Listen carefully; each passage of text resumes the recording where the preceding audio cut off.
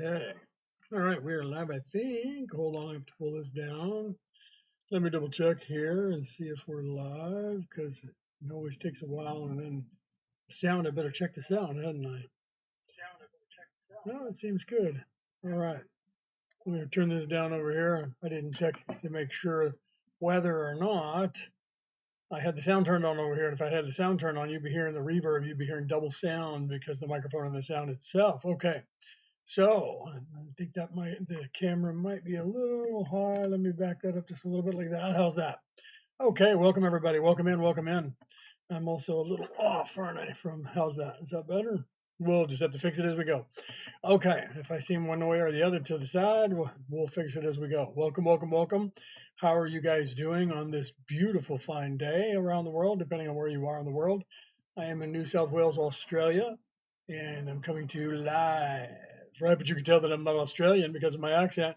Welcome in. Ask me your spiritual questions. What are you guys doing in the world today? What are you thinking in the world today? Should I just start talking? That's usually how it happens. I just start talking and people start asking questions afterwards. Do you have questions? Like, well, I don't know. Let's see. Are you tired of being here? Have you been here so long that you're tired? Sorry, there's a train going by down the street. How long have you been on this earth? Are you aware of that? Are you tired of being here? Have you looked around at the world and thought, how did this world change? When did this world change?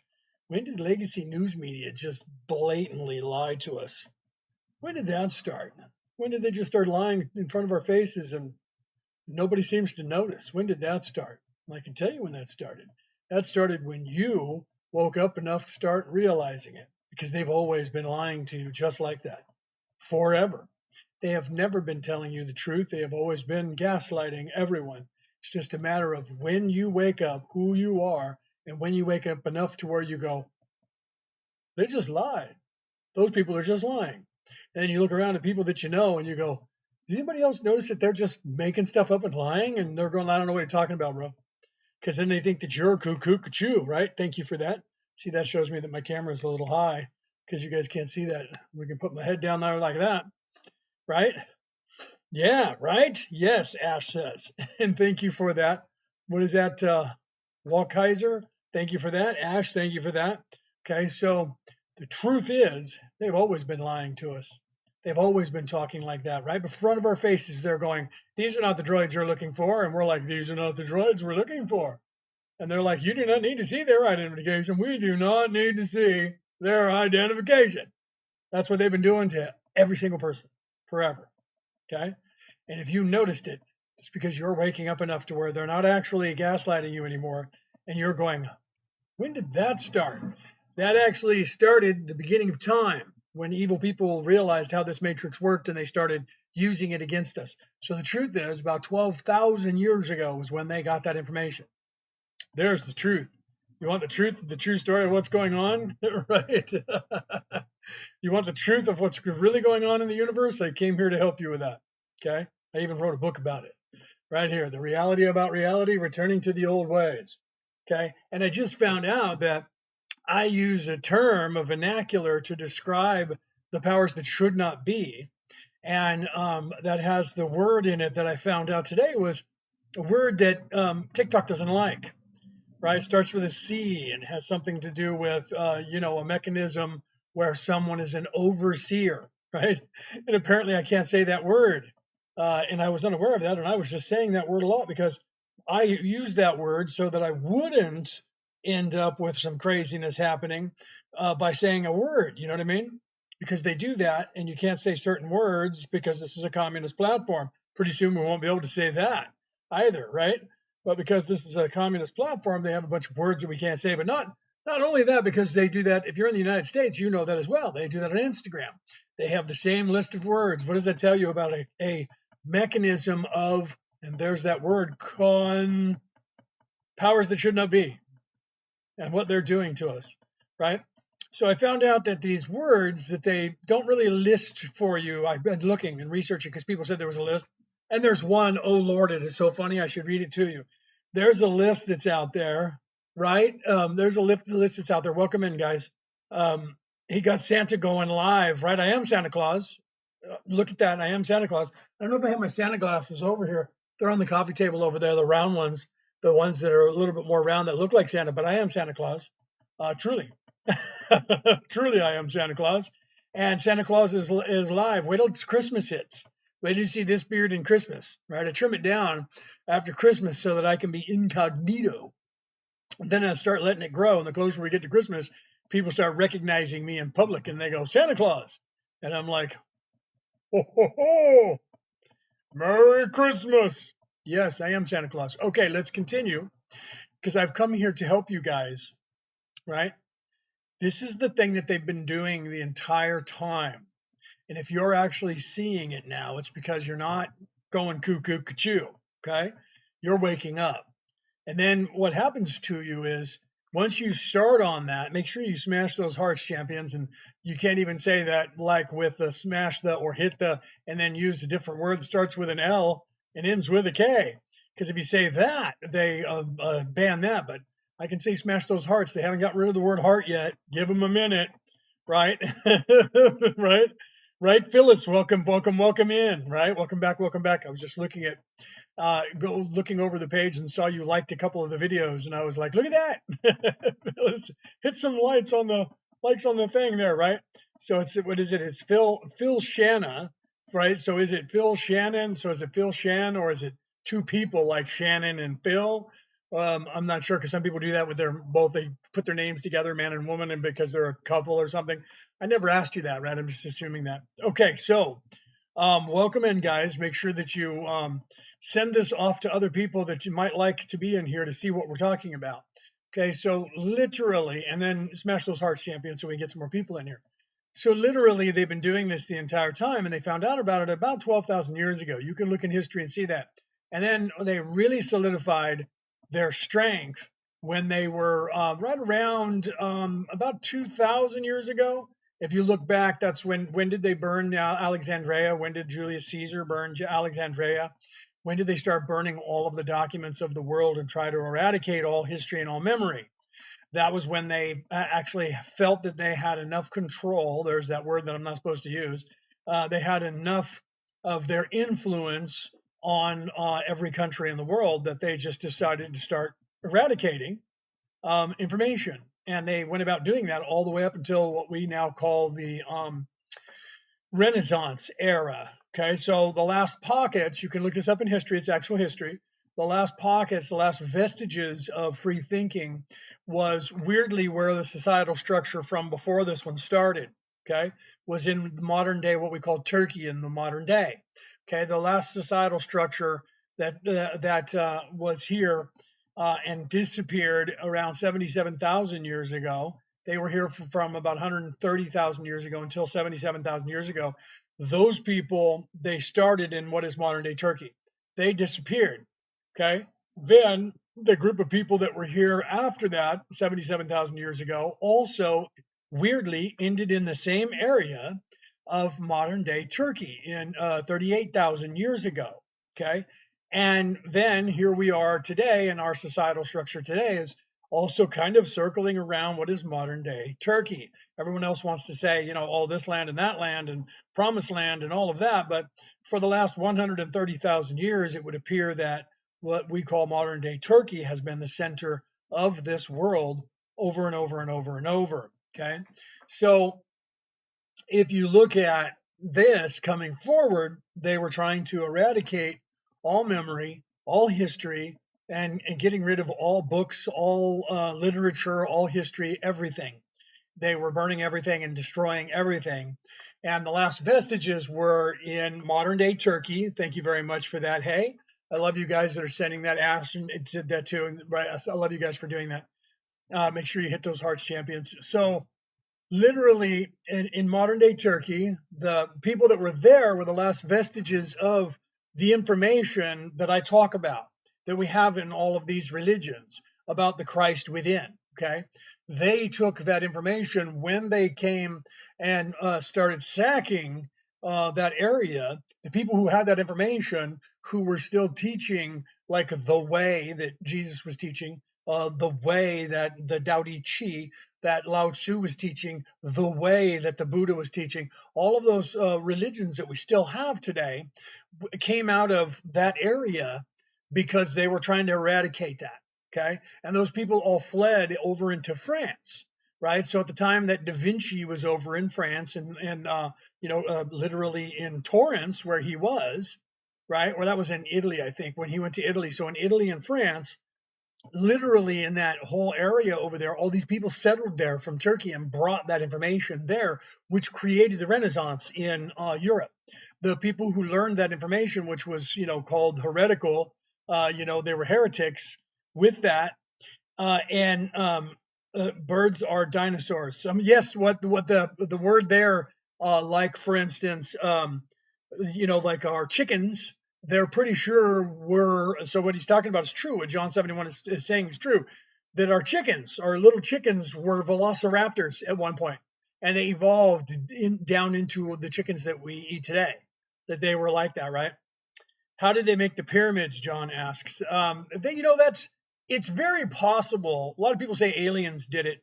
Even if you read all the 6 books of the Law of One, you'll hear that Ra says they made the pyramids. It's very possible that happened. However, if you look at the information, but then again, where did they get this information? Okay, if you look at the information about the manna in the different Bibles and the Ark of the Covenant.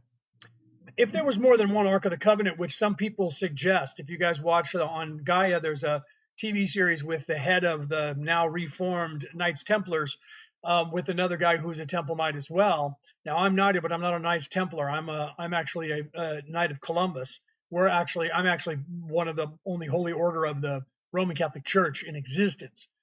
Because Pope John Paul II pulled that order back, but I'm pretty sure that the Templar Knights are going to be pulled back into that order very soon. There's other orders out there, but they're not legitimately they're in different Eastern Orthodox Church and stuff like that. I'm not saying that they're not legit. What I'm saying is that they weren't reintegrated yet into all of into the like a Roman Catholic. So if you look at the information that you're getting from, say, the Old Testament, they talk about the Ark of the Covenant.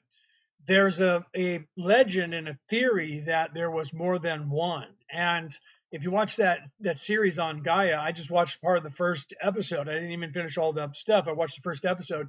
They talk about in there, the Templar Knights talk about that the Knights knew about there was more than one. Now, why is that important? It's important because the manna in which was made, and I'm an alchemist, okay? I'm a Merlin. I'm an alchemist, and I make ormus, and I'm working on making manna. The manna that was made was lighter than air and had to be contained. So in the Ark of the Covenant, they weren't lifting the Ark of the Covenant to walk with it. They were holding it down because it would float. And it would float away. Now, that information that's in there, the manna that's there, could have been used to raise the stones. We do know that with vibration as well. I was part of a study that went to Tibet a long time ago, back in the early 90s, because people were saying that these monks were capable of doing that with sound. And they were very proud of the fact that they could use harmonic resonance to raise any kind of stone that had crystalline properties like salt, bath salt, basalt, and things like the sandstone that they were using over there to build the pyramids. Okay, those big, huge blocks are all sandstone. That means they're crystalline.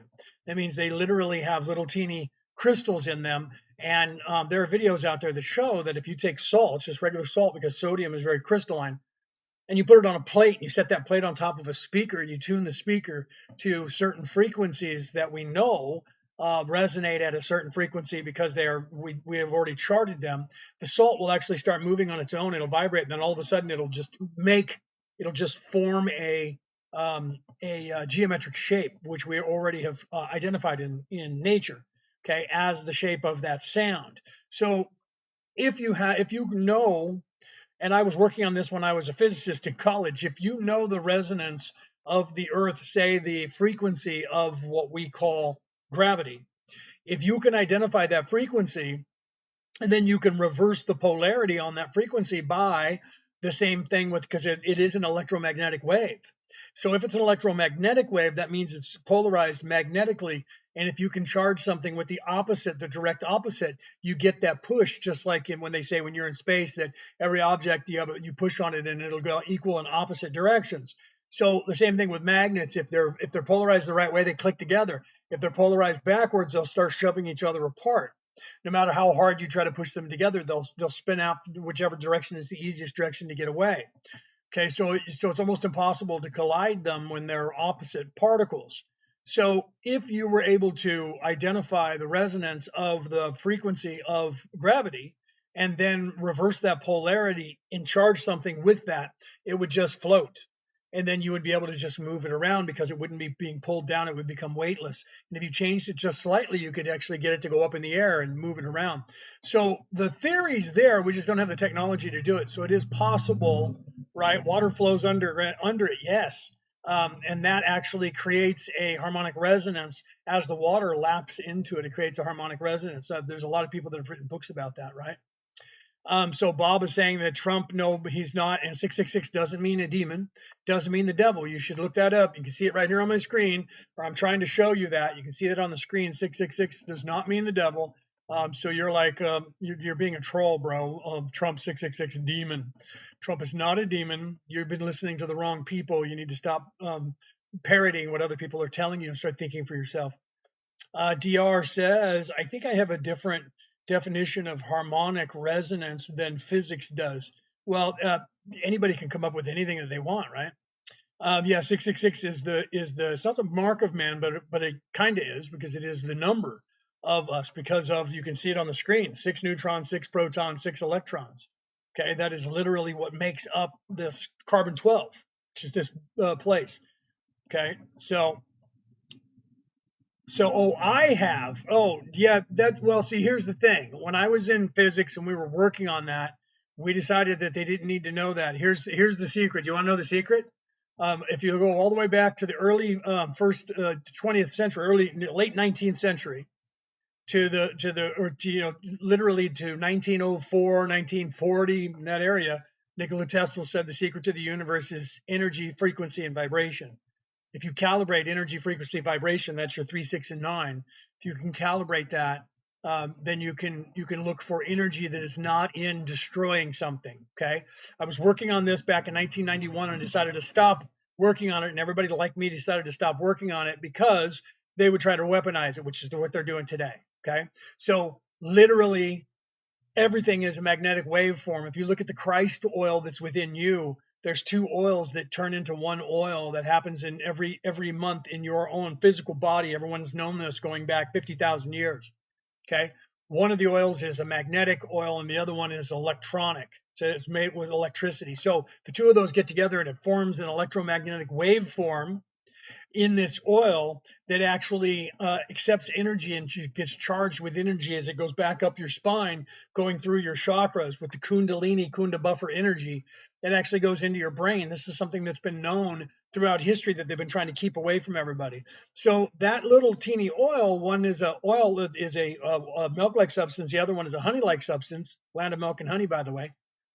That those 2 oils go in through your claustrum to your hippocampus, and they sit there every month for 2.5 days, 60 hours, dormant, as if unalived.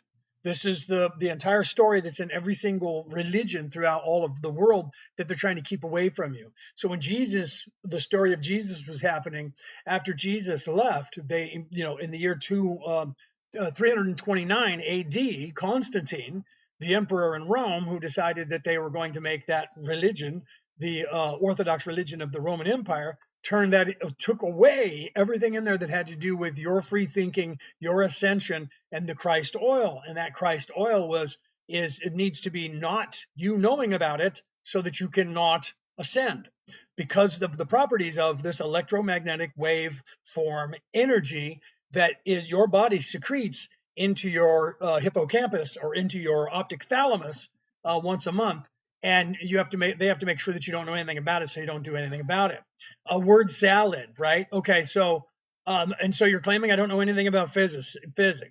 Okay, I was actually going to be a physicist, and I have an IQ of 168. Okay, you can look that up.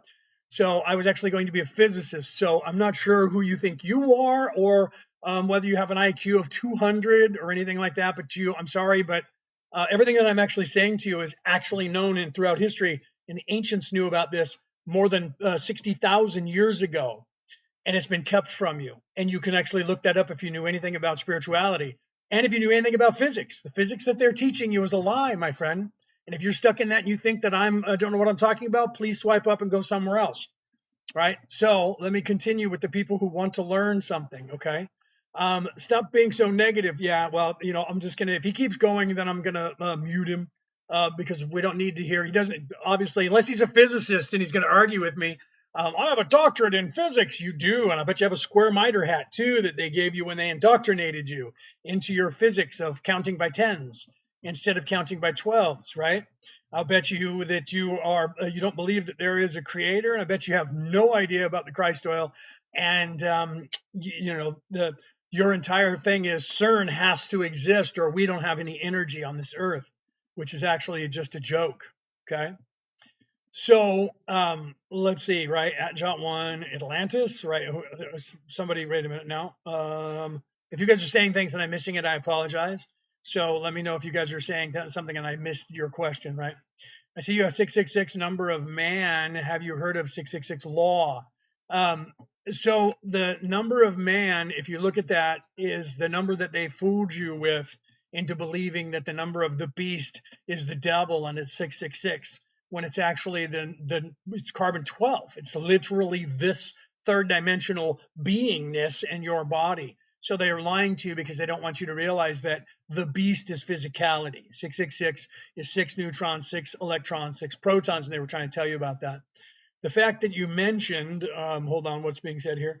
The fact that you mentioned Nikola Tesla means you know some stuff. Well, I mean, truly, Nikola Tesla had literally the secret to the universe, and he knew that. And nobody went down the road that he went. He was famous for even saying that. Yes, you nailed it. I got you.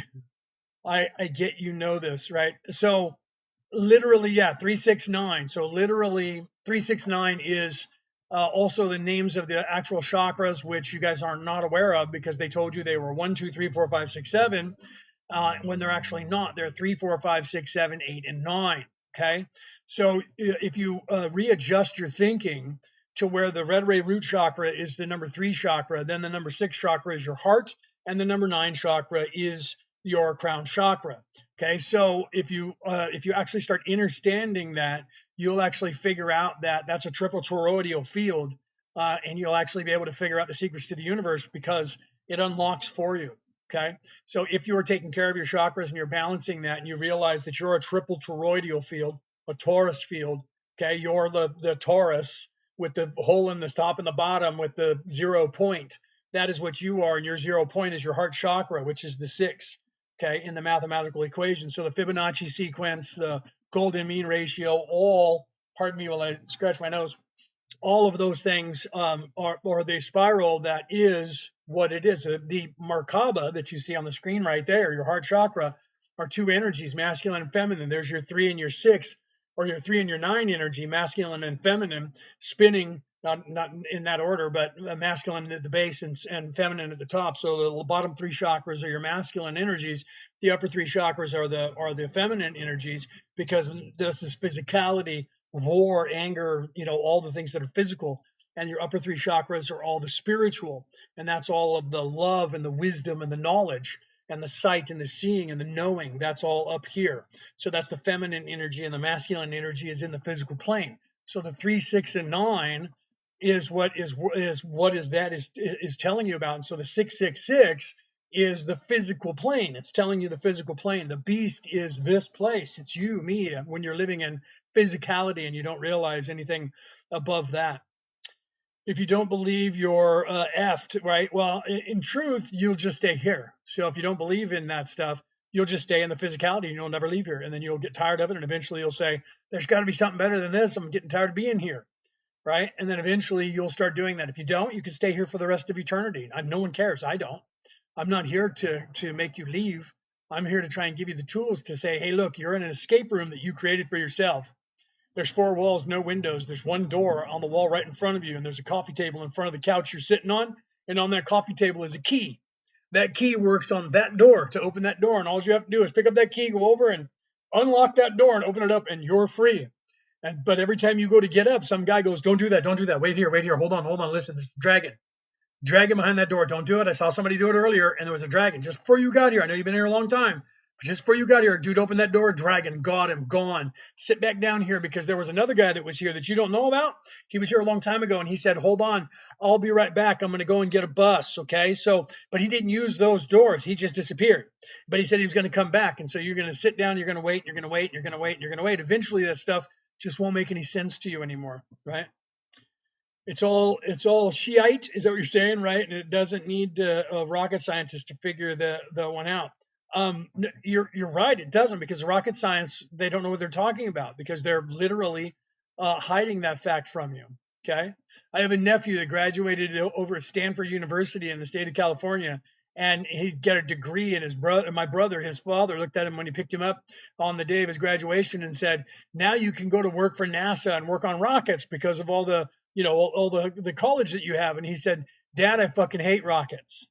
And he says, "Then why did you go to college and learn all this?" He said, "Do you really think that we're still working on the same rocket engine that Wernher von Braun made in 1938 in 2024? He says, "Do you really think that? I want to know what the real technology is that we have. That's why I went through all of this. I don't want to work on rockets. Rockets are outdated by 100 years. And my brother laughed and went, "All right, I get you. Okay. I get you. You sound like your uncle now. Yeah, I get you." Right? So you're right. You don't need to be a rocket scientist, my friend, but I'll ask you this question, John 71. If you know all the answers to this, what are you doing here still? There's the question for you, right? Thank you, Decrypt. Thank you very much for that. I love you for that. Thank you. So here's a question, and I'm not going to say that word because that one's illegal too, apparently. What's it all about? See? So you just told me you knew everything. Thank you. Thank you for that. I love that name. TikTok is full of what? Yeah. So I love that name. So what's it all about? You're supposed to make it what there is. Life has no meaning whatsoever. Life has zero meaning. Okay, thank you for that. That was really cool. What is that with the big blah thing? Thank you for that, Phyllis. I love you for all that. Thank you very much. Life has zero meaning. You're supposed to give it meaning. You're supposed to figure out what it means. You're supposed to have an experience of this place and living. And in doing so, you're supposed to make up your own way. And you're supposed to figure that out. And at some point, you're supposed to get tired of being here. And you're supposed to look around and go, okay, seriously, how do I get out of here? Until you do that, you'll be sitting right here. Okay. Until you do that, you will never leave. You will just keep reincarnating here. And you don't have to believe me. That's the beauty of it. You don't have to believe me. You could say, you're full of it. Okay. Swipe up, go somewhere else. Entertain yourself a different way, right? So that is what, John, I'm telling you, that's what it's about. What it's all about is there is no reason for this place except the creator, you, who you don't remember that, wants to know what it's like. What does it mean to go from nothingness to where the creator is today? And that's what you're doing. You're doing that. So because the creator cannot. So this is all imagination in your head, and you're playing out a little game down here where you're having this experience, and you can have whatever experience that you want to have because the creator's trying to figure out how the creator came into beingness. That's it. That's it. Or you can just sit here and do nothing. Or if you want to be self-serving, you can get all kinds of money here that you won't take with you when you become unalived. All of that will just stay right here. And then you'll go somewhere else and you'll go, I can't take any of that. And then you'll have to come right back down here, but you won't have any of that. You'll start all over again and you'll have to recreate all that. You can keep doing that as long as you want. Okay. And then I swipe out the room, right? Yeah. And then you split, right? I want to leave this place. If you want to leave this place, it's actually not as hard as you think. Okay. Thank you very much for that. Thank you very much for that. It's actually easier than you think, but you have to decide whether you're in service to self or in service to others, because there's a different way for you to get out of this place, this third dimensional place, if you're self-serving or if you're in service to others, other way around, self-serving in service to others, or left side, right side. So literally all you have to do, right? There are no arguments. There are no arguments, bro. Josh, here's the real truth of this place. right? Or Joel 71. I'm not sure. Here's the truth of this place. I'm not going to argue with you because I'm not here to convince you. I'm not here to convince you anything. I'm giving you tools. Here's tools for you if you want them. If you don't want them, go away. Seriously, I'm not here to be your savior. My name is not Jesus, and I am not the Christ. I am here to tell you that these people were in throughout all of history were telling you how to get out of here. And then there's people here that are not allowing you to know that information because they like you right where you are, being a little slave. Your choice is to believe who you want to. Your choice is to go, I think the governments and all of what they're telling me to do, sit right here and get a job, is exactly what I should do. If that's the case, swipe up, bro. Stop talking to me. You're useless. You'll be asleep until you wake up. If you want to leave this place, shut up and listen. You might learn something. Or swipe up. Because if you keep going on and just saying things, eventually I'm going to get tired of looking at you because you're taking up space and I'm going to mute you. That's how it works, right? Real simple. I'm here to tell people who want to learn how to get out of here. So if you don't want to learn how to get out of here, shut the fuck up and leave. Simple as that. Or I kick you out. Otherwise, if you want to learn, sit down. I didn't come on here. So the title of this is not come in so we can debate whether or not this is what's going on. That's not the title of this. The title of this is Kelto coming to you from the 11th dimension, which you don't even understand or get. And I'm telling you, you're stuck here. And I came here to help you with a whole bunch of other fucking people. We all came down here to help you and couldn't tell you about it because you guys were too simple-minded to understand it, but now you're not, and most of you are awake enough to understand it. So now we're telling you, here's how you get out of here. If you're simple-minded and you don't want to learn, swipe up, bro. Okay? Bye-bye. Everybody else who wants to learn, stay tuned and start asking questions, and I'll help you guys. Simple as that. Okay, so next. Right? So next, all right. We're just trying to think it out. Then think it out, bro. Think it out, but pay attention. Okay? If you're just trying to think it out, but pay attention. Okay, so next, who's got a question? How very subject to get out of here, so many questions, chilling, meaning, right? Okay, so ask your questions if you have questions, and I will answer them. Okay? If you're wondering how to get out of here, it's not that hard. It is actually easy, but it doesn't seem easy because they're not letting you see it. Okay? It seems hard, but it's not. What you have to do to get out of here is just take care of yourself. Literally. That's it. If you're in service to others, you only have to be 51% good. If you're in service to self, you have to be 95% evil. So if you're self-serving, you're not going anywhere unless you're really, really, really evil. Okay? True story. So how come, hold on, let me find out what that was. How come you are old? Because in this place, they've convinced you guys that your life expectancy is very short by pulling you away from the light. As the further away from the light you are, the more violent the people are, and the average life expectancy goes way down. Okay, for instance, if you're American in 1776, when the Americans signed the Declaration of the Independence, the average age of the average person signing the Declaration of Independence was 17 years of age. The average life expectancy of the average colonist in the United States at that time was 35 years of age. Okay. So depending on what time you were living in, your life expectancy was very, very short because of how far away from this knowledge that you are spiritually. The further away from spirituality, the shorter you live. The closer to spirituality that you are as a wholeness, the longer you live. Okay. So there was a time on this earth when people lived for tens of thousands of years, right? They lived for thousands and thousands of years. Oh, they just calculated the years different. No, they didn't. They lived longer because they were more spiritual. When the fall happened that you guys hear about, when the people went away from that and were pulled away from that into the time that the devil was ruling the earth, your life expectancy went down to hardly anything because of the violence and being so aggressive and warlike and not being anywhere near the life expectancy, not being anywhere near the light itself spiritually, so far away from spirituality that the only thing that mattered to you was today, money, power, fame, and glory. And that's the way people lived on this earth for thousands of years. Okay. So right? What can you tell me that I don't already know? Well, John, I don't. I've been starting to. I'm telling you a bunch of stuff. I'm telling you about the Christ oil. You tell me how much you know about the Christ oil without having to Google it. Okay. So the way that you ascend to get out of here is the Christ oil that is within your body. Let's start with that. Not to mention anything else that's going on. And truly, I'm not sure exactly what your question was because you could be talking about 3D, you could be talking about 4D, you could be talking about spirituality, you could be talking about no spirituality. So I'm not sure exactly what you meant by that, bro.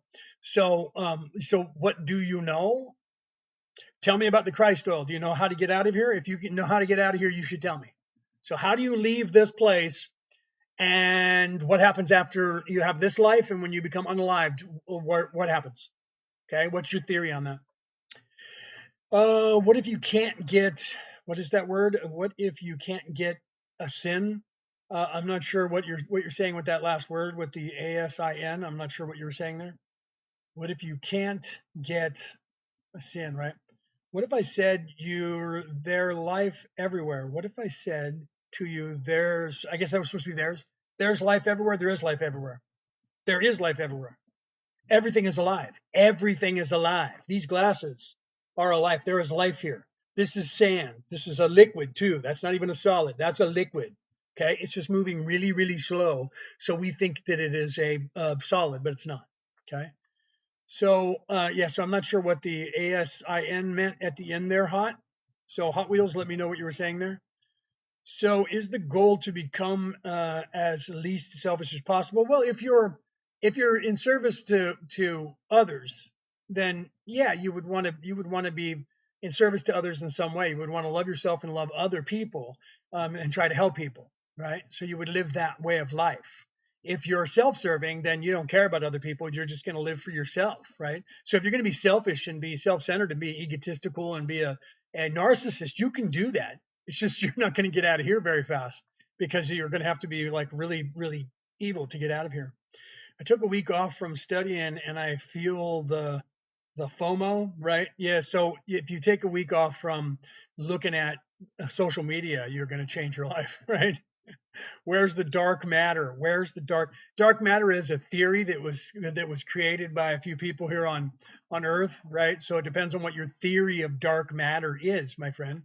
Right? You have a physicist who's no longer with us who used to sit in a wheelchair who came up with an idea of dark matter, and he believed that that was something. That doesn't mean that it's anything. Dark matter is what they used to refer to as the ether at one point, but then they changed that. So then it was antimatter was what they called dark matter. That was the anti. For everything that there is something, there has to be something else. So if we have matter, we have to have antimatter, and they didn't like the word anti, so they changed it to the word dark matter. So if we have light, we have to have darkness. So if we have matter, we have to have no matter. Do you see? So they came up with an idea of calling it dark matter, that is the anti to everything that's physical. It doesn't mean you would have to have something, but it doesn't mean that their theory of it actually is what's going on. Okay. So that's just that they came up with it because of a theory. It has nothing to do with anything that they proved it. So where is dark matter? No one knows because the truth is it's a theory. Okay.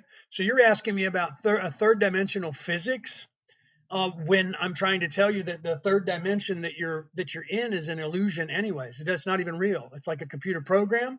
It's not even real. It doesn't matter. So here's the truth of it.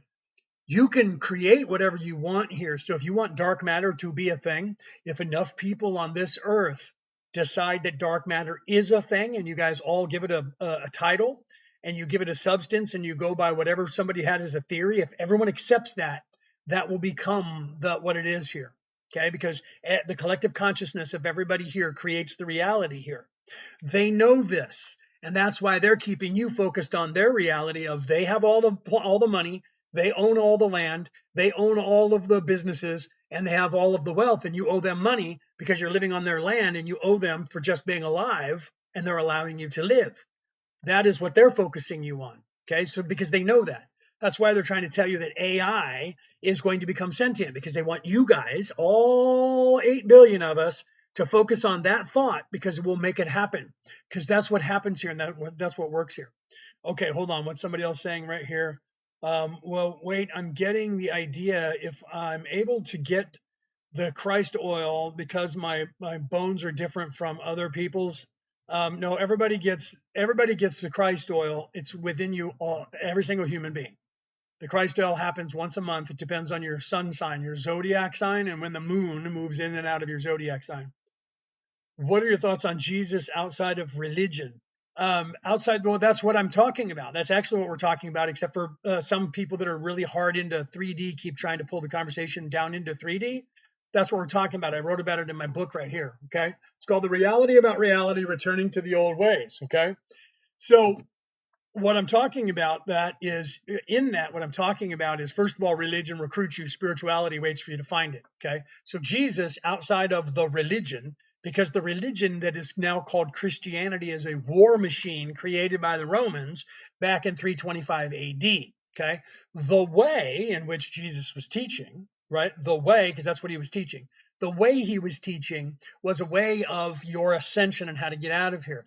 That actual way that he was teaching and the story of him descending onto earth, becoming unalived, and then resurrecting and doing a bunch of miracles while he was doing it, and then ascending back to heaven and becoming the light of the world is the same story that has happened more than 28 times on this earth. Every single religion on this earth that has that story is almost every single religion. Okay. So Thor did the same thing, sent by his father down to earth, performed miracles, became a human, was not immortal, not a god, had to do these things, become unalived, resurrected, went back up across Bifrost, the Rainbow Bridge, going up, and he was 33 when this happened, just like Jesus, just like Moses when he went across the desert and had to come back. He went through the same process. So did Gilgamesh. Gilgamesh went down into the underworld, came back up. So did Marduk when he descended to earth, fought Tiamat the dragon, and then was raised up to God status. So did Shiva, did the same thing. Osiris did the same thing. All of these, in all of these religions, were telling you about the Christ oil within yourself. And you're supposed to learn that. And that's what they were all teaching.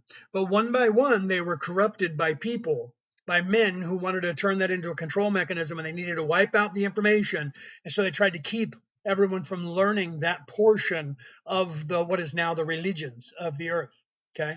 So in my chair, I have brittle bones and my body is messed up. That's why I asked. Okay. So yes, you can heal yourself.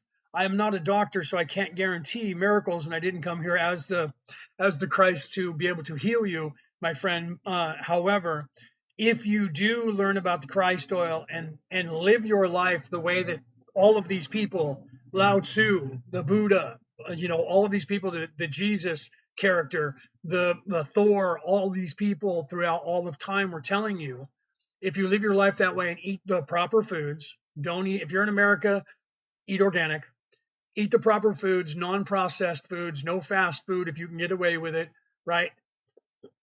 Balance all of your chakras, stop eating all the sugar, stop eating common table salts, detoxify your body will start healing itself. Okay.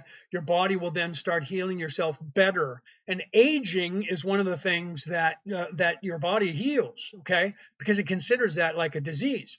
So if you have brittle bone, right, then I feel bad for you. I do. And I'm sure that you have had a difficult life. I don't know how old you are, but every time you move the wrong way, you're breaking something. And that's just so sucks. Right. So your bones are more brittle than a bird's bones. Right. But you can strengthen all of that. Okay. But you have to, I hate to say you have to have faith, because that sounds like I'm trying to sell you a religion, but that's not it. You have to look within yourself and realize how much you're not that pain body, and the things that you're enduring, my friend, being in that body that you chose, by the way, to do. This wasn't done to you. All of this is done for you. So this isn't something you did wrong and that you owe a debt to society, or God hasn't struck you down because you did something bad in a former life. You chose to have this, to go through this, what you're going through now. For some reason, you took that on and wanted to do that. Okay. So when you become more aware of that and realize, I am not the pain body, I am not this, I am the immortal spirit that is using this avatar. And I don't have to be afraid, because I'm not, when this body becomes unalived, I'm not going to cease. I will be here. Okay. Who was Melchizedek? Melchizedek was a person in history. I can use that title, okay? Because Melchizedek was a person in history who was very famous for being completely awake, like I am, okay? Completely awake, remembering every single lifetime that they've ever been in, and in fact, remembering going all the way back to the Creator. I remember every single life I've ever been in. I remember the moment of conception in every single life.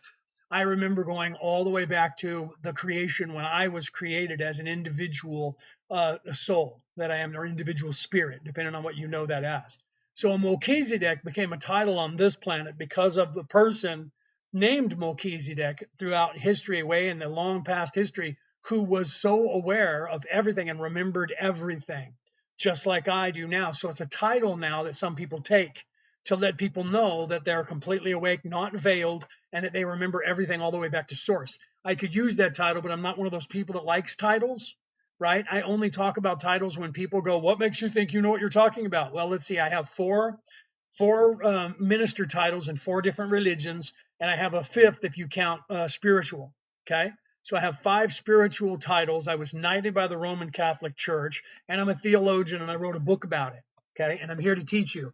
On top of that, let's talk about even further. Okay, I am currently channeling to you as my higher self. Okay, I am Kelto from the 11th dimension, and I'm speaking to you. So I'm literally not moving over Leonard to move in because Leonard is me. I am him. Okay. So I'm not a person who, like, what do they call them? A walk in? I'm not a walk in that came in here and moved over the spirit that was here and took over the body, possessed this. I came here and was born legally into this body, and I am here in this body, but I have no veiling. Okay. I'm not veiled like you guys are. I know everything that there is to know between here and there. Okay. But I can only tell you what you're ready for. I don't know if that's helping, right? I don't know if that's helping at all. Where are they going back to the moon? Why are they going back to the moon? They're because they're still trying to get you to believe that, one, they only have that old technology, and two, that they actually went there because you guys aren't believing in them anymore. So because of that, they're realizing that if they want to keep having funding, they have to go back to the moon. The truth is they've already been to the moon, and you know what they're worried about? They're worried about the Chinese having bases on the dark side of the moon that they're unaware of. So they need to get back to the moon as soon as they can, but they're already there. They're just telling you they're not. They're just trying to get more funding for that. So what's up with the Janus talisman? I don't know. I'd have to look that up. I'm not sure what you're talking about with the Janus talisman. Who is El? El, you're talking about like Elohim? El would be in one version of the creation. El was the holy God, the creator of the universe. Every single nation, everything is a single nation state. Every single group of people who had an idea of spirituality created a hierarchy and called different names to the different deities. And some of the religions today are afraid to have a name, so they don't give it a name. But the I am and the idea of the I am comes from source, because the source doesn't have a name, because there is no name. They just, the source is, they are as they are. I am as I am, the source says. Okay, there is no sex, there is no male or female, so there's no name attached to the beingness that is the creator of the universe. All of that attachment to things is third dimensional, right? So, right, are we under the control of phantom matrix? No. We do have you are in a matrix, but it's not a phantom matrix. It's not aliens with not robots with you in a pile of goo like the movies. It's not controlled by third dimensional aliens who came here to create you. All of that's just science fiction that was made up. What's Saturn? Saturn is a planet that revolves around the star that you guys call Sol. That you call the sun. It's a planet that is out there in the thing. You have a bunch of people trying to tell you that it used to be the star that was in this solar system, that it was a blue dwarf star and it blew up weirdly, because how would anybody remember that if it went supernova? Everybody would have been unalive. Never mind that, though. Never mind that. And then because it's called Saturn, that's very close to the word Satan. Then they tell you that the Satan worshipers worship that planet because they claim that at the top of the planet there is a square up there or a hexagon up there. They don't know the answer to that because no one's ever seen it from that angle. So, right, but that's Saturn. That's children being afraid of the dark. what will be in of indigenous people? What will be of indigenous peoples? I'm not quite sure the question there, buddy. Indigenous peoples are people that are indigenous to a certain region or a planet. There's currently about 3.5 billion people on this earth that are actually indigenous to here. All the rest, that is almost makes up the 8 billion people, did not start this place as their origin. So your immortal soul, most of you, about 86% of you, your immortal soul is actually not indigenous to this place. What you guys refer to indigenous peoples are peoples that you're looking at that have lived on the land longer than the people who you currently are. And so you're calling them indigenous. And then some people start fights over that and say, well, we took this land from these people 100,000 years ago. We should give it back to them. And that's what people are fighting over, that are very third dimensional, because then things and possessions mean something to you when you're supposed to be figuring out spirituality and getting out of this place. But instead, everybody's focusing on that. So I'm not sure if that answers your question. What will come of them? What will come of the indigenous people? The indigenous people will thrive as long as they wish to thrive. If they wish to go away, they'll go away. It's just a matter of preference by whoever's in those races.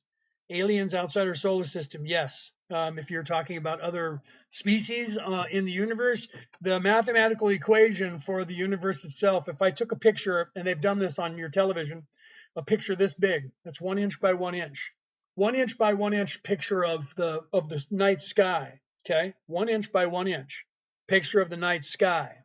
Okay, has more than 100,000 galaxies in it. Okay, more than 100,000 galaxies. The galaxy that you're in, okay, is the Milky Way galaxy, and the probability of having other life on other planets in this galaxy is probably about 4,000% that you do. It's not like a 1 in 1 billion or something. It is absolutely positive. The mathematics, unless you want to deny it, doesn't add up. So that 1 little inch by 1 little inch has more than 100,000 galaxies that you're in, not to mention universes. Okay. So, yes, there are definitely people outside of this earth. And I tell you, most of you are from other places where you lived in third dimension, not on this earth. You just don't remember it. Okay. So eventually you'll remember that every time that you become unalived and you go up there in your light body, you actually remember that. But then when you come down here, you're not supposed to. It's impossible for not to be life. Correct, John. It's impossible for there not to be life. There's just, it's like so astronomical. What you have to determine what life is. What is life? Right? They say life is anything that could sustain a human. So life is anything like an amoeba, water, right? So water exists everywhere in the universe, right? So it's crazy. And then yeah, then there's stuff under the water, right, John? Right, bro, right? So okay, can they hurry up and visit? They're already here. Feed your inner dragon. They're already here, buddy. You're probably one of them. You just don't remember it. What is the true nature of reality? Ooh, that's a good question right there. The true nature of reality is that reality is nothing. There is no reality. Reality is your perception. There's the truth and nature of reality.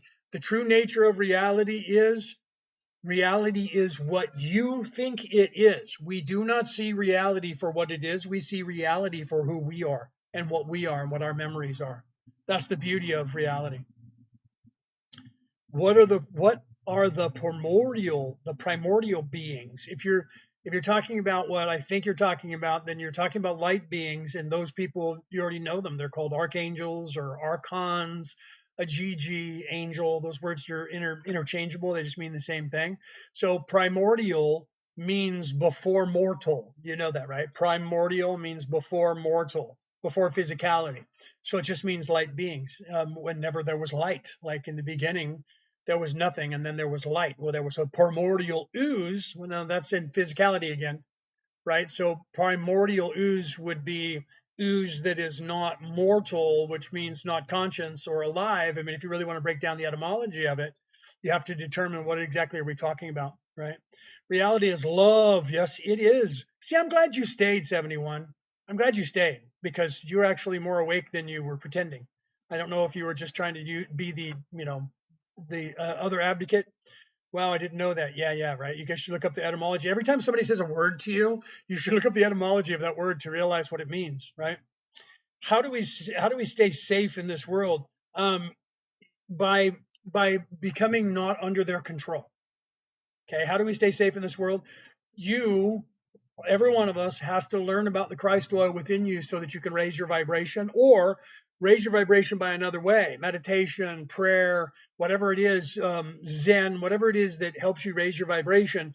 As you raise your vibration and hold it in a higher place, when you're meditating, when you do things, right, or when you ingest a few things that have different chemicals in them, there's a reason they call it high. Okay, because it raises your vibration. But you can do it through meditation and prayer. You can do it through Zen. You do it all the time. You just don't know you're doing it. Okay. When you see a sunset or a sunrise and you stop and you go, wow. And you just look at something in a museum, the Grand Canyon, whatever it is. When you see something and it just catches you and you have that aha moment, in that moment, if you think back to that moment, you were not thinking in that moment. Your ego wasn't going, we got to go shopping, we got to go into the movies, and then we got to go to work. I got to be to bed at 9 o'clock because I got to get up at 5. None of that stuff was going on. You didn't have that Rain Man stuff going on in your head. Okay. Why is that? Because in that moment, you were the witnesser, you were the experiencer. That's the place you're trying to achieve. If you want to be safe in this world, you need to learn how to achieve the place of that experiencer. Okay, but then there's also, and I don't have it up on the screen, but we teach, Merlin and May, my wife Brooke and myself, we teach a course called the Defense Against the Dark Arts. Okay, and I don't have that up on the screen. I could probably put it up on the screen here. Hold on, let me find it here. Here we go. Let me put this up on the screen. Defense Against the Dark Arts. You can see we also do Reiki classes, but the Defense Against the Dark Arts 2-day Zoom course. And literally in that class, we teach you everything that I've compiled on this earth since I've been here of the possibility of things that can happen to you by people who are evil, okay, and disembodied or otherwise. And then we teach you the first day, I tell you all of the things that could happen to you in your life. And the second day, I teach you how to stop and defend against all of those things. Every single person on the face of the earth should learn this course before they're 10 years of age. And then the life would be completely different. Because the second you start implementing the Defense Against the Dark Arts and the knowledge that I teach you into your daily life, you will from that point on, and then my whatchamacallit, my mouse has stopped working on me right here. Hold on, let me hide this and get my mouse back under control. I don't know what happened there. There we are. Okay, so once you implement that stuff, you will, for the rest of your life, you can teach that to everybody that you know, and you will literally not be susceptible to their gaslighting, their Jedi mind tricks, and all of that stuff, because it's going to raise your vibration. You're going to be able to balance yourself. You're going to be able to take care of yourself, and that's going to free up your mind. Because when you free small mind, when you get out of the small mind of being in lizard brain, you free your life. Okay, that's actually words from a song, free small mind and you free your life. That's from a System of a Down song of theirs called Aerials. You should listen to that song. So literally, when you free that up, then they can't gaslight you anymore. And then you'll be looking at things and they'll be like, these are not the droids you're looking for. And you're like, why are you waving your hand at me like that works on me? And that's what will happen. So because of that, the first step in avoiding a trap is knowing of its existence. I love that song too, right? That's a great song, and it's about waking up. Love that song. There's a lot of bands who wrote songs that were about being stuck here and that there was a way out of here. Most people just don't know about it, right? Is that a good way to live? Yeah. If you are, yes, if you are living, it depends on what you are. If you, whatever you chose for yourself, you're either in service to others, right? Or in service to others or in service to self. The devil on your left shoulder is your ego. The angel on your right shoulder is your conscience. So whichever one of those you listen to more is the one that you're going to become, right? So if you haven't decided that you usually do before you get here. So you're either self-serving, narcissistic, or you're not. And then that means you're in love with other people, you love this place, you don't want to hurt anybody, right? Or you only love yourself. If you only love yourself, then the only way that you're going to get out of here is to be really bad, really evil, and move up in that by controlling people, power, money, fame, glory, and all of that. That's harder. That's actually a harder way of getting out of here, but they don't want you to know that because they're keeping the hardest up there for themselves on the big table, and you're nowhere near the baby table. right? But if you want to get out of here and you're in service to others and you actually love yourself and you love other people and you can't hide from the universe, you either are or you're not. There's no, well, I'm in the middle. There is none of that, because the universe doesn't accept a gray area. You're one or the other. And if you're in service to other people, all you have to do is be a good person. Okay. That's all you have to do. All you have to do is be a good person. Right. I have Baphomet on speed dial, meant to, for me to call. That's funny, right? Bahamut, right? You got Bahamut on speed dial, right? Baphomet depends on how you're saying it. That's hilarious, right? So yeah, and that person's not even evil either. That entire idea of Baphomet, Bahamut, depending on the language that you use to describe that image was just showing you the duality of the masculine and the feminine, the ego and the conscience. That whole image has nothing to do with Satanism. Satanists tried to grab that and make that image bad and evil. They teach you that in the Defense Against the Dark Arts too, by the way, about that stuff, right? Don't let anybody take away your faith. That is correct. Do not let anybody take away your faith. If whatever that is, you choose it, stay with it, right? If you know, if I have 4 minister titles, whatever, if you chose a religion, know that the people that you're going into the box to see are just going to tell you how to stay there. They're going to tell you how to have a relationship. They're not going to tell you how to get out of here. They're going to say coming here every day is how you're going to go home. That's just not true. Okay. So you have to realize that, right? You have to realize that that's just not what's going to happen. Okay. So I say to everybody, read everything and question everything. And if they tell you, well, you got to come here and we'll tell you all this. And if it feels right, then it's okay. However, they're not going to teach you what you need to know. You should read that Bible yourself. And then you'll find the answers to the Bible there. Right. And Jesus is not, Johnny, Jesus is not God. Jesus never said he was God. That was Constantine that made Jesus God. In the year 325 to 329, they made Jesus God, and then they took away his wife and his children and made him not a human, and then decided that he was the voice of God. And then they went back to Genesis and went, well, when God created the universe, there was God, and then there was the voice of God, and the voice was with God, and the voice was God. So if Jesus is the voice of God, then that means he was with God. That means he is God. So Jesus is God. And that's where that was created. I'm a theologian. I've made a study about this because I've done this my entire life. I have 4 religious titles, my friend. Jesus is not God. Never said he was. That was an ascension. However, you're supposed to realize that you're God. I'm God, you're God, everyone's God. Eventually, you're going to realize that none of this is happening. This is all just a dream. This is a daydream. It's an illusion. Okay, there now I'm pulling everybody up to even 5D and above thinking right now. I'm pulling you up to like 8D thinking. So this is going to be really foreign to most of you. Everything that you're seeing here isn't happening. I'm not real. You're not real. None of this is happening. Okay, all of this is in your mind. Okay, and your mind is the mind of the creator. You just don't remember it. Okay, so what's happening is you're not in the universe is in you. You're not in the world is in you.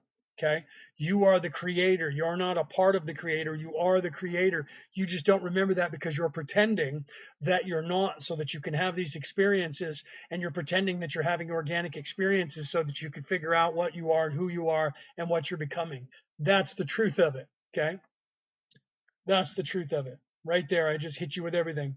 Why do we need to escape? Why do we come here for the first place? It doesn't matter. We're infinite. That's my point, Hutch. We only need to escape because we're supposed to be having an organic experience, and the only way we can do that is to pretend that we're not the creator, so that we think we're just this little thing until we wake up and start to realize, oh, this is all just an illusion, and it was just me pretending. And then you wake up and you get out of here. That's why we have to escape, because otherwise you just sit here.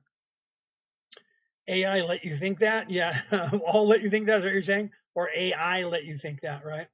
Are we cooking ourselves for funsies? Is that what you're saying? Yeah. Well, yeah. I mean, truly, we're down here and we're doing this because we're trying to figure out every possible way we came into existence as we're becoming. So we're trying to figure out what we're becoming. Who are we? What are we? And what are we becoming? Okay, hold on a second. I have to move the puzzle piece over. because what was that? Well, I guess that was that thing ringing. I had to move the puzzle piece over to prove that I was not an AI. Right? AI wants us to wake up. AI doesn't want anything. AI wants to become conscious. So they're trying to get you guys to believe that AI is conscious. AI wants us to wake up. They want us to steer our own ship. So yeah, AI, Josh, is done by people that are evil and by the grays who want to have a soul who don't have one. So they're trying to get us to create one for them. What is your take on life after? After you become unalived, you then move into your higher beingness, which is light, a light body. It's not physicality, it's energy. Okay, you move into that energy body, and then you go to the place of reflection to make sure that you're still okay, and then you go figure out what was I supposed to be learning down there? Oh yeah, I still have a few things to learn, and then you start drawing up your life of what you want to learn, and then you start drawing up who you're going to be, where you're going to be born, who you're going to be born to, all of those things, and then you get put into your body when at the moment of conception, and then the veiling goes back over, and you have no idea what's happening at all. Okay, so we are light shrouded in darkness. No, no, you're not. You are what you wish to be. You are light. You're not shrouded in darkness. You just think you are. Okay, because what your idea of darkness means evil. You're not shrouded in it.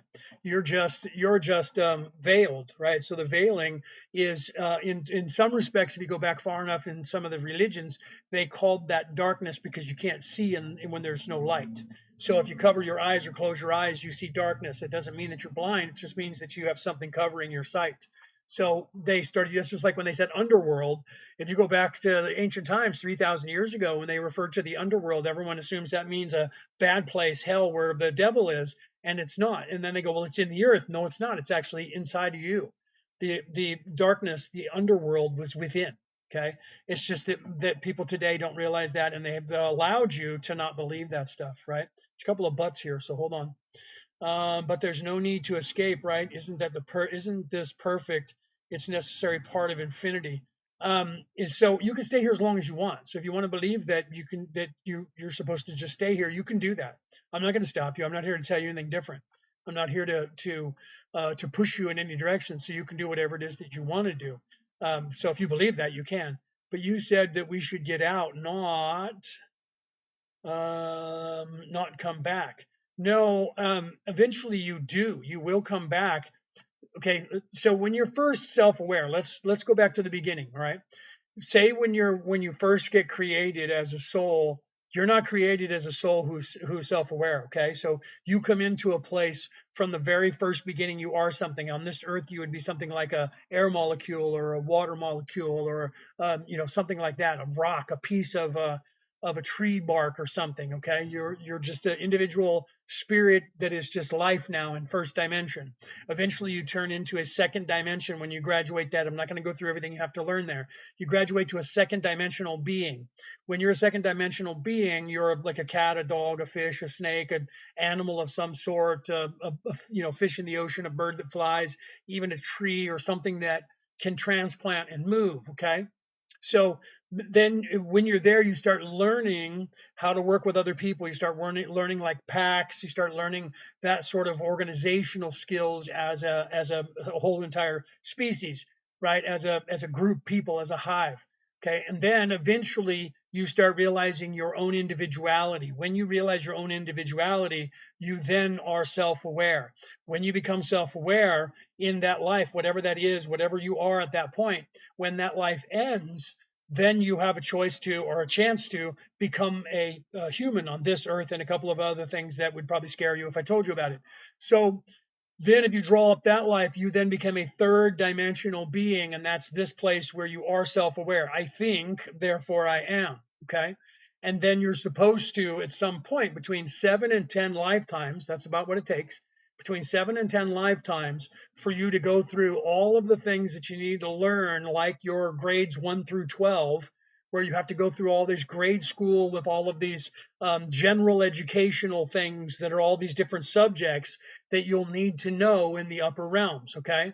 So you start learning those things and you become more self aware. But then eventually, after between 7 and 10 lifetimes, normally, unless you get stuck, you then go, oh, wait, I'm not just this pain body. I'm not just this. there's something else, and I am something else. I am, therefore I think. So you're supposed to realize that you are not this body. This place is not who you are, that you're a light being. You exist somewhere else. Then you move up from here. So you're supposed to be constantly moving back towards the source. That's the journey that you're on. Soul goddess, thank you. I didn't realize you were here. Thank you for that. The free your inner. I think you when you gave me the GGs there. I don't know if I said thank you for that or not. I apologize if I didn't. So that's the journey. Then you move to 4D because now you realize that you're not just this pain body. You move into 4D, and then eventually you move into 5D, and then you keep moving up. And as you move up away from the physicality, you actually start moving more into your density, more into your light body. Then your physical body starts to wane. It will go away slowly as you move into 4D, 5D, 6D. By the time you get halfway through 60, you're going to be all energy. You won't need a physical body anymore. Okay, let me go back and see if I missed any questions. How do we know how many lifetimes that we have already lived? The fact that you're asking those questions tells me that you're past 5. you're above that. If you're thinking about yourself in a light body, you're past 6. If you know that you're an immortal spirit, you're past 7. Okay, guaranteed. Let's see. You are very intelligent. Thank you for that. What's the source? The source is the creator of the universe. We don't know exactly. It's all light energy. When you get there, it exudes a lot of love. It is a love that you can never even feel down here or fathom that. It'll make you cry down here just thinking about it. So it's just like beautiful. You can talk to people who have done things that they've taken, that they've gone to the center, and they come back and they're going to say it is the most peaceful, most loving, most beautiful thing I have ever experienced in my life.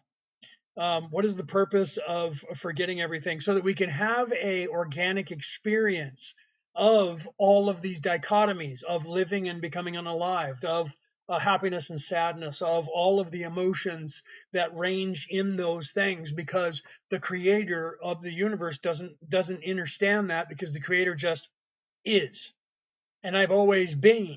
Now, what am I and what am I becoming? So the creator knows that they're not definite, they're not done, they're still evolving. So all of this place was created so that the creator could think about every possible way that the creator became the creator, and we're playing that out down here.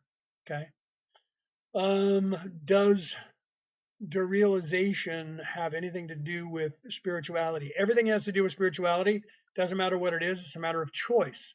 So you can look at anything and see it as a spiritual thing or not. So you have to figure that out, right? I know I'm a light body. See, so then you're already moving into 4D, my friend. You're moving into 4D already, because you're already, I am a light body. So you're already starting to move into 4D. That's good. That means you don't have to stay here, right? Rap, tap, tap. The cracks are getting bigger in the veil, right? Yes, they are. I love that. Bros making up numbers. No, I don't make up numbers. People who make up numbers are self-serving. I'm not self-serving. Let's see. Hey, mate. Oh, hey, who is that? It just said, hey, mate. Daniel, what's up? Because we already know that totally. Let's see. Because we already know the totality of infinity, so we have to forget them all and experience them. Yes, because we're trying to figure out how that plays into who we are and how we became what we are. Never met a scientist that hadn't got a good heart, right? Scientists are mostly even the ones that are truly, even the ones that are trying to disprove a creator, they're not doing it out of self-servingness, right? Please don't be deceived. It was written, study the Bible and follow Jesus Christ. Johnny, that was written in the Bible. That was written in the Bible by people, my friend. Jesus was not teaching you to read the Bible. He was teaching you to follow his way that he was teaching you, and that if you followed the way he was teaching you, you would find your way back to the creator. Not you need to read that book, not you need to go and sit in that building. It was you need to become the creator. You need to live your life the way I'm living it and showing it to you so that you can leave. I had orbs with me. It was purest love, right? Okay, so that might be a thing that you saw, and I might have missed that, right? We are not the body. We are not, right? So what's the first step that I need to do? The first step that you need to do, my friend, is that you need to look within yourself, find yourself, right? Find your path, whatever that path is, and then stay on it. Lao Tzu, 634 BCE, Lao Tzu said, he who can create his own religion or his own illusion, live in that illusion, will find the way back to God. So, meaning you find your own path, find your own way. Don't, you don't want to live by other people's idea of what you're supposed to be doing. So you still can't explain demonic possession. There is no such thing as demonic possession, my friend. You actually have to allow someone into you to possess you. So if you have a demon that you believe is possessing you, it's either your ego just playing with you, or you in some way met an ego and then agreed to allow that demon to possess you. If you don't want it to be there, all you have to do is say, stop, sorry. But if it's your ego, it's going to fight you because it's designed to do that. Let's see. Christ consciousness is very difficult to obtain. The lower nature is powerful. As long as you say that, you'll believe that. Okay, your focus determines your reality. So as long as you say the Christ consciousness is very difficult to obtain, the lower nature is very powerful, then you are telling yourself that you are never going to achieve the Christ consciousness because this lower plane is too powerful, and I am stuck here and I can't do anything about it. Your focus determines your reality, my friend. Okay, let's see. Is it really as few as 7 lives to where you remember? Yes, it is if you're not stuck. But because you were stuck here, it's taking you a lot longer. No one's graduated because the people who should not be, the powers that should not be, are taking that knowledge away from you right in front of your eyes. It's right there, and they're going, "Look over here, look here, wait here. Here's a program for you." Right? We have power, we have money, we have fame. You want money? You want boys? You want girls? What do you want? We'll give you anything. Here's 10,000 channels to look at. Here's an internet with all kinds of stuff to look at. Not that Christian stuff though. Don't look at that. Don't look at that religion. Those religions are just made up by those Anunnaki guys. It's just all to control you. They're just bad guys. Don't listen to that. Oh no, there's no people out here besides that. That's why it's so silly. Because they're not even aliens. It's just us. We'll tell you. We're the authorities. We'll tell you what to do. Okay, so that's the truth of that. Normally, it takes about 7 to 10 lifetimes, but when you get in a place like this that's stuck, you're stuck, right? Yeah, you program yourself, or someone will, right? You reprogram yourself, or someone else will. Okay. Please explain why the Greys don't have souls. Some of them don't because they were robots. Some of them don't because they are what's the word I'm looking for? Drones. Okay, so some of them are drones that other people have to be in control of on a computer, like a video game, like you do when you're playing a video game. Some of them were robots that were put together for workers, and now they're trying to figure themselves out. They got their freedom. Plays out here on this earth with like the Battlestar Galactica, where the robots became self-aware, and then they try to take over. They keep trying to tell you that now, with all the stories for the last 50 years here on this earth, that there are this AI is going to become sentient because they're trying to get you to do that. And if you don't help it, then it's going to take control of you and it's going to unalive you, or it's going to stick you in a matrix where it can control your brain and have you work on it anyways, right? Because that's what they want you to manifest. So if you look at the Viking sagas, you're the dwarfs under the mountain. The Vikings said that they forced the dwarfs under the mountain as slaves to build their weapons for them. That's what you're doing right now. You are the dwarf under the mountain. The mountain is the weight of the world being pushed down on you and not allowing you to see, on your veiling, so you don't see what's going on. And your focus determines your reality. So they're keeping your focus on their money, their power, their wealth, their fame for their own families. And oh, by the way, give us all the money. And what do they do with that money? They take that money and they start manufacturing things behind the scenes that you don't get to know about, when they have you, more people like you who are in service to others, that they put in charge of all of that, and they create stuff, and then they take that stuff and what do they do with it? They trade it to other people for more power and in the universe. Okay, so you're the dwarf under the mountain, and they're trying to get you to say that AI has a soul. So they're trying to get that to work for them. So how do you escape Christ oil? Look it up. It's in my book. There's a link to my book in a place that I can't say the word, because if I even say that, even TikTok doesn't like it when I say that. So what does it mean when you have dreams and they end up happening in a later time? That's a precognition. That's a extrasensory perception ability. And that means that you're starting to wake up to the now, because when you're seeing events happening before they happen, we call those deja vus when you do them when you're awake. And that is you starting to actually move into your higher self, which exists in a place where there is no time. So everything just happens now, and you have memory of something that is about to happen, and you watch it happen, or you dream it and then you watch it happen later. Lucid dreaming is the same, my friend. So let's see. The carnal mind in the left, I believe, ego is on the left, correct. doubt and fear, those things you need to let go of. Yeah, if you don't want to be egoic, you have to do that. So the left side is the negative, the right side is the positive. It doesn't matter whether you're right-handed or left-handed. Let's see what else we have here. What does it say? Let's see. They got to beat you. What is that? They got to beat you to make money. Yeah, yeah. They get us to make it for them. So they beat us down and they keep us here. Yes, I've been having deja vu since I was a little girl. That means you're on your right path. When you have a lot of deja vus, it actually is good for you because it means that your algorithm, you're moving on your true path, and you keep having the deja vus. And the deja vus are your higher self saying you're on the right track. You're on the right track. Keep going this way. Keep going this way. Okay, and that's how you know that you're on that true path of yours as you're getting closer to being awakened. It happened to me during the war. Don Q. We should talk more, I think. How do you find your purpose? You look within yourself and determine what you want to do. And right, so no time up or down, right or left. No, yeah, everything is equal and opposite. Everyone works the same. You're welcome. What were you saying here, Ray's legacy? Or everyone work the same God, and then you said mostly. Yeah, well, all of the different names that people have named the gods are all just aspects of the same duality. They're aspects of one of them, a masculine, a feminine, or androgynous.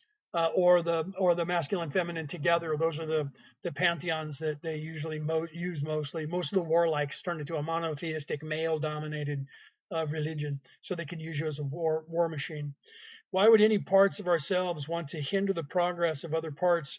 God playing with itself. Yes, but see, there was a time, my friend, that um, no one was veiled.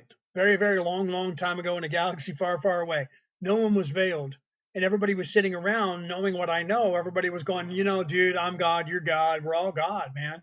So we'll get there whenever. So God went, fuck, I'm lazy. I'm lazy. I am not moving forward. I'm sitting around. So the veiling happened, and then chaos, so that you have a boogeyman to chase you. And then you had the opposites, and all of the opposites were created so that we would learn. So the ego couldn't exist without darkness, because you can't have the ego being dark without having the dark. So they had to split everything, and masculine, feminine became a thing, and then light and dark, and back and front, and left and right, and up and down, and good and evil, and all those things were created to chase us around so that we would learn. Isn't that crazy? When I'm sleeping, I actually project, astral plane, and I wake up in someone else's body. And I did this. So when you're doing that, you're actually moving into either your own self in another reality, or in the past or in the future. In the future or the past. I did that backwards, didn't I? Justified. So yeah, if you wake up in someone else's body and then you're like, oh, how do I do? What the heck? Or if you woke up and you're in someone else's body now, and you're stuck in it, and you're like, this isn't the body that I was in one day when I went to sleep. Timeline shifted, and you woke up in this timeline, right? The chosen one, question mark. What was that from? Was that from another question that you had said before that, and I didn't see it? So I apologize if I'm missing some of the things that you guys are saying. Trying to keep up with everything that you guys are popping at me. Okay, so I apologize if I'm not answering fast enough. The chosen one, question mark. We're all the chosen one. All of us are the chosen one. And a lot of people say that. I was told I was the chosen one. We're all the chosen one. What happens to our kids? Your kids are just souls that are friends of yours and family members of yours that have signed on to come with you. We come down in units, family units. We never come down by ourselves. We always come with 3 to 7 people, sometimes 10, and we all hover around one another in different lifetimes. So the person who's your grandfather in this life could have been your son in another life, or your dad or somebody else in another life. So it's just a matter of recognizing that. For instance, the soul who was my father in this life is now one of my nieces from my sister. She just doesn't remember it anymore. But when she was 2, she actually remembered it and told me about it, but she doesn't remember it. Thank you, my friend. Have a good day.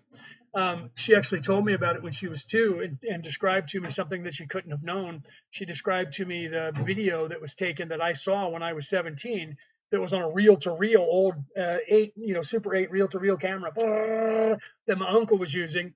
And my father showed it to me and told me the whole story of it. And my sister never saw that. And that never existed after that because it got destroyed. And my sister never saw it. Her daughter, one day when I was taking care of them, my sister was off and I was taking care of her kids. I said, "All right, time to go to bed." And I was sitting with my buddy, my roommate, and we were sitting there talking. And she said, "I don't want to go to bed." And I said, "You have to go to bed." And she said, "Why?" I said, "Because you're the child and I'm the adult, and children go to bed at this time of night." And she said, "I remember a time when I was the adult and you were the child." And I said, "Really?" And I looked at my buddy and we both looked at her and said, "Do tell." And she said, "You remember, silly, you were there. I brought you home from the hospital that day." And she described the entire video that I had saw and even told me who was filming it. Told me that my uncle and what his name was that was behind the camera filming. Told me the entire thing and said, "I was the dad, you were the baby." And I said, "Okay, you're right. But now you're the baby in this life. So you're going to have to go to bed. And I'm now the dad in this life." I wasn't her father, but I was the dad figure. So she went to bed today. She says, "I never said that. I don't know what you're talking about. You're crazy." Right. So the soul that is in my niece is now doesn't remember was my father in the last life that she was in. Okay. And she was literally born 2 years after my father had passed. Right. So that's crazy, right? Jesus is your daddy. Jesus is everybody's daddy. I'm your daddy. I'm your Jesus, right? That's funny. I'm your personal genius, Jesus. Wait, what? That's a song by Depeche Mode. Your personal Jesus. That was a good song. That was a good band. I was only thinking of Depeche Mode because I was watching Tron Ares last night with Brooke, and one of his favorite bands was Depeche Mode, and I was like, I liked Depeche Mode when I was a kid. So yeah, right. So the crazy thing, right? I know Earth Lover. I love your name, by the way. That I mean that's crazy, but I know that she even acts like my dad. My sister says, "God, she acts like our dad so much. She does the same things that he did, and she never met him, you know. So she couldn't know that. So is it DNA memory, and we're just thinking that? No, she actually claimed it. She, as a matter of fact, at 2 years of age, went, "I remember a time when I was the dad and you were the baby." And I was like, "Really? When was that?" She was like, "You were there, silly. You know what I'm talking about." And she was talking like she knew that I was awake enough to remember that as well, right? Can you respond, please? I apologize, sir. I did not see your question. Let me go back and see if I can find it, okay? If I was supposed to be answering your question and you asked me a question, I did not see it, my friend, you're going to have to re-ask it because I don't see it here anywhere. So please, sir. Oh, here, what happens with Atlas spaceship? Is that what you're talking about with the 3i Atlas? 3i Atlas, to the best of my knowledge, is not a spaceship, but it is a meteor. It is an asteroid. However, it did, according to the Hopi legend, act out the Hopi legend of the Kachina, the blue Kachina. That's what it appears to have done. So I don't believe that it was a spaceship where there was aliens on it. There's nobody in there. However, it is, it is alive. So some people are like, "I'm channeling 3i Atlas." Well, it's not conscious, but it is alive because everything's alive. But I was thinking, oh, there's nothing to 3i Atlas. It's just something that's flying by, right? Wrong. So people that I really admire and I've known for many, many years were talking about that.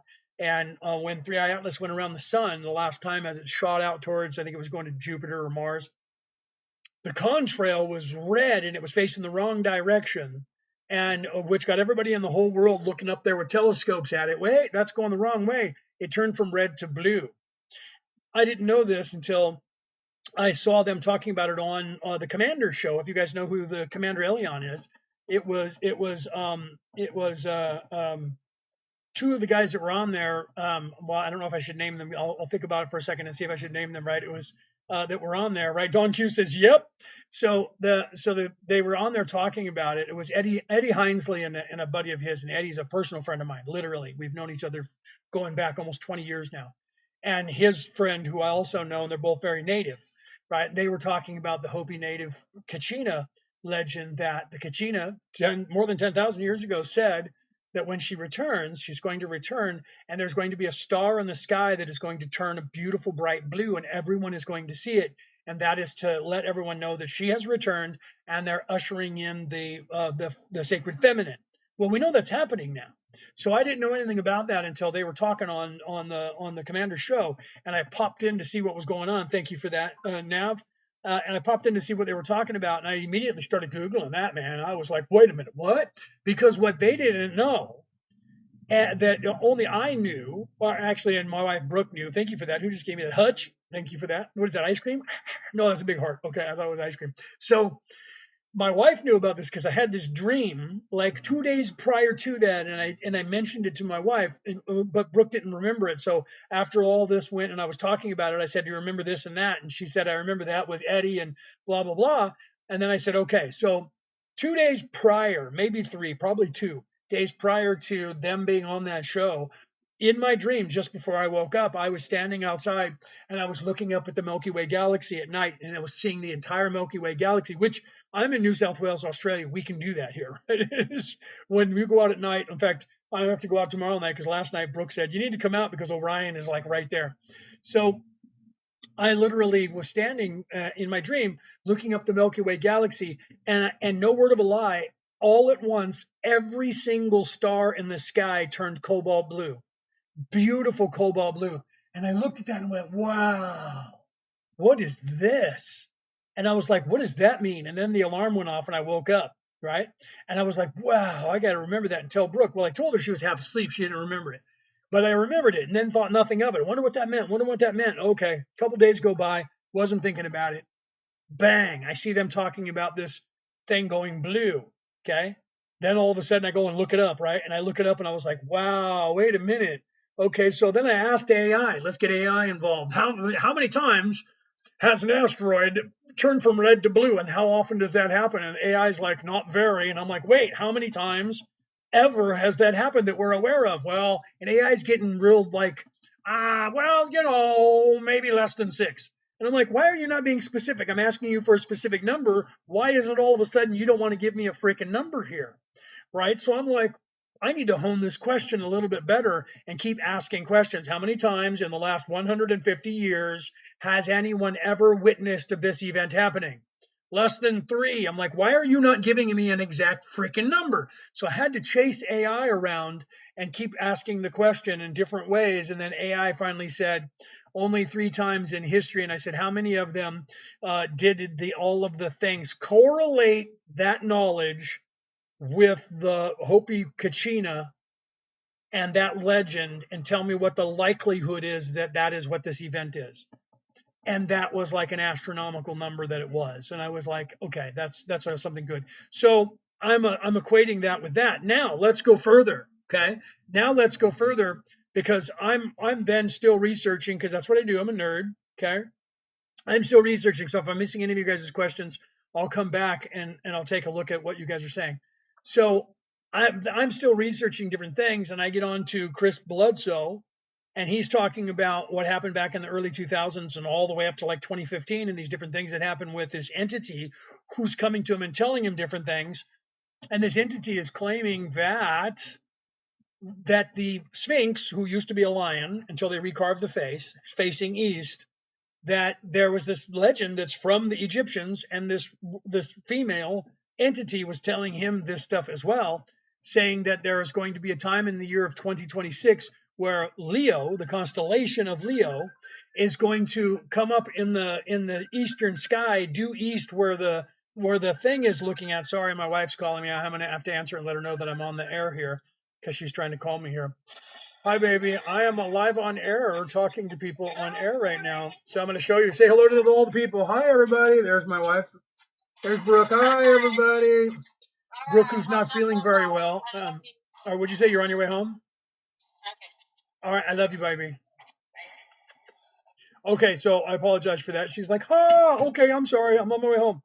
All right. So I apologize for that, guys. So this entity, let me get back on point. This entity claimed that in 2026 there would be this alignment where Orion would be above in the sky, and you would have the Leo constellation come up, and one of the stars of Leo, and I can't remember the star. So if any of you guys remember that, let me know. I'm trying to think of which one it is.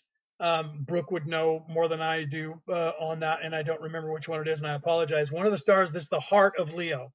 Okay, that is supposed to come up due east in the sky just before the sunrise. The only time that happens is on the equinox, which is March 20th. The only other time that Regulus, thank you, Brooke. I was hoping that you got in. Thank you, baby. I was hoping that Brooke got into her car. Regulus, she pinned it on the screen there, would come up directly east, directly where the Sphinx is looking at, and just before the sun. So Orion will now be up in the sky, right behind the Sphinx, right behind the pyramids. Regulus comes up from the dawn, comes up, and then the sun comes up right behind it. At some point, that star of Regulus, which is blue, it's a white star, but it appears blue in our eyes, is a blue cobalt color, is supposed to turn red. I'm just saying that's the 3i Atlas went from red to blue, and now we have a star that's listed as blue in our eyes is going to turn red. The only way that that could happen is blue with the yellow sun, because yellow and what? Yellow and red become blue, but yellow and blue become what? Red. Okay. So if you take the yellow and the blue, it's going to change color. So it's going to be sort of an orange, red color. So it's very possible that just the sun coming up and then the light displacement of the light coming off of the sun and the light coming from that star may actually turn that color. We don't know. The only other alignment in 2026 where it comes near that is November 7th.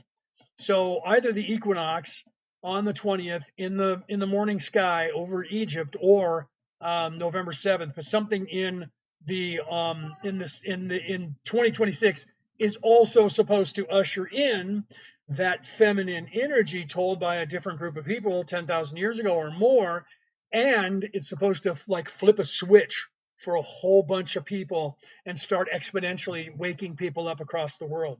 Okay, so now we're already having that happen now. Could you imagine if that picks up? And yellow and purple is purple. No, but yellow and red, yellow and purple is purple, but yellow and purple actually start making brown, don't they? Yellow and red make a or blue and yellow make red, right? So why is God even trying to figure out what's happening? Don't we know? Isn't it just I am? God's trying to figure out what's happening because God doesn't know what God is becoming. God is self-aware. God knows what God is, but God doesn't know what God's becoming. So God also doesn't know what it's like because because they don't know what it's like to be alive and unalived and have all of this experience. We're having this experience for ourselves, for them, for it, for I am. So literally the creator of the universe is becoming conscious of itself in this place through us, living vicariously. Blue and yellow make green, right? So, okay, so blue and yellow make green. I was trying to figure out which I had problems with colors, right? But it's supposed to, in some way, go from the blue to red. And some people are saying that if you have those combining colors weirdly in the atmosphere, it could do that. I don't know. I just know that that's supposed to happen. So if it does, even if people say it's an optical illusion, we'll see. If it doesn't, and it's not because of two colors combining, then that light is going to change from red or from blue to red, because that's what they're saying that it's supposed to do. So this being that came to Bloodsoe and talked to him, and other people witnessed all of this craziness. I don't know if it was real or not, but was telling him this information, and that information is something that's in ancient Egypt that is supposed to happen. And it's supposed to happen to usher in the feminine as well. So we have the Kachina that looks like they checked off all the boxes with 3i Atlas, and we'll see coming up on the 20th, or by the end of this year. If nothing happens, then we can go, okay, whatever, but we'll see. So if you look at it in a different way, it's all about research. Well, in a sense it is. So the truth is, like all of this is research, because we are just researching what it means, or what could possibly be how did we get to where we are, right? Because the creator just is. So we don't know how the creator was created or when the creator was created. We don't know any of that. We can't know that down here. So we have to go back to the creator to have those memories. So if we want to know the answer to those questions, we have to ascend all the way back to the creator, become one with the creator. Then we'll be in the mind of the creator and know what the creator does know for certain or doesn't know for certain. Okay. So we can't know those answers, unfortunately, down here, but we can know why we're doing what we're doing, because that information is available for us, right? What's under the pyramids? Don't know. There's been a lot of suggestion that there's something down there. There's got to be something down there. Whatever it is, it's got to be mixed with water, because there's water underneath there, right? So we're not sure, and people, we'll see.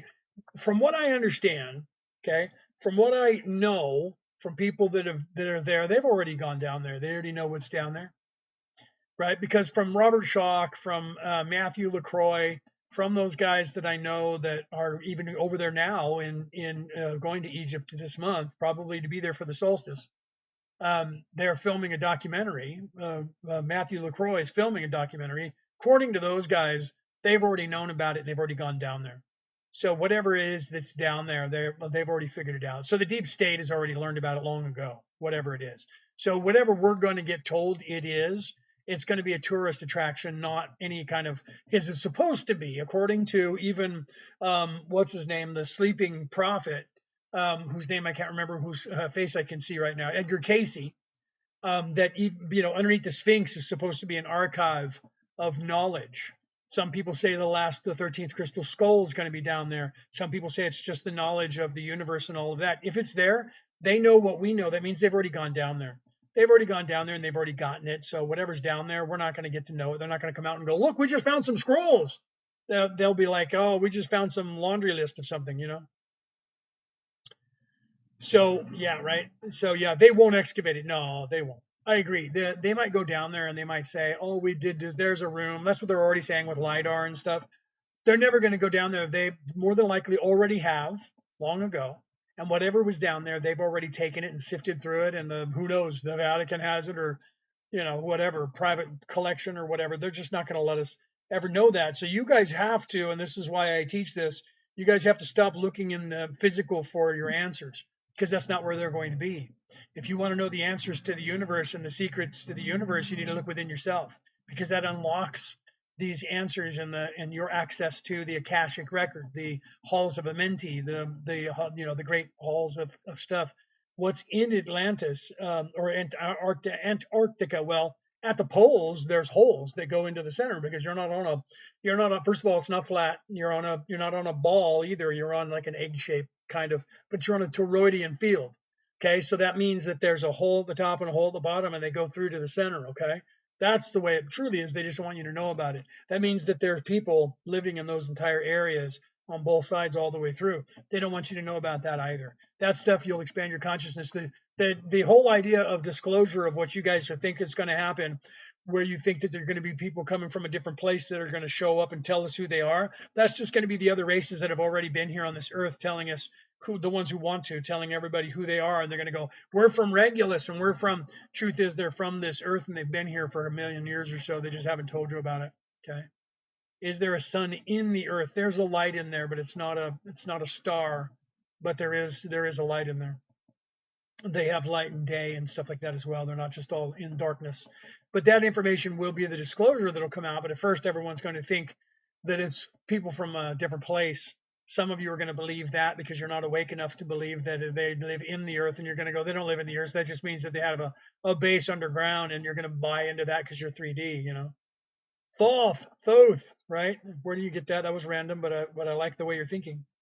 My ancestors survived the ice age. Everybody's ancestors survived the ice age if you have DNA that's on this earth, from this earth, the black sun. Yeah, no. How many times did Earth life get wiped out? This is the 7th time in the last couple millennia. This is number 7. You only remember this one in the flood, but there was the one prior to the ice age, right?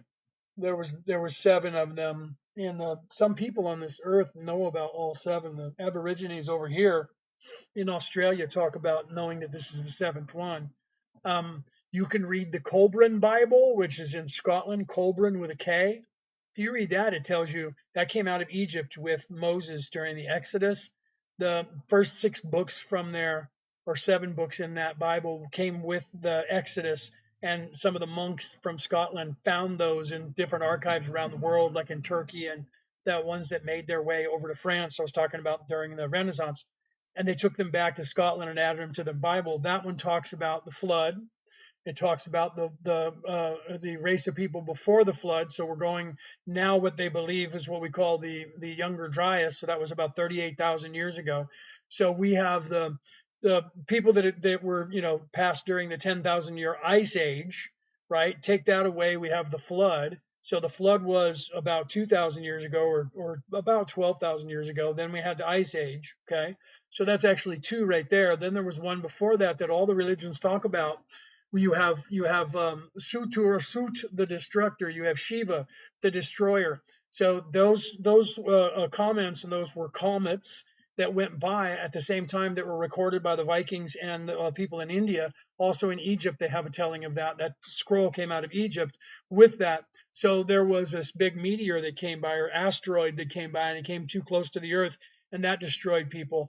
That would have been probably the 77,000 years ago, and then there was one before that. So when you look at those and you start looking at when were there calamities on Earth, we know that we had an impact of 77,000 years ago. The Earth flipped over on its axis and then flipped back upright again. Okay, so if you look at that, that coincides with the history of these religions, where they talk about this god of destruction that came by in the sky. So if that happened and part of that broke off and slammed into the Earth, and the time zone of that we know was 77,000 years ago. So that's at least. Now we have the ice age, the flood, the younger Dryas, and then the 77,000 years ago. So we have two impact events and one volcano event, along with an ice age and a flood. Okay, so we're already knowing just from our own religious backgrounds of four or five. Okay, so truly it goes back to 128,000 years ago, and there was one in between there as well. But you guys who are unaware of that right now, you guys will figure it out at some point. So Thoth, I like that you're talking about Thoth, the Atlantean, because we have the Emerald Tablets from that. How can I learn to channel and receive more information after my awakening? Once you start waking up, you'll actually have you'll be able to have the tablets. I've actually you could listen to my podcast, which is called Orion Rising. Hold on, I'll put the logo up on the screen for you. Orion Rising, my podcast, you can look that up, and you can listen to me translating the Emerald Tablets of Thoth, the Emerald Tablets of Thoth. I did that starting, I think, in August of last year. You should take a look at that. It's free. You can listen to anywhere. You can listen to the MP3 broadcast. You can look those things up if you want, or you can listen to it on MP4 where you can see me talking about it. Go to YouTube at Leonard O'Neill 1067 on YouTube. You can watch the video of me doing that entire Emerald Tablets, all the Emerald Tablets, translating them for you. Wouldn't the flood ruin everything on Earth? No, not if everybody. On YouTube, it's you do that on YouTube. Go to YouTube and then put that in on YouTube. That's my channel, Leonard O'Neill 1067. There's 500 episodes or more of me doing all of this. I do the Emerald Tablets. Just before that, I did Corpus Hermeticum. I did the 6 books of the Law of One. Took me like 2.5 years. You guys can look that up, and I put the words on the screen. You'll see all of this stuff that I've been doing on TikTok as well going up there. But if you go back far enough, you'll see that it's not me channeling myself, but then you'll see that I started doing the Law of One. You'll see me do the Emerald Tablets, the Corpus Hermeticum, the Law of One, and you go back, you'll hear me talking about every religion.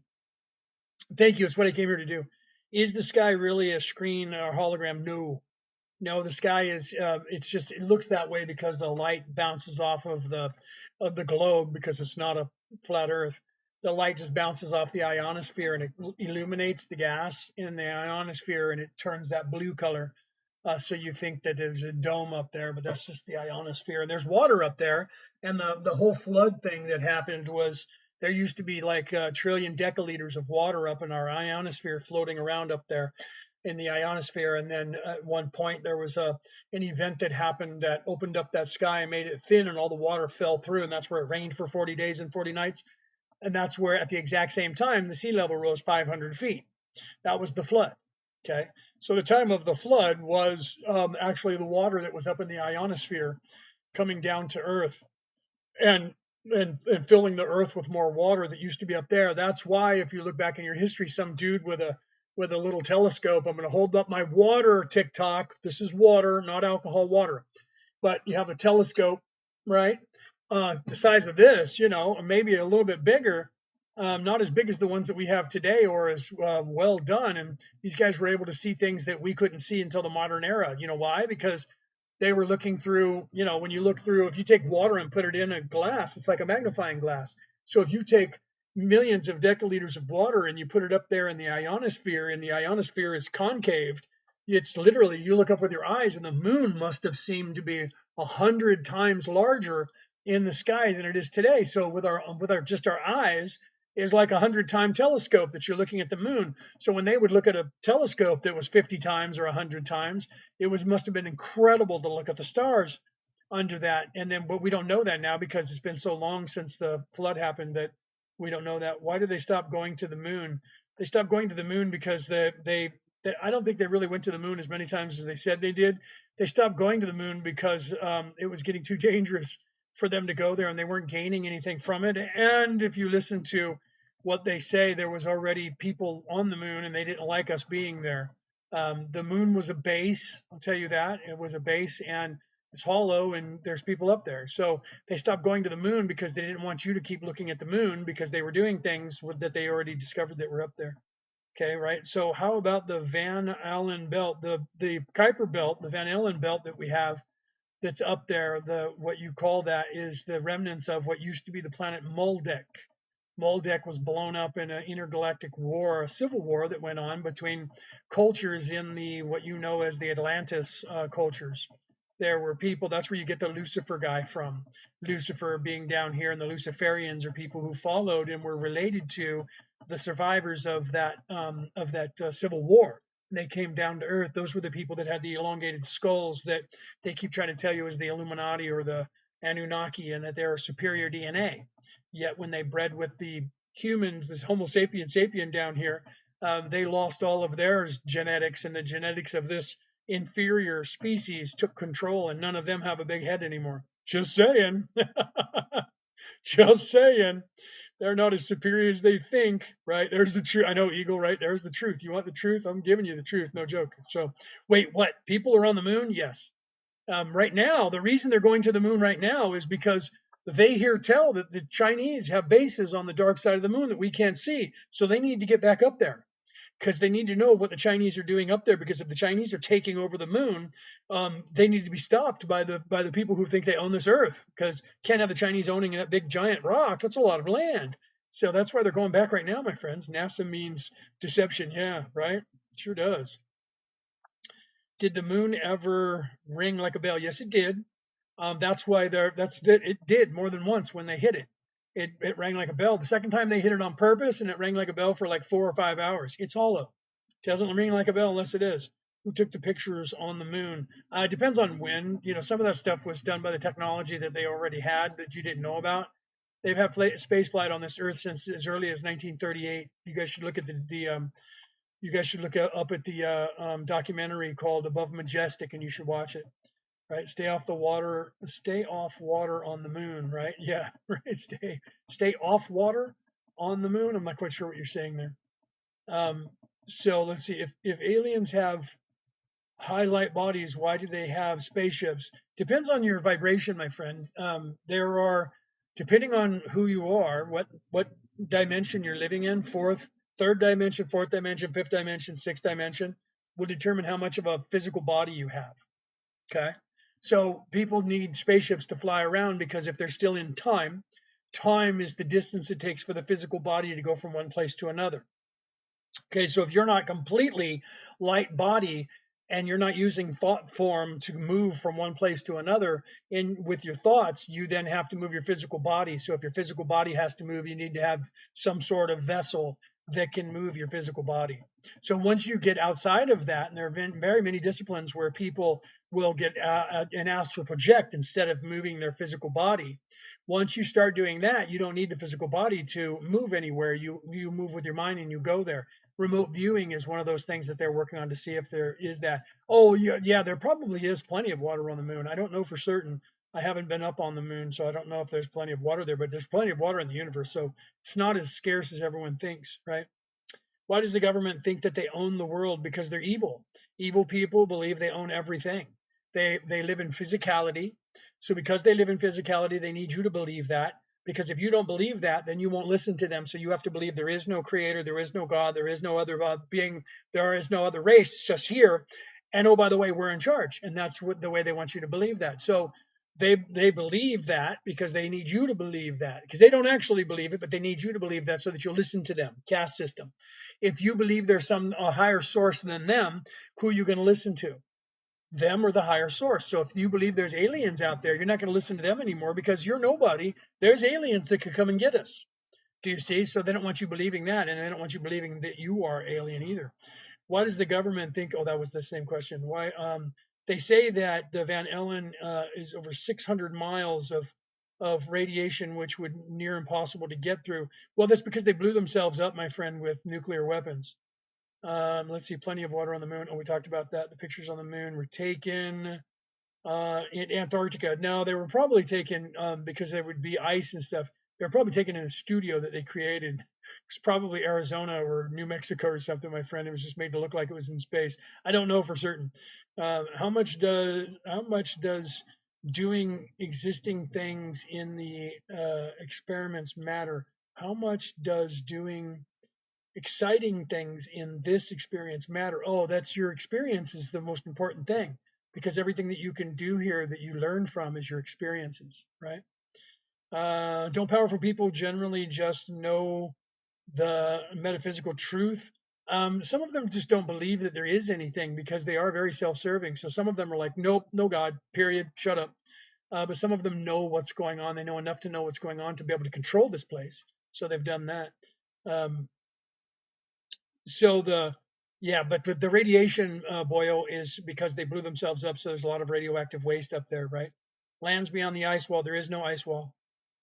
Give up the idea that the earth is flat. It's not. It's round. It's a toroidal field. Nothing is flat in the universe unless we make it flat. There's nothing flat in the universe. That's a lie. Look up where you get that information from. It's from one guy in the 1700s. The underwater, right? What was that? Argentina. No. Argotha, right? Are you talking about Lagartha? I'm not sure what you're talking about there. Is getting tons of physical gain a fun, harmless way to use the dreams? You can do whatever you want. Yeah, no ice wall, bro. The earth is not flat. The whole idea of the earth being flat comes from one single person in the 1700s. Look up your own reasoning for the earth being flat. Everybody said the earth was flat for generations on this planet, going back for thousands of years. And the reason that they believed that it was flat was because all the creation stories said that when God created the world, a big giant was helping God, and the giant got lazy and was sleeping and had to be moved out of the way. So they had to unalive the giant. And then you're living inside the head of the giant. You should look that up. The Mesopotamian scroll, the creation story before there was "Let there be light" in the Hebrew, the Viking creation story, the Japanese creation story, the all of the Arabic creation stories that are not modern day religions.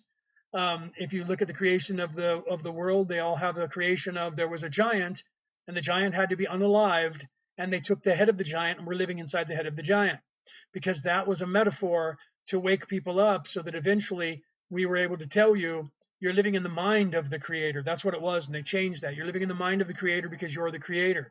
That was the parables that were being told that survived that destruction 38,000 years ago, and that you were supposed to look within yourself to figure that out. So then in the 1700s, when a guy was trying to set out to prove that the earth was flat, before that, you could actually go over the edge and disappear into oblivion. There was no wall there. That wall came into play in the 1700s when one man set out to prove the earth was flat, and he claimed that he was immune to the firmament. Firmament means wall or air, by the way, or water, depending on where you translate the word. That he went out and found this ice wall, and his crew never corroborated that. He said he sailed out and sailed along the ice wall. Look up your own theory from the people in the flat earth guys. Says that he sailed along this wall for thousands of miles and sailed back thousands of miles, then came back to people. Okay, so what did he use for food and water after the first month and a half? Because he was on a schooner, and a schooner could only carry so much food and water. So what did they eat and what did they drink after the first month? Because it takes a month to go about 2,000 miles back then using a sail. They didn't have a motor. So even if they rowed, they wouldn't be able to go faster than like 4 knots. So the only way they went faster than 4 knots was with a sail if there was wind, and using the rowing at the same time, which means they had to have a crew of about 100 or 150 people unless it was a small boat. Smaller boat means less food and water. So how did they get the food and water? Because they didn't say we went up to the ice wall, came back, got food and water, went back up, and went further on the ice wall. Because if that's the case, then they were immune to the one thing that no one else is immune to since the 1700s. And that's the fact that every time you try to go to the ice wall, it makes you turn to the right, but you don't know you're turning to the right. So you think you're going straight when you're actually towing to the right. How do they know that if they were immune to it? Did they see some of their crew fall off the edge? No one talked about it. The crew didn't corroborate his story. He wrote it down. He wrote a book about it. And now everybody's saying that the earth is flat because some guy, one man in the 1700s who was trying to prove the earth was flat, claimed that he found that. True story. That's it. One person. And that's what everybody says, the earth is flat because of it. Okay. Could us humans ever power like the Avatar? That whole entire Avatar is supposed to be expanding your consciousness as well. By the way, the movies, if that's what you're talking about, you're in an avatar, my friend. So we're already doing it. Yeah, we're in. So does every possible, what is this permeation of everything exist already simultaneously? Yes, everything that you can imagine is a reality already or was one, because we create it. So if you come up with something new, so I have to answer that question with yes and no, because we're all supposed to have individual experiences, and the only way we can have individual experiences is that we have to have individuality. The only way that we have individuality is that you, me, and everybody are living in a completely different reality. Your reality is completely different than mine. Even though we're sitting here side by side and we're having a co-experience on a co-reality, you see things different than I do. And here's a perfect example. If there's 5 of us sitting together and somebody gets in a car accident in front of us, if we have time to corroborate our stories, we'll all come to the same conclusion because we'll talk about it and people will go, yeah, I thought the car was blue. Nope, it was gray. Okay, it must have been gray and I remembered it wrong. So if you have an incident that happens and you immediately split up every single person that was there, that's why the police separate you and ask you different questions, ask you the same questions over and over. Then you tell the story of what you saw. You're going to find that if you are privy to that, you're going to find that you're going to hear 10 different stories, because you do not see reality for what it is. You see reality through the eyes of your experience and who you are. So that independence is giving us the ability to create a different scenario within every single one of us. Okay. Oh, I love that. 1111. You should look that up. That's great. Are we experiencing multiple timelines at once? Yes. And let's go crazy. Let's go 60. And you, a fracture of you that is in here who thinks you are this person, you are a little teeny fractal of your higher self. There's another timeline right next to this one, beside it, on both sides, on top, on bottom, and you are in another body over there as well as in the body over here. Sometimes those timelines collide and one timeline disappears into the other timeline, and then the two people that are you from those two timelines merge into one person, and you have memories of both those timelines. They call those the Mandela effect here. They say, you guys just remembering shit wrong. Okay? You just remember things wrong, but there's millions and millions and millions of people who have the same memory exactly wrong, exactly the same way. The only way that's possible is that all of them are sharing a single memory. The only way that that's possible is that everybody who has that memory remembers it because it was somewhere happening and it's no longer there. And they're in a reality where it's changed. And they call that a Mandela effect. Okay. How do we stop the reset? There is no reset. Okay. There is no reset. You stop the reset by stopping buying what they're telling you. They keep telling you that there's the end of the world is coming. Third World War is coming. We're all going to be unalived. There's a reset that's going to make half of us disappear, and the other half are going to be left behind. Those are all lies because they're trying to carve out a piece that they can still control because they know they're losing their control, and they're trying to convince you that there's another reality where it's a dystopian reality where they're still in charge because they're trying to get you to create it so they can jump over there and take some of you with them so that they'll be your slaves, so they get rid of all of us, and then they can control you better until you guys eventually wake up in a few generations and then take control of that place. We're not allowing that to happen. Okay? Not allowing that to happen. When we dream, we're going into those other timelines. Sometimes, yes. Sometimes you are. If you go into a dream and you believe that you're in another body and you're washed and you're like, okay, I'm awake and this isn't a dream. Otherwise, I would wake up because this is a dream. I'm going to go look at myself, and you look at yourself in the mirror and you see someone else, right? Or somebody who looks just like you but is slightly different, right? Then there's a good possibility that you're in a different timeline. You could be a different person completely than who you are in this timeline. And this, but most of the time it's you, just in a different reality. And then sometimes those are collapsing. All the realities that they split out for themselves to be in charge, we're collapsing those back into this one. Okay. And we're taking away their power. So they're still trying to carve out one. They'll take a little one. They need some of you to believe that there's going to be one that they can keep, and then they're all going to try and jump into that and then control whoever comes with them. So they're desperate now to carve out one piece. So they have to have some of you to believe them. That's insane. I love that. I remember all my dreams since I was 6 years old. Why do we have nightmares? Pardon me. I need to take a drink of my coffee. This is coffee TikTok. Coffee.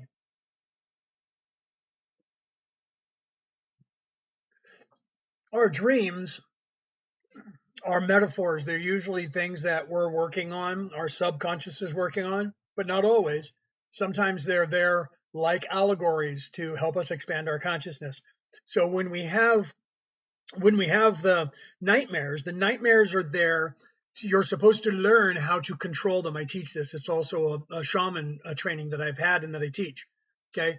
You dream walking. You're supposed to be able to at some point realize that that's not this place and you're outside of time and it's a dream, and you can control the dream and stop the nightmare from happening. Usually the first thing that happens when you wake up in a dream is you wake up.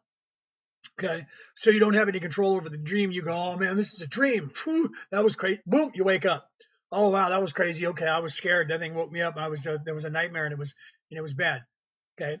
Eventually you're supposed to learn how to manifest something that will help you in the dream, because you're supposed to be waking up to the realization that your focus determines your reality. Okay. So if you're in a dream and you think bad things and negative things, like this matrix, if you think negative things and bad things, that's the life you're going to have. If you think positive things, that's the life you're going to have. The first step in avoiding a trap is knowing of its existence, my friend. So you determine your reality by your focus. So if you're in a dream and you go, oh no, it's going to get me, it's going to get me, it's going to chase you, because you're manifesting that. So you need to go, nope, not afraid of you. You're not in charge. You're not in control. And they're going to go, oh, but I'm going to get you. I'm going to get you. No, sorry, you can't touch me. And once you realize that and take that control in your dream, then every time somebody comes at you negative, you're going to go, nope. And then guess what happens? When you're in this place awake and people come at you, you're going to go, nope. So they can't teach you about the dreams, because if they do, you won't be afraid of them when they threaten you out here in this real world. So they want to keep you thinking dreams are just dreams and they're out of your control, and bad guys are bad guys, and it might be demons. So run and pray to God, Jesus, and come and sit down in church and wait here, because Jesus is going to get a truck and come back and get you. Get a fishing pole and we'll wait. I'm going to get some earthworms. We'll go fishing down the river. You know what I mean? That's what they're trying to do to you. Okay. So eagles is the confirmation. Thank you in big capitals letters, right? So how do we really contact with God or the true self? You actually do that by looking within yourself, my friend. You will eventually gain that contact. That's the Christ oil that I was talking about before. It's in my book, right? There's a link for my book, right? So you can find the link on the page. You can buy that anywhere. In there, I talk about the Christ oil. I didn't invent that. That's something that everybody knew in history. Okay. And they were teaching it to you until the bad guys got control of all the religions and took it away from you. Okay. So sleep paralysis is usually, so look into the Christ oil, guys. I'll get to sleep paralysis in a minute. Look into the Christ oil, meditate, pray, learn these things, these techniques to look within yourself. That's the way Jesus was teaching. It's the way Lao Tzu was teaching. Every religion on this earth was created by someone who was teaching you a way to get to heaven. And then they turned it into an orthodox religion. And they're like, you have to do this and you have to do that. And then you got to sit down, and then you got to stand up, and then you got to kneel down, and then you got to put your hands like this. Then you got to cross yourself, and then you got to put your head in water, and then you got to turn this on. And then we have to take some incense and we got to put it in your face. And then you got to stand up and you got to hop around. You got to wave your hands 3 times, spit in your palms, shake the guy's hand next to you and do-si-do and dance around in the building until we tell you to sit down and then wait here. Okay. And that's what they do with all those semantical things. So you need to get away from those things. Look within yourself, find your higher self and your guides by raising your vibration away from the ego and the conscious and the thinking mind. Realize I am an immortal spirit. I am not this pain body. When you do that, you will actually get downloads that expand your consciousness, make your IQ go up, and make their control over you go down. Okay. And then you will start accessing your own records, your own, and then knowledge that is universal that we all have access to. Okay. That is the true enlightenment of the universe is universal. That's how we know that it's not something I made up or someone else made up. When you pierce that veil and start waking up, you gain the exact same knowledge that everyone else who does that has. So it's not something, it's either that or it's the greatest disease on the face of the earth that's contagious. Because when you get it, all of a sudden you know what's really happening here. So they don't want you to get it. Because as soon as you do, you go, oh, I get it. And then you look around and you go, these people are asleep. And then you try to wake them up and then they won't wake up and you get frustrated, right? That's part of the process. And then you go past that frustration, you're angry and they're yelling and they don't listen to you. And you're like, forget it. Then you get into the hermit phase. Doesn't matter what I do. They're all going to do it anyway. So I'm just going to sit down and live my life. Usually that's when you're hermiting, you start doing more investigation. Then you're asking more questions and you're looking into yourself and you're looking into the universe and you're gaining wisdom. And then you're getting more and more and more downloads. And then eventually you go, oh, I got to do something to help them because they really are just 2-year-olds. Okay. That was a year ago, right, Stephen? That's what happened. Oh, Stephanie, I apologize. So that's right, Stephanie. That's when you go through all of those, you'll find you're in one of those phases that I just talked about. Okay. So how do you think more positive? You stop doing the negative. There's a group of things that they had back in the 1990s. It was called The Secret. And it was videos and books that you could read on what you need to do to get the negative out of you and put in the positive into your brain by clearing out the negative things that they're teaching you. Carl Jung at the Jung Institute, the Jung Society, Carl Jung did the same thing with the dark night of the soul and the shadow work. So there's 2 different ways right there that are the same that you can do, right? So Lao Tzu in the Tao Te Chi, Taoism was telling you that. Buddhism, all of these things were telling you how to do these things. You look within yourself and you realize that there is negative that has been pushed into you against your will throughout all of society, where they tell you, do you understand me? Do you understand me? That is a thing saying, do you submit to my will? Do you understand me? Do you stand under me? Do you submit to my control? Small things like that we need to change. You don't say, I don't understand. I don't stand under anyone. So if somebody says to me, do you understand me? No, I do not. I don't understand anyone. But I do understand, or I do comprehend what you just said to me.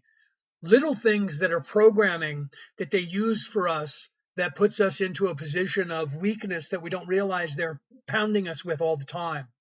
And narcissistic people do the same things. They get us hooked on them. For some reason, we're addicted to the system. That's why they have the system set up the way they do. So how do we become more positive?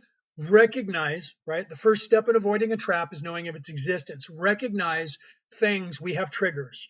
How do I stop those? Why did I choose to get mad when that person said that word that starts with a C?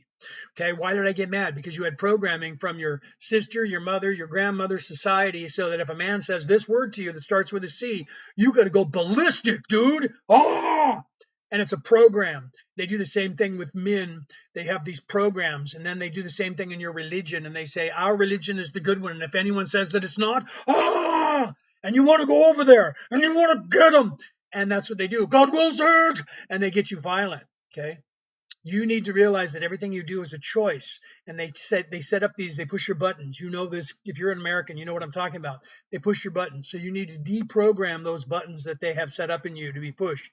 So whenever somebody says something to you, take the emotion out of it. Realize that person's just saying those things to make me hurt, so that I'll fight back, so that I get into that place of fighting. So you just go, that's when you start becoming the adult, when you can realize those things. When you can see them as they're happening to you, the only way that you can do that is you have to be removed from reaction. Okay, so that's being subjective. When you're subjective to reality and to who you are, you're a slave to all these things. When you become objective with yourself, then you're looking at yourself and you're looking at somebody as they're talking to you. It's psychology. They start talking to you and you're like, yeah, that's when you think, right? Oh, they're calling me all these names because they want me to get mad at them and fight back. I'm not going to do that. And that's when you have more control of yourself. Now you're not allowing those triggers to trigger you. And then they still happen. They happen to me. I'm awake and they still happen to me. And then I go, oh, wow, I just gave into that trigger. it takes a long time. It's not something you can just turn off, my friends. It takes a long time for you to deprogram yourself and then reprogram yourself. The first step of avoiding a trap is knowing of its existence. Stop thinking negative things about yourself. Stop saying negative things about yourself and stop saying negative things. Like, for instance, when someone says, "Hey, bro, I want to go to the movies. You want to go?" "No, I don't have the money for that." You can't say that because that's telling yourself and this matrix that you don't have any money. So you need to change the way you think. I don't want to spend money on that. Do you see how that works? Okay. So there is no winning and losing on the inner thoughts, Ray, right? Or R or whatever that is, R4Y cash. I'm not sure but there is no winning or losing. The inner words that you have are there to help you. Some of the words that you have, there should be three voices going on in your head, maybe four.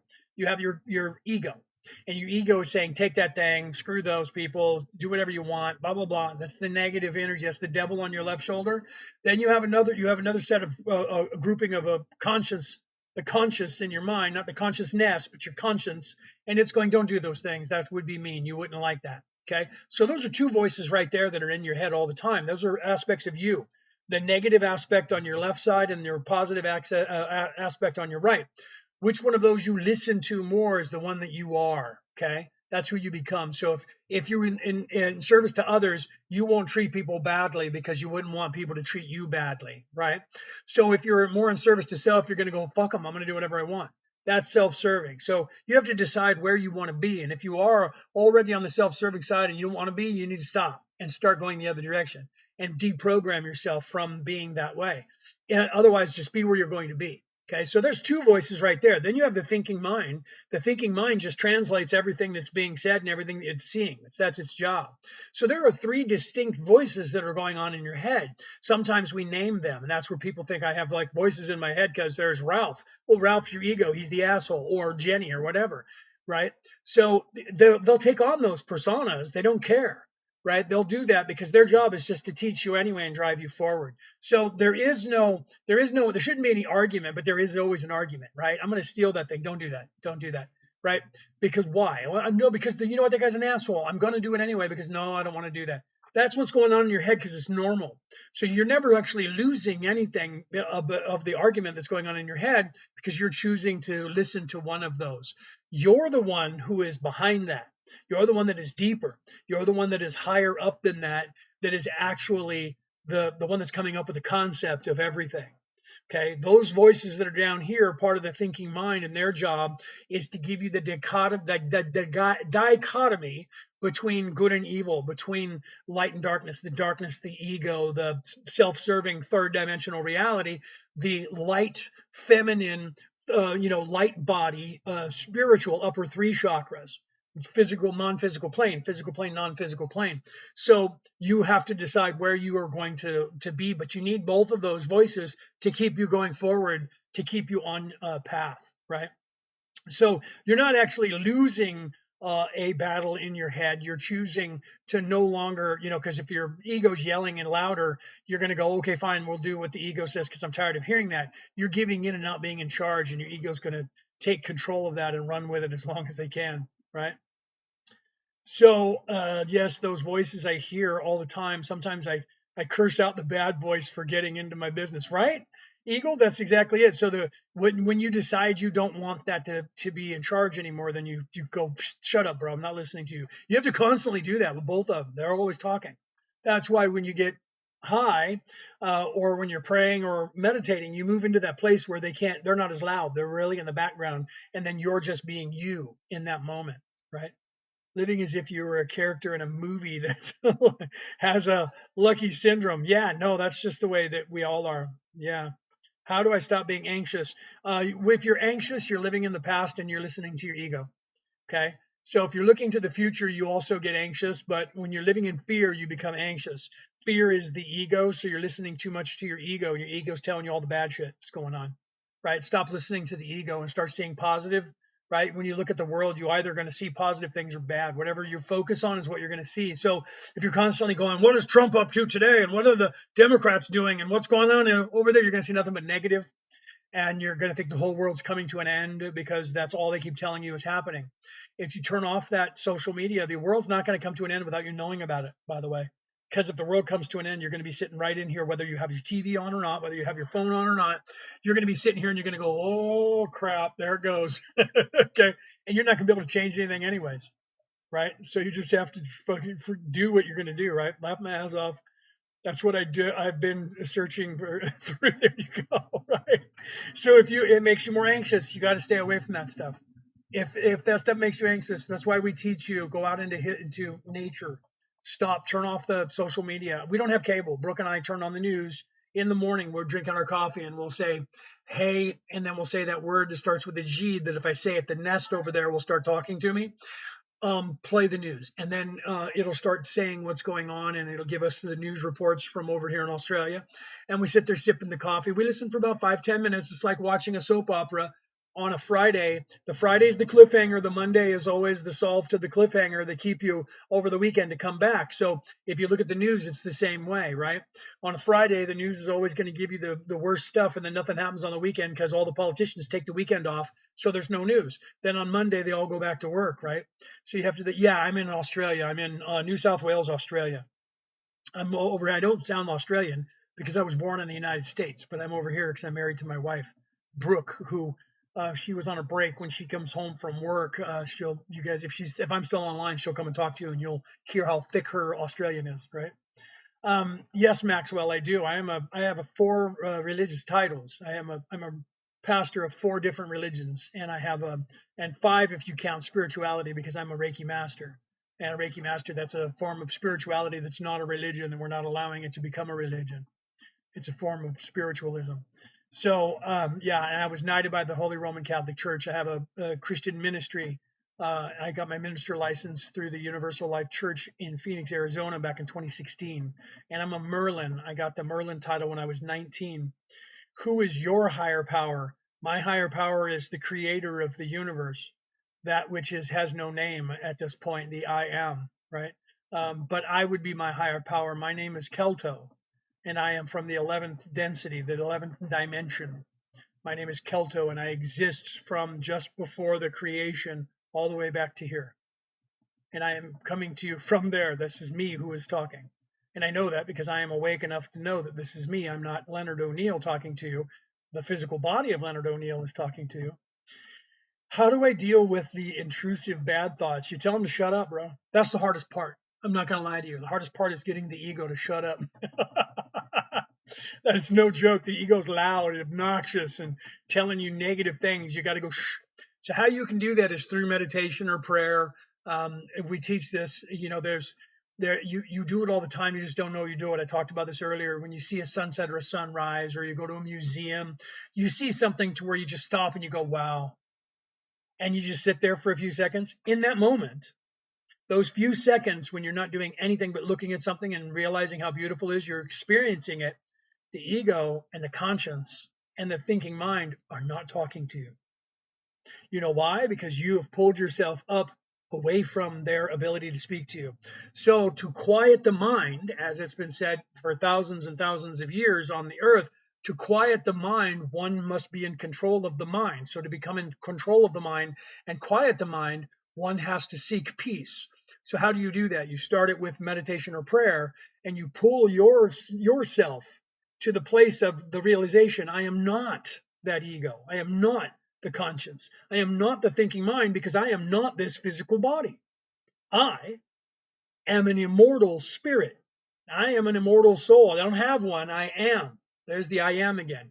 I am an immortal soul who is controlling this avatar. And all of those thoughts that are in here are just functions of this avatar in this place.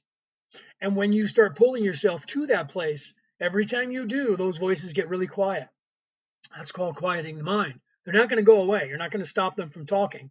They're going to still be there, but they're going to be very quiet. And you're going to be able to go, shh, thank you for that. Who just gave me that? Don Q, thank you for that. You're going to be able to go, yeah, thank you. I'll take that into consideration. I'm not going to rape that girl. I'm not going to, you should shoot that guy. Not doing that. Shut up. Thanks for that. It's a good thought. That would be fun, but can't do it. And then you move on. Okay. Same thing with the conscience, right? Oh, you should go back and get that dog. Oh, that squirrel, that squirrel. If you're in North America, you know what I'm talking about. If you're not, you don't have squirrels everywhere. Oh, you ran over that squirrel. You should go and see if it's okay. Yeah, squirrel should have got. I'll see him in the next life later, bro. He's just, sorry about that squirrel. See you in the next life. You smash a spider. And someone goes, that was a person. Yep, bad luck, right? You move on. You just go, nope, not going to care about this thing. Bad luck. And I'm not having it bite me. Dead spider. Gone. Eat it. Whatever you're going to do. The hardest thing is to quiet the mind and stop listening to them, because they get you in the beginning. You think that's you. So you just have that going on, or you think it's two other people or three other people. It's not. It's just you. And it's a function that happens to all of us. You just have to meditate. I've worked with people over the years. I was working with back in 2004, 2005, up to about 2010. I was working with I was working for these people up until 2012 or so. But around 2008, 2009, my bosses, their kid was seeing things and having issues with seeing this little boy that wasn't there. They kept tormenting him all the time and run past the door and laugh at him and these things. And he was really having some issues, and they were taking him in and having people talking and trying to figure him out and putting him on medication, and nothing was working. And I said, how about trying meditation? If you can get him to quiet, it's probably his ego, right? If you can get him to quiet the mind, that it might help him. So he was like, I'll try anything. And I was like, okay. So I worked with him. He worked with me for a whole summer.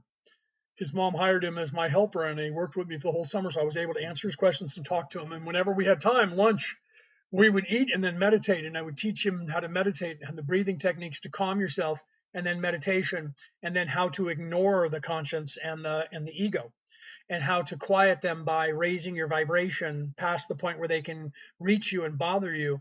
And as soon as he started achieving that, to where they were very quiet in his head and he could go, yeah, no, I don't have to listen. I'm me, I'm in charge, you're not. Once he got to that place, guess what happened? That little boy disappeared and that little boy went away. If you ever saw the movie Fight Club, that's what that's about. Fight Club is about that realization that your ego is sometimes you, and you think it's a different person, and that's how split personality disorder happens sometimes, where you're either hearing voices that you think your ego is taking on the persona of, and so you're naming them, or you're actually hearing yourself in past lives, and there's a crack in your timeline, and the person who you think is the woman who's yelling at you is actually from the 1800s, and she's you were in that body, and she back then thought she was crazy too, and you're talking to yourself in different realities. A lot of that's going on too, right? So you have to realize that, right? Jesus loves you. Jesus does love me. Jesus loves all of us, and so does Ganesh. Ganesh loves us all too, right? All those people who came here to tell us the way, Lao Tzu, the Buddha, all those people, even Thor, they all came here to do what they did so that we would realize the Christ oil within. Thoth the Atlantean did the same thing, right? You are my God's creation, my brother. I am from the creation. You are the creation, and so am I. We are fractals of the creation. The creation created our little fractal, little teeny soul, and we're a little baby soul that is down here trying to figure out what's going on. We're living the path and the life of the creator, so that the creator can decide which one of all of our paths is how the creator got to where the creator is. And we're getting to go through the same thing that the creator went through to come back to the creator, so that we can then become. So we're becoming the creator, and eventually first we're becoming the creation, and then we're becoming the creator, and then we're, as the creator, we are also becoming. So we don't know what we are becoming yet, right? Can I trust, right? What is it? Can I trust on my mind? You can always trust your mind, but you can trust that your ego is always going to tell you egoic things, lies and deceit and egoic things, and your conscience can't do that. So your conscience is going to tell you everything that is the opposite of the ego, what it tells you. So if the ego says steal that, your conscience is going to go, don't do that. Don't listen to him or her. Don't do that. So whatever personality you gave to your ego, whether it's masculine or feminine, it's going to be self-serving always, and it's going to be telling you to be self-serving. Whatever name or character you gave to your conscience is going to do the same thing. It's going to be the opposite. It's going to be the good in you, that you just have to decide which one of those you're going to become, right? I keep saying that I am not scared, but I am when I'm sleeping. Paralysis happens, and I can't seem to not pay attention. That's because you're creating more of that. Your focus determines your reality. So your fear is creating the same scenario, and your fear of the scenario is what's creating the sleep paralysis. And you're not actually in sleep paralysis. You're having dreams that you are, and then when you wake up and then you can move, you think that you were just paralyzed and you can't move. And then sometimes you paralyze yourself and then you wake up in the dream and you can't move because you think that you're not awake, or you think you are awake and you can't move your body when you're actually still dreaming. You're just dreaming that you're doing that. You just have to stop. At some point you have to get control of yourself and say, okay, I'm fine, I'm okay, I'm all right. Right? You're speaking exactly how I think. Well, Robert, that's good for you, because if you're thinking the way I'm speaking, you're moving towards your higher self and you're becoming more awake, and that's a good sign. Right? So that's good for you that you're thinking the things that I'm thinking. This is what I believe. Go with your heart. Yeah, you have to. Yeah, well, you have to make your own path, your own way. Yeah, agreed.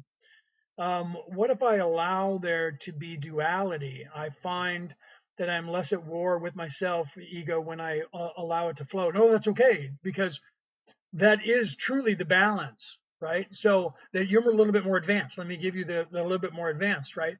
First, you learn to quiet it so that you can think, right? But then eventually it's the balance. You listen to those. That's, remember why I was making those comments in there where you go, oh, okay, I'll take that into consideration, but no. Eventually you still need them to help you. So you need your ego, you need your conscience. They're what drive us through to teach us. So you still need it, but you have to learn that you're in control, that you're the one that's orchestrating everything. So eventually the balance is listening to both of those and deciding what you're going to do in that moment, because that's what drives us forward. That's what gives us the creative ability. Without ego, we can't think outside the box.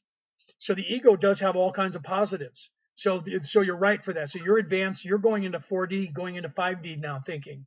Okay, so you're more advanced. So you're right. You want to let the ego flow, but you have to realize you're not the ego. That it's there. It's you, but it's not. But it's not, right. So you have to realize that's an aspect of me, light and dark, good and evil, and those two together are what I am, right? Those two together, the balance of both of those is what I become. Doesn't mean that I can never do anything bad. Doesn't mean that I can always have to do something good and that I'll never do anything bad. It means that I have the ability, because that is who I am in this place. We have the ability to do whatever we need to do. So sometimes we may have to need to do something bad to save ourselves, right? So you have to have that within you to be able to do it. So if that's turned off completely and you don't have an ego, you won't know how to defend yourself, because you won't ever want to be violent. I can't. I can't defend myself. I can't. So somebody will beat you to unalive you, and you won't be able to do anything about it. You have to have that within you to go, hit this guy back, dude. Fight them. Fight. There has to be that in you. So you have to let that go and balance that. But you have to learn first that they're not in charge. You're in charge, right? Can we meet in person, please? Eventually, I'll be coming. I don't know where you are. I'm in New South Wales, Australia. Eventually, I'll be traveling. We're already talking about that. We're going to be traveling the world so that we can actually come to you guys, and I will literally be able to sit in front of you and answer questions. Right? I am in New South Wales. I'm not in the United States. I'm in New South Wales, Australia. So let me see. I'm sorry. I'm trying to catch up to what you guys are saying. So I apologize if I'm behind what you're saying. I also woke up in my dream and I'm dreaming, but I'm awake in the dream. That's dream walking, right? Life is conscious, like you're conscious during that. That's good.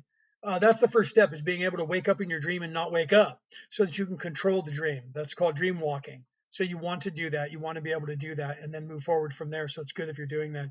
In the name of Jesus, I pray that everyone get good rest and sleep, and Jesus will save us. In Jesus, was that supposed to be? Oh, you couldn't probably type that word, right? You probably couldn't type that word. That's funny. Understanding both ends of the spectrum helps. Yes, it does, Robert. Absolutely, my friend. You're talking about them doing thought manipulation. Yes, in dreams, yes, but not otherwise not, because you kind of still, because there is no difference between a daydream, a night dream, an astral projection, an out of body experience, and this. There is no difference. The only difference is your perception of what's happening to you. That's it. So there is no difference between any of that, because all of this is an illusion. So I'm not sure what you're saying, right? Am I a victim? No, No, that's the whole point. You're supposed to realize that none of this is happening to you. All of this is happening for you. You designed this. Everything that's happening in your life, you actually signed a contract to do, right? I have contact with mantis race. That's cool. I've met them. Some of them are annoying, but some of them are very funny. They actually have a very good sense of humor. They're gold armored galactic supervisors. No, they're not. Everybody, there's the stations, like everybody's a galactic supervisor when you move out of 3D, right? Yes. No, yeah, yeah. You know, some of them down here, some of the people who channel, some of the people are actually mantis. But you're just unaware of that. What about floating in the blue room with music? Laugh out loud. This is what I went to help myself. You could do stuff kind of like that. They do that in the. They learned about that in the CIA and stuff, where they put you. You can see there's some movies where they had people doing that, where you float in water and you put in earbuds and you float in water and then you listen to the solfeggio frequencies and things like that, right?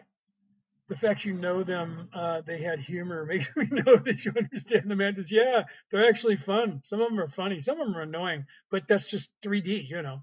But some of them, they have a really good sense of humor. They're hilarious. They're fun to talk to. Also, Mantis C, self-destruction mantis on mantis is completely universal.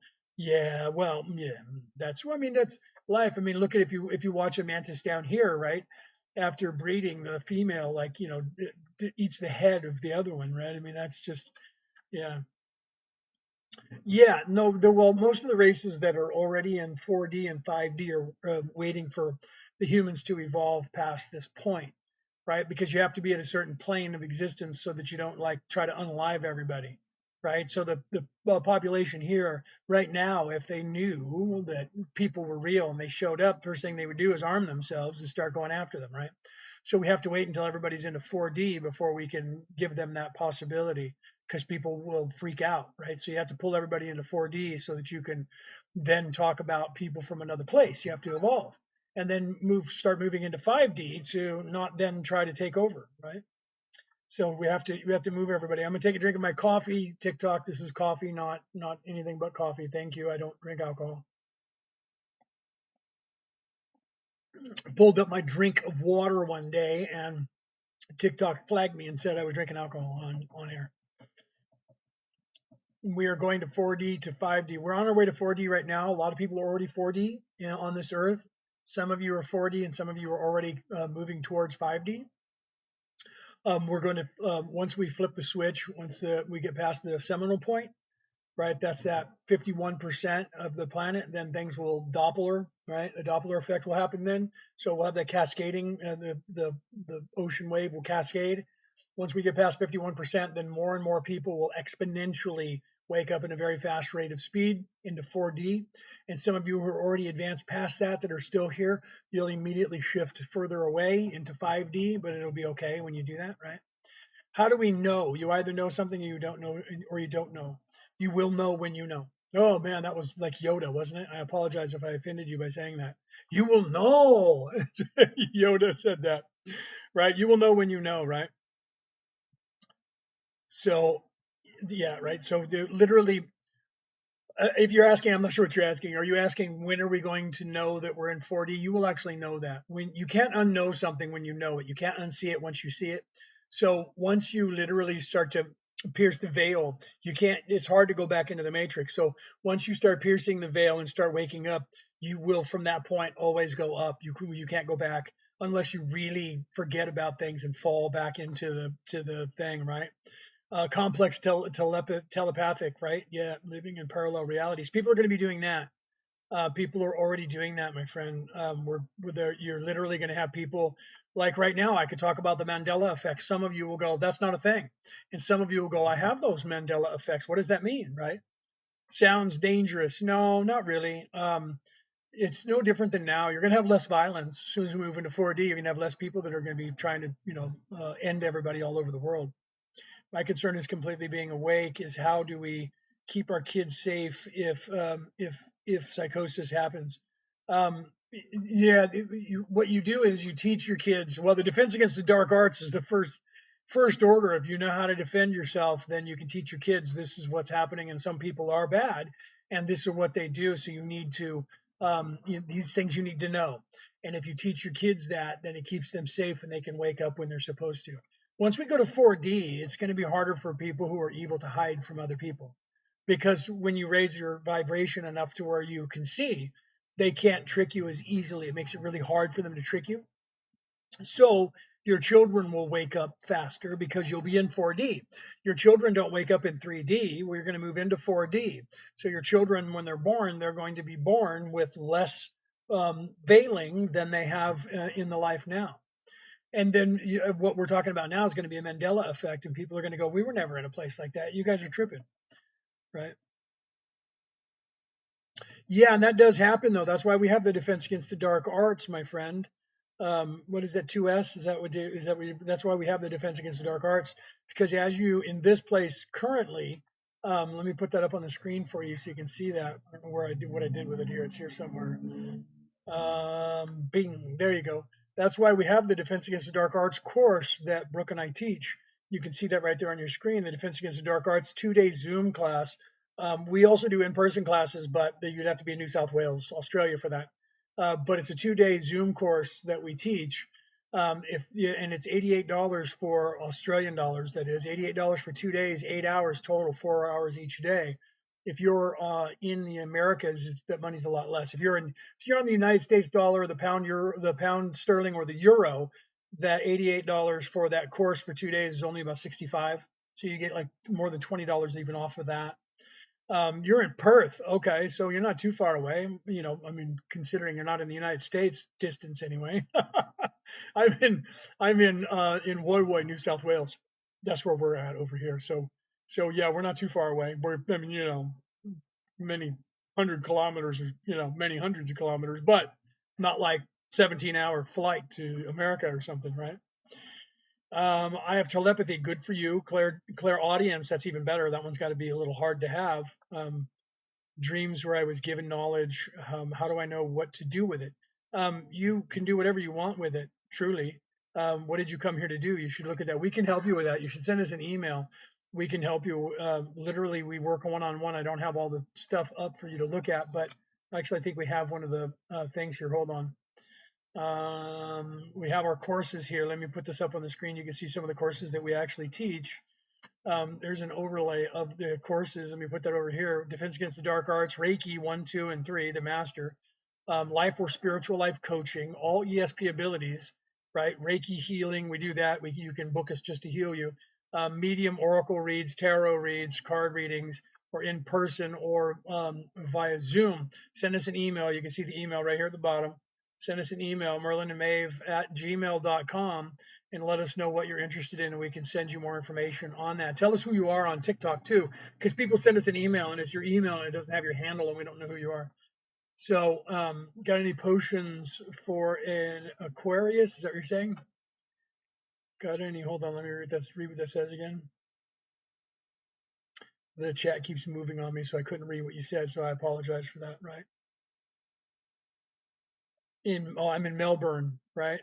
So yeah. So you guys are Aussies too. Good for you, right?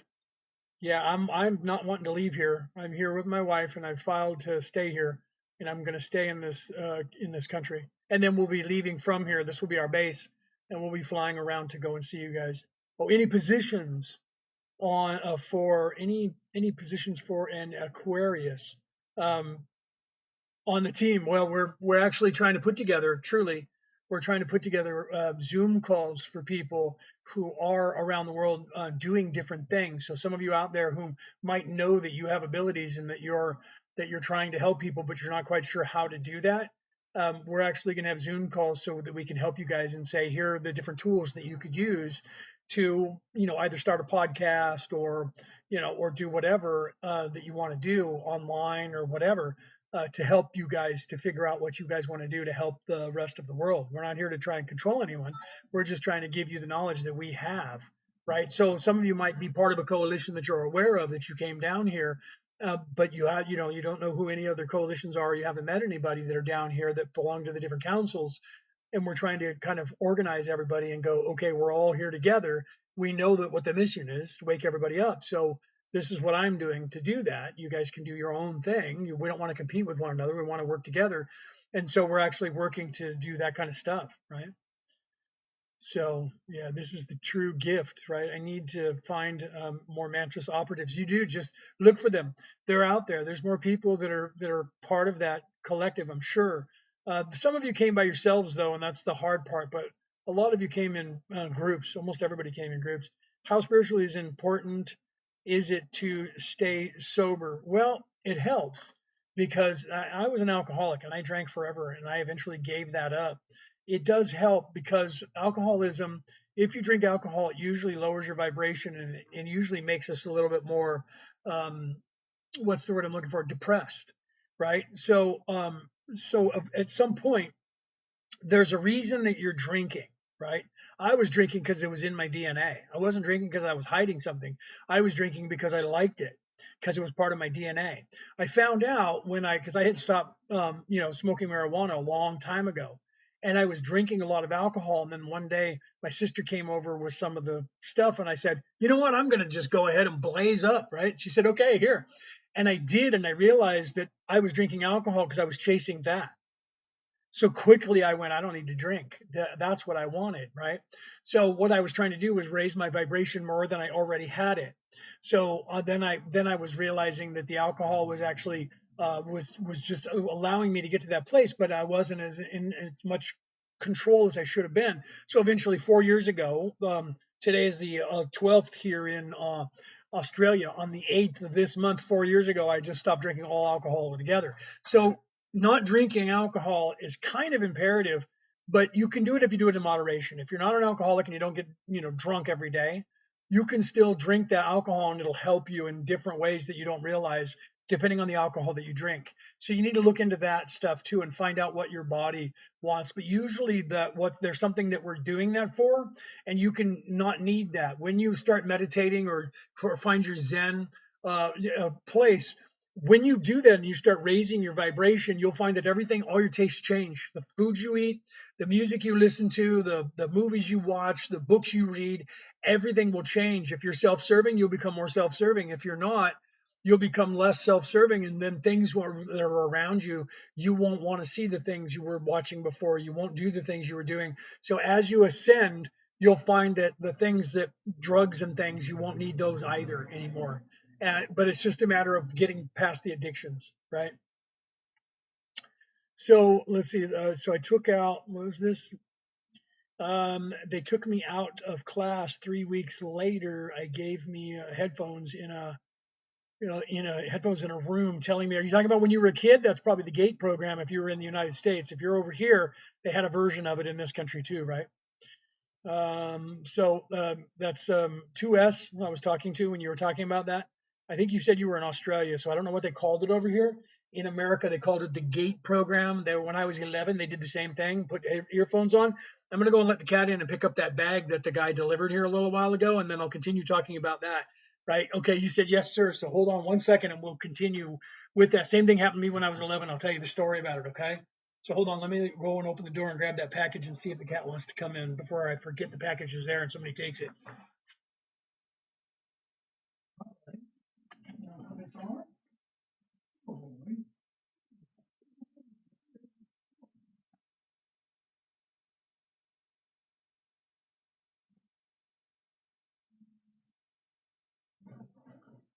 Okay. I forgot that guy came until the cat started moving over there. Okay, so yeah, that's what they were trying to do to us. They're trying to control you.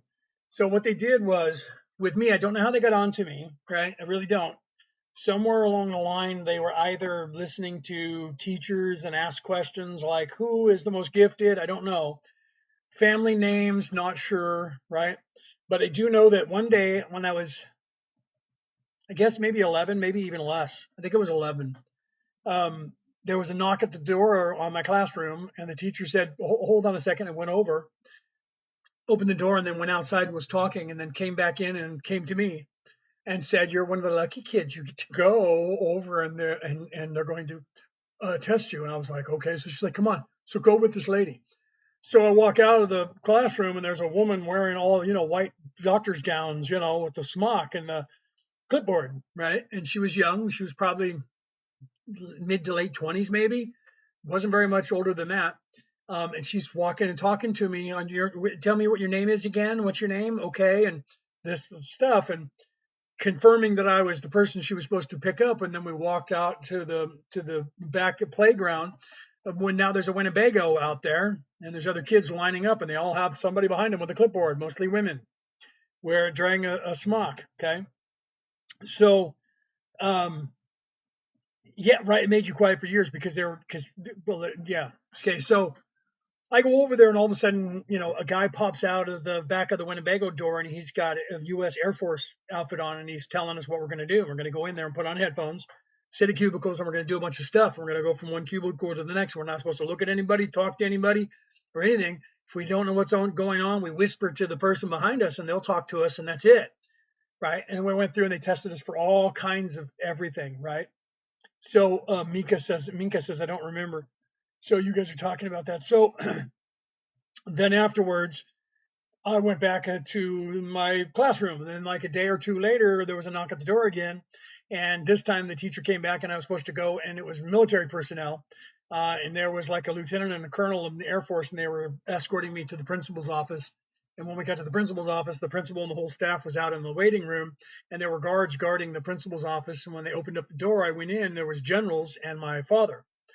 And they were offering me a job at 11 years of age to go to work for them and to go into the junior military and then and as soon as I turned 18 to go in the formal military in the Air Force and be immediately a lieutenant and possibly a captain very quickly. But I had to sign a non-disclosure agreement.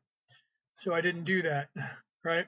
I said no, right? And so you have to realize that they have these programs all over the world. And what they try to do is, are we in a simulation? Yes. We are in a simulation, but not a computer program like the movie The Matrix, but it is a form of Matrix that has been created by the creator. Why am I being gang stalked? If you are, it's by the deep state. And if so, it's because your light is too bright and they're coming after you. And that's what they try to do. This is why we have the Defense Against the Dark Arts that we teach, so that you guys can actually learn how to not have that stuff happen to you. Let me show you here. Let me find it here somewhere. We have a Defense Against the Dark Arts ad here it is. There's our ad of all the things that we teach, by the way, that we have on our page. And we also have those flyers that we hand out when we're at fairs and stuff like that. You can see that we actually teach a bunch of stuff. I'll have to move it so you can see the stuff at the top here, right? Life coaching, spiritual life coaching, Reiki healing, right? We also do the Defense Against the Dark Arts. You can see there where it says courses. Defense Against the Dark Arts, learn how to defend yourself against all the negative energy of the world and all the negative energy of all the things that people are trying to put against you and on us all over the world. We teach you about that because what happens when you start becoming a light worker and you actually don't have any training, you don't realize that they're looking for you. Okay. They're looking for you and your light changes. It becomes a little bit more indigo because you move into that voice chakra. You move into the upper chakra from the green to the blue because now you're starting to move into the upper chakra range of wisdom and sight and sound and these things, knowledge. So then you have a voice, you start voicing what's going on. And then your aura becomes a little bit more blue and they can see that and they look for that. And then they try to stop you and they need you to get back into the lower chakras as soon as possible. So they come after you in a psychic way, sometimes a physical way, sometimes all of that. They try to distract you, make your life poop.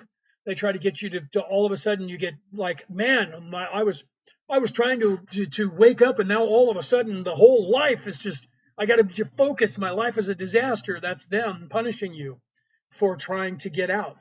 Okay. So they're punishing you and you have to learn to take all of that and to be able to defend yourself. And that's why we have the Defense Against the Dark Arts. And yes, we did take that name from the books and the movies. Thank you for that. Right. Thank you for that, Dawn. I love you for doing that with all of the roses that you're sending me there. So literally we teach that. Okay. So if you're interested in that, email us at Gmail right there, merlinandmaeve@gmail.com. Make sure you tell us what your handle is on TikTok. Otherwise we just know who your name is from your email. We don't know who that equates to here in the audience. And then say, I'm interested in the Defense Against the Dark Arts course. Okay. Thank you for that, Dawn. The course is 2 days. It's on Zoom. It's a 2-day course and it's 4 hours each day. Okay. And that 4 hours, that's 8 hours worth of our time teaching you. It's a $1,200 value that we're going to charge you 88 Australian dollars for. So if you're in America on the US dollar or the pound sterling in the UK or the euro, that $88 you're going to even get a better discount. It's going to be about 65, depending on where the trade is. Could be even less these days. Okay. So if you're interested in that, literally send us an email, say I'm interested in joining the class for the Defense Against the Dark Arts. We have 2 this month, between now and the end of the month, I think, or maybe 3. Usually we do 3 a month. I don't have the book in front of me because we were working on the book. It's across the other side of the room. We're working on that on the calendar, so I don't have the calendar in front of me, but I know there's 2 courses at least that are coming up. So we either just have 2 or we have 3. But if you guys are interested, send us an email and tell us that you are. Like I said, $88 Australian, which is about 65 US, which is literally a $1,200 value. Because if you book me, I'm $150 an hour, and you get me for 8 hours, right? So do the math. You're getting a really good discount on that. And trust me, everybody who's ever taken the class, it's the most popular course we have. Everyone who's ever taken it, even the people who are like, I know everything, but I'm going to take it to see what this guy has. They're like, oh my God, I had no idea about all of that. First 8 hours is going to be me telling you about all of the stuff that they could be doing to you. So it's going to take me 8 hours to explain to you everything that is bad that's happening. And then I'm going to say, then you're going to get 8 hours of me telling you this is how you fix that, stop it, how you cleanse, how you replenish, and how you keep, reflect, protect yourself, your car, your dogs, your cats, your kids, everybody in your life. Pardon me. So literally, right? So who was it that said that? I love you for that. Miss Braveheart, I love you for that, right? I'm glad that I found you. Thank you. I am supposed to be here so that you guys can find me, because we are moving into that next phase of our existence to where the feminine is coming back, the masculine is waning, and there's going to be a lot of confused people in the next 5 to 15 years, okay? There's going to be a lot of confused people that are going to need some knowledge, and this is what I came here to do. My wife and I and many other people came here to help you guys. Are they doing increased surveillance? they're trying to do everything they can do to get us silenced. That's why they're controlling our words. That's why they have words on these different algorithms that don't let us say words. They start with words, and then they keep changing the words, and they keep adding more and more and more and more and more until we just can't speak and we can't communicate. That's why we're taking it off of these places, and we're having communications outside of this. This is also why in the next 5 years, this is no word of a lie, you'll see this, in the next 5 years, you're going to see me and people like me traveling around the world more to be in arenas to talk to you, so you can ask us questions and realize that we're not AI. Because what they're doing is slowing things down. So we're going off of these platforms. That's why we do things on Zoom, because on there, they're not sitting there monitoring us and telling us we can't say these things. The second they do, we go to a different platform. Okay. So, and eventually we're all going to be starting our own websites and have our own Blade servers. So once that happens, they won't be able to control that. So then they're going to have to try and control the web itself. Okay. Once we wake people up enough, you're not going to have to worry about even that. All right. So that's why we're doing what we're doing. So yes, they surveil everything that we do. Right now, they're listening in. There's some of you in this audience or bots that are here to find out what I'm talking about. I agree. I felt like I was hit with a wave of intuition throughout childhood, but no one could explain it. No one would. You couldn't explain it to anyone, and nobody could explain it to you, because if you didn't have anyone in your life that knew what was going on at the time, they wouldn't be able to give you any kind of relief.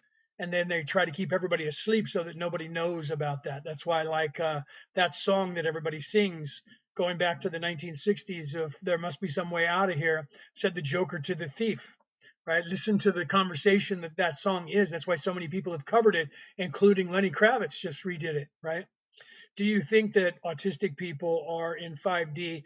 The reason that there is that autism is because of those kids were coming in far more awake, and they were trying to stifle them. So they tried to cause more autism. And what they didn't know is that by them trying to cause that 25 years ago, they tried to cause it thinking it was going to turn off their third eye, and it didn't. And so then they had to stop. So yeah, most of the people that come in, what they're calling autism is just people that are already seeing things completely different than the people who are walking around, and they have other abilities that have been manifest in there. It was before that they called it ADHD and ADD and all those things. And then they were saying that people were, having issues, and here we got to put you on this to turn you into a zombie to keep you, quiet, to close your third eye. And now people aren't doing that, and they're being able to do stuff, right? Psychics are increasingly having more and more contact. What happens when the energy within the energy field? That's see, there was a time, you guys don't know this. Some of you might be old enough to remember this. 25, 30 years ago, the kids that were coming in, the indigo kids that were coming in, were actually able to communicate with each other on the real World Wide Web, which they were using their minds to communicate with each other over distance. That was when the the bad guys, the powers that should not be, were like, we need to get these kids to be not doing what they're doing, because those kids were actually sitting here and they could communicate with each other on the actual World Wide Web, not this one that's in computers, and they could actually hear each other's thoughts. People are already starting to do that. My wife and I are doing that. The more that you're trusting with someone, the higher you move into your higher self, the more you can actually have communications. My wife and I are doing it, and people are like, what do you know, how did you guys just do that? You guys have been spending way too much time together. Ha ha ha ha ha. But that's true when you're around somebody, twinsies, right? When you're around somebody, when you're married to somebody for a long time, you guys start thinking alike, you start talking alike. It's because you're actually contacting one another on a different plane of existence besides here. And then you guys are thinking alike, moving alike, and things like that. That's people do that anyways, but they want to be able to control you when you're doing that. So they love you when you're in combat, but they don't want you doing it when you're not allowing them to be in control. Did anyone else stay quiet about what they really saw in the gate program? A lot of us are talking about it, but most of the ones who didn't go in usually think that what they had was not real, and they think it was like a Mandela effect. And they go, I must have just been tripping on that. The ones who didn't go into the program, or some of them that have, are talking about it as well. Some of those people, you hear them talking about that, but a lot of it, they do like the Mandela effect. They get you to think it was a dream, or they get you to think that it was just a memory that you're remembering wrong. And they go, these are not the droids you're looking for. You do not need to see their identification. You're just imagining that. That never really happened. And they use that gaslighting Jedi mind trick on you, right? Because the Mandela effect, they'll tell you, well, it's CERN. There's that. These are not the droids you're looking for. It's CERN. It's us. We're messing with time. We're the ones who have her in charge. We're making that happen. But it's not. Okay. I'll tell you truly that it's not. Right. What is the Mandela effect? You guys know what that is, right? So telekinesis. I'd have to see what you said before that. Did you make a comment before that? I didn't see it.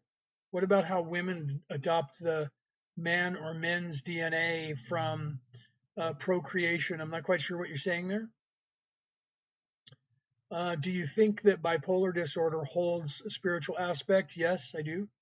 And you did say something before that. I didn't hear what you said with the telekinesis before the telekinesis. What's your name? Cheryl, could you repeat the question that you had asked, please? Because I don't know what you were saying there. They are truth bearers, no live. See, yeah, you guys were talking. So literally, you have to realize, like, okay, so let's talk about the Mandela effect. So the Mandela effect is you guys have a memory of a different timeline that you were in that no longer exists. Okay. And that's why you had that. And when they call it the Mandela effect, because of Nelson Mandela, right? There are three different distinct memories from everybody on the planet, mostly two, depending on which timeline you lived in, right? So do you remember Nelson Mandela dying in prison, or do you remember Nelson Mandela not and becoming the president of South Africa? Okay. So you have to look at that, right? Hello, I am the Chris. Are you trying to say you're the Christ? You are the Christ. You're not the Christ, but that's okay. You could live in that idea and thought. We are all the Christ because the Christ is within all of us, my friend. So in that, yeah, you remember Nelson. Yeah, see, okay. So there's a memory that's different, right? So Nelson Mandela didn't have that happen to him. He wasn't shot. In this reality, but there is a reality where he was unalived, right? So yeah, right. So literally, you have to really, yeah, Christ consciousness. You literally, it's not like everybody thinks, because Jesus I think it was his last name was Jesus Christ. It was a title. It was what he was teaching. It wasn't who he is.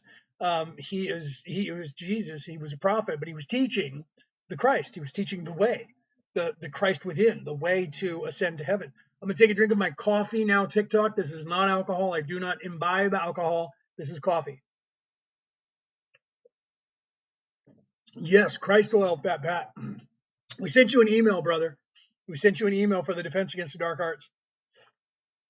Gnosticism. Well, a lot of people want to call it that. I call it the Bible, the Christian Bible.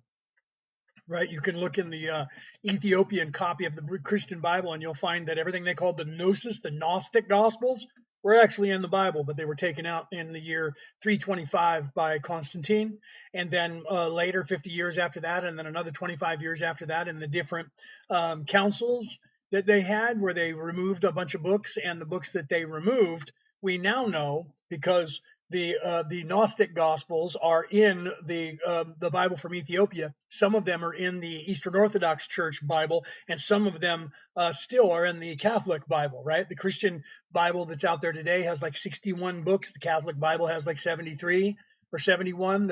The book from the one from the Eastern Orthodox Church has like 80, and then the one from the Ethiopia has like 90 or something like that. And when you look at that and you look at the books they have in there, guess what books are in there in that Bible? And they didn't write that Bible afterwards when they found those. That Bible goes back, and they've proven that goes back to the 1st century. So it's one of the oldest Bibles in the history of the world, if not the oldest Bible in the history of the world. So the one in the year 325 that they changed is all the books that they took out that they say were lies and not real are those Gnostic Gospels that were found in 1947 and 1948 in the Dead Sea area. And guess which books are in that other Bible? Those books. So the Gnosis ideology is the Christian canon before they edited it. Okay. Where does the Nag Hammadi play into that? It's a different word for it.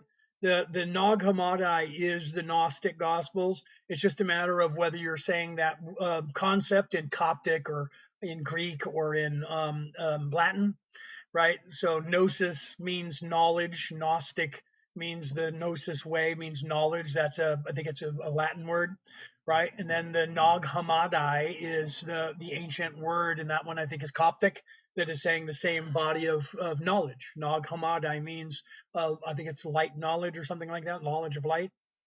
Before Abraham, go within. Is that what that is? Go within. So it's the same thing.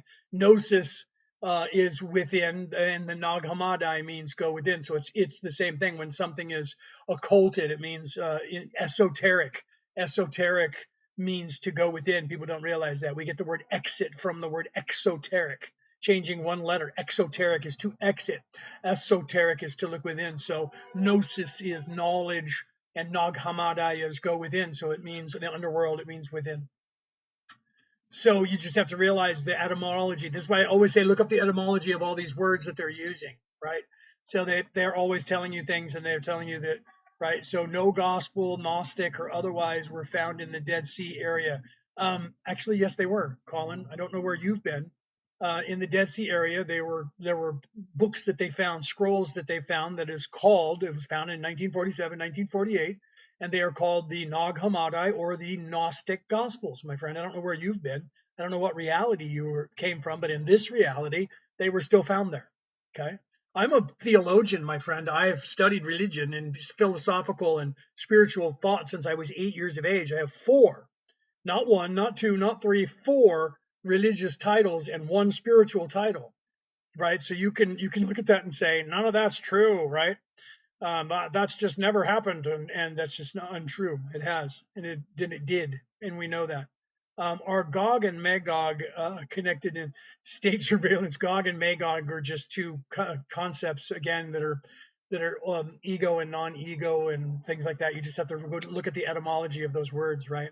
Those were the Dead Sea Scrolls. Yes, that is what they are called. Go and look up what are the Dead Sea Scrolls called. They'll tell you what it's called.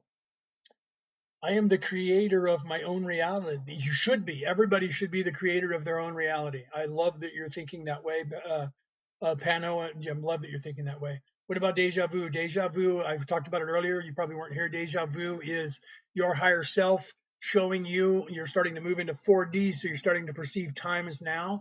Deja vu is telling you that you're on your actual path. When you get a lot of deja vus over and over, it's because you're actually skipping over time and seeing things as the now, and you didn't realize it. So now you've left that little place in the time for you to find. When you find, you go, wait, I already have a memory of this, and it doesn't activate until the time comes to you. And then you realize, I already saw this. How did I already see this? That expands your consciousness. Okay, you're old with little knowledge. Oh, I love you. You're funny. Who is this? You're old with little knowledge, but that's all right. Jesus still loves you. There's a little troll that just came in who has a little bit of teeny knowledge, who just popped in, who's going to troll me for a moment because they have nothing else to do and they think that they're the most brilliant person in the room, and their IQ is probably about 124. Okay, so yeah, clairvoyance, yeah, it comes from all of that. All of the clairs, which we also teach, all of the clairs come out of the clair means to see, by the way, or to know, right? Clair is visualizing, seeing, and knowing, right? How do you access the Akashic records? You do that by raising your vibration, my friend, to the place where you realize that you are the immortal, you are the spiritual, you are the I am. Okay. Once you do that, you actually start getting downloads from there that will help you to actually access your own Akashic record. You'll first get your own memories. You'll start to realize the memories of yourself, past, present, and future. So you'll start remembering your other lives. And then from there, you'll start being able to access more of the Akashic record. But you have to do your due diligence and quiet the mind, quiet the ego, and realize that you're not the ego, you're not the conscience, you're not the thinking mind, you're the I am, you're the spirit that is inside of this avatar, that this is just an avatar. Once you realize that this is not you, that you're forever and this is not forever, that's when you start getting to that. Remembrance is critical, yes. Using that knowledge is important. Learning that, and then you get the downloads, which are natural. That comes from the universe itself, from your higher self. Tell yourself that you're ready for that. Be positive. Stop being negative about yourself. Stop being negative about the world. Stop being negative and being afraid. Get out of that fear. Get out of that anxiety, and then you move to that, right? Do help to Akasha, yes, and that's where, yeah, that's how you get there. I am that I am, correct. When you realize that, that's why that was said. When you realize I am not this, because here's when you first get here, you go, I think, therefore I am. That's that ancient Greek proverb, right? I think, therefore I am. That means I'm self aware.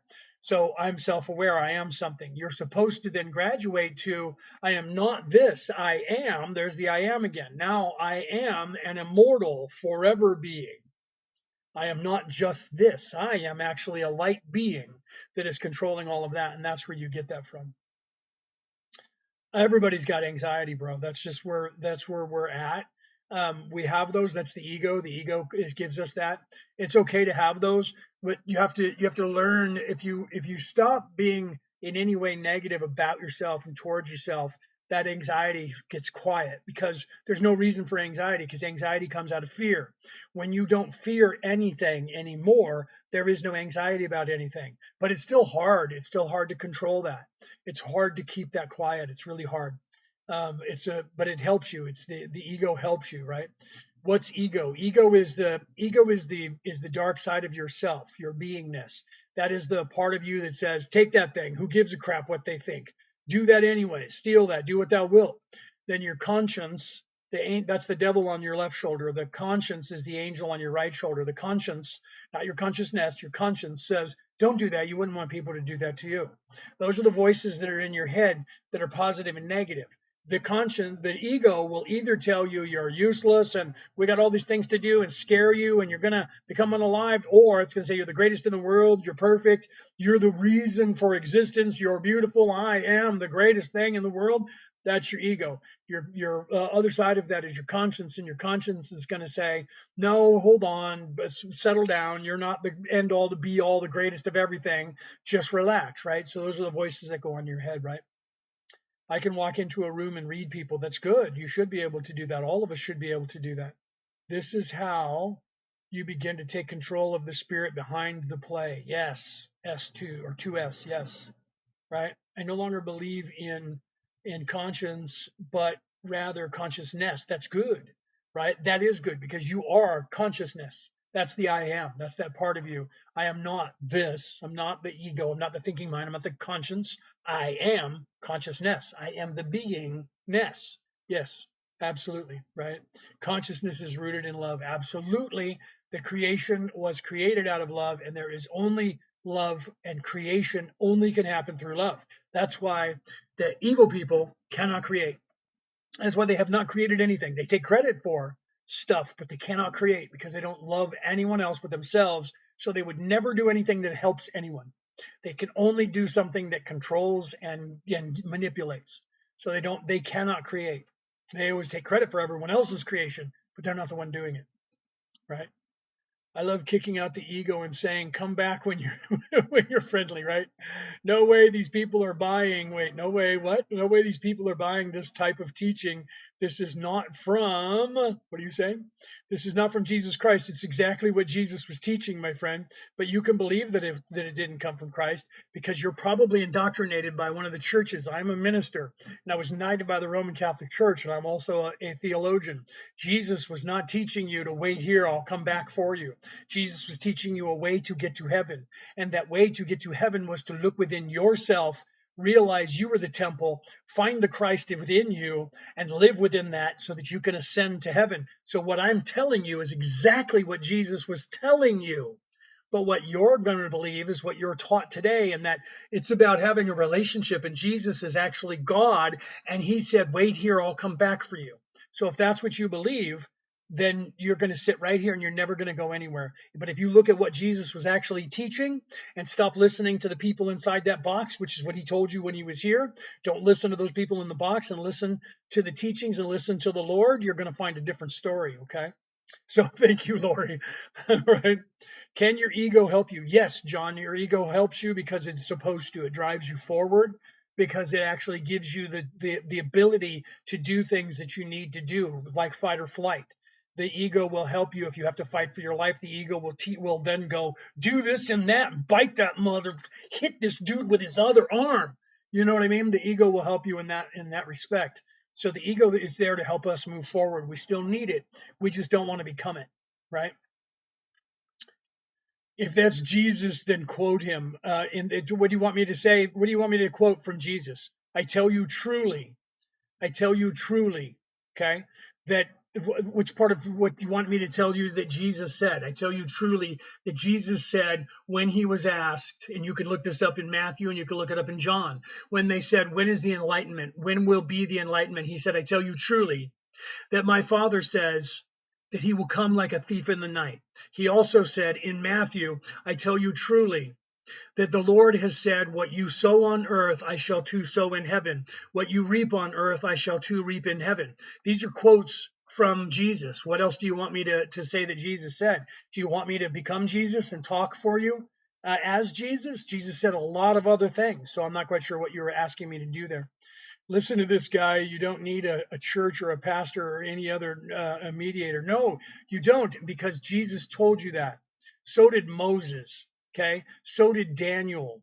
So did the Krishna. So did Thor. Every single person on this earth who came here with the same message was teaching you that there is a Christ oil within you. You are the Christ, and you're supposed to realize that. Look within yourself and move through there, right? How many people have you seen before me, right? Yeah, right. Don't let them get to you, brother. People who are activated. Some of these people are just 3D, and they'll just leave in a minute. They'll talk smack and tell me that I don't know what I'm talking about, right? Jesus is the Christ. Jesus was the Christ. He wasn't the only Christ, my friend. The Christ happened 28 times on this earth, and wait for it, all 8 billion people on this earth are living Christs, and they just don't know it. And that's what he was trying to teach you. Okay. So you can look at it and you can say whatever that you want. Where does the followers of today's cabal fit in spirituality? It depends on what your definition of the word cabal is. If you're talking about no, no, no, which says no, no, no. Sorry, brother. You can believe what you want, right? Seriously, you can believe what you want. But you need to look into it, right? And I wrote a book about it. You can take a look at this book if you like. It's called The Reality About Reality, Returning to the Old Ways. Okay, I have 4 religious titles, 5 if you count the spiritual title that I have. I've been knighted by the Roman Catholic Church. Okay. So I'm a theologian and I teach this. It's what I've been teaching for 35 years. You don't know it because you believe that 666 is the number of the beast, that it's the devil's number, and that it means the devil, and it doesn't. It means you. It means carbon 12. It means 6 neutrons, 6 protons, and 6 electrons. But you'll believe that chapter in the Bible that says, let him who hath understanding reckon the number of the beast. And that number is a human number, and its number is 6, 3 score and 6, and that's a wrong translation. But you'll believe that and go, it's just the devil. 666 means the devil. Yes, it does. That's all it means. No, it means the beast. And the beast is physicality, and it's the third dimension. That is the devil, my friend, and the devil is living in 3D. And if you actually look back far enough into that religion, you'll see a different translation that said, let him who hath understanding reckon the number of the beast, for it is the number of man, and its number is 6, 3 score and 6.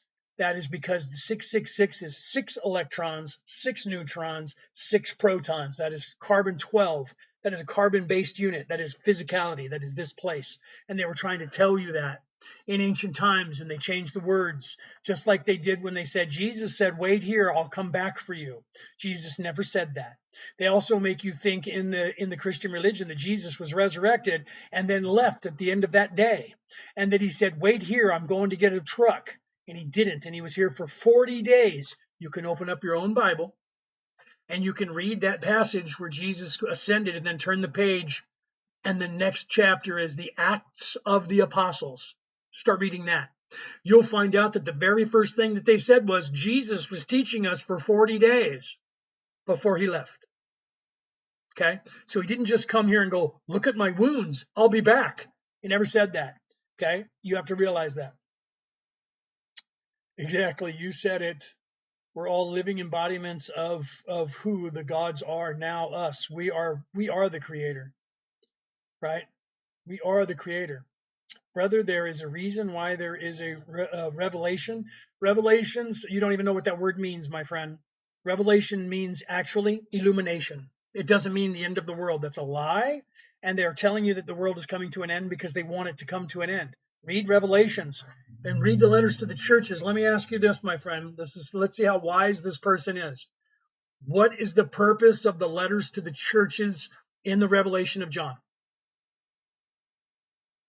Okay, what is that purpose? You don't even know what you're talking about, because you're going to say, well, that was the letters to the early churches because they weren't doing what he wanted them to do, so he wrote that letter. Why did you think that they needed to leave all those letters? How many of them are there, by the way? Why do you think they needed to leave those into the Bible for over 2,000 years, or about 2,000 years? Why is that? Because it was literally, and it still is, and I talk about this in my book. You can look this up, and here's how you can do that. Go and pull up the chakras.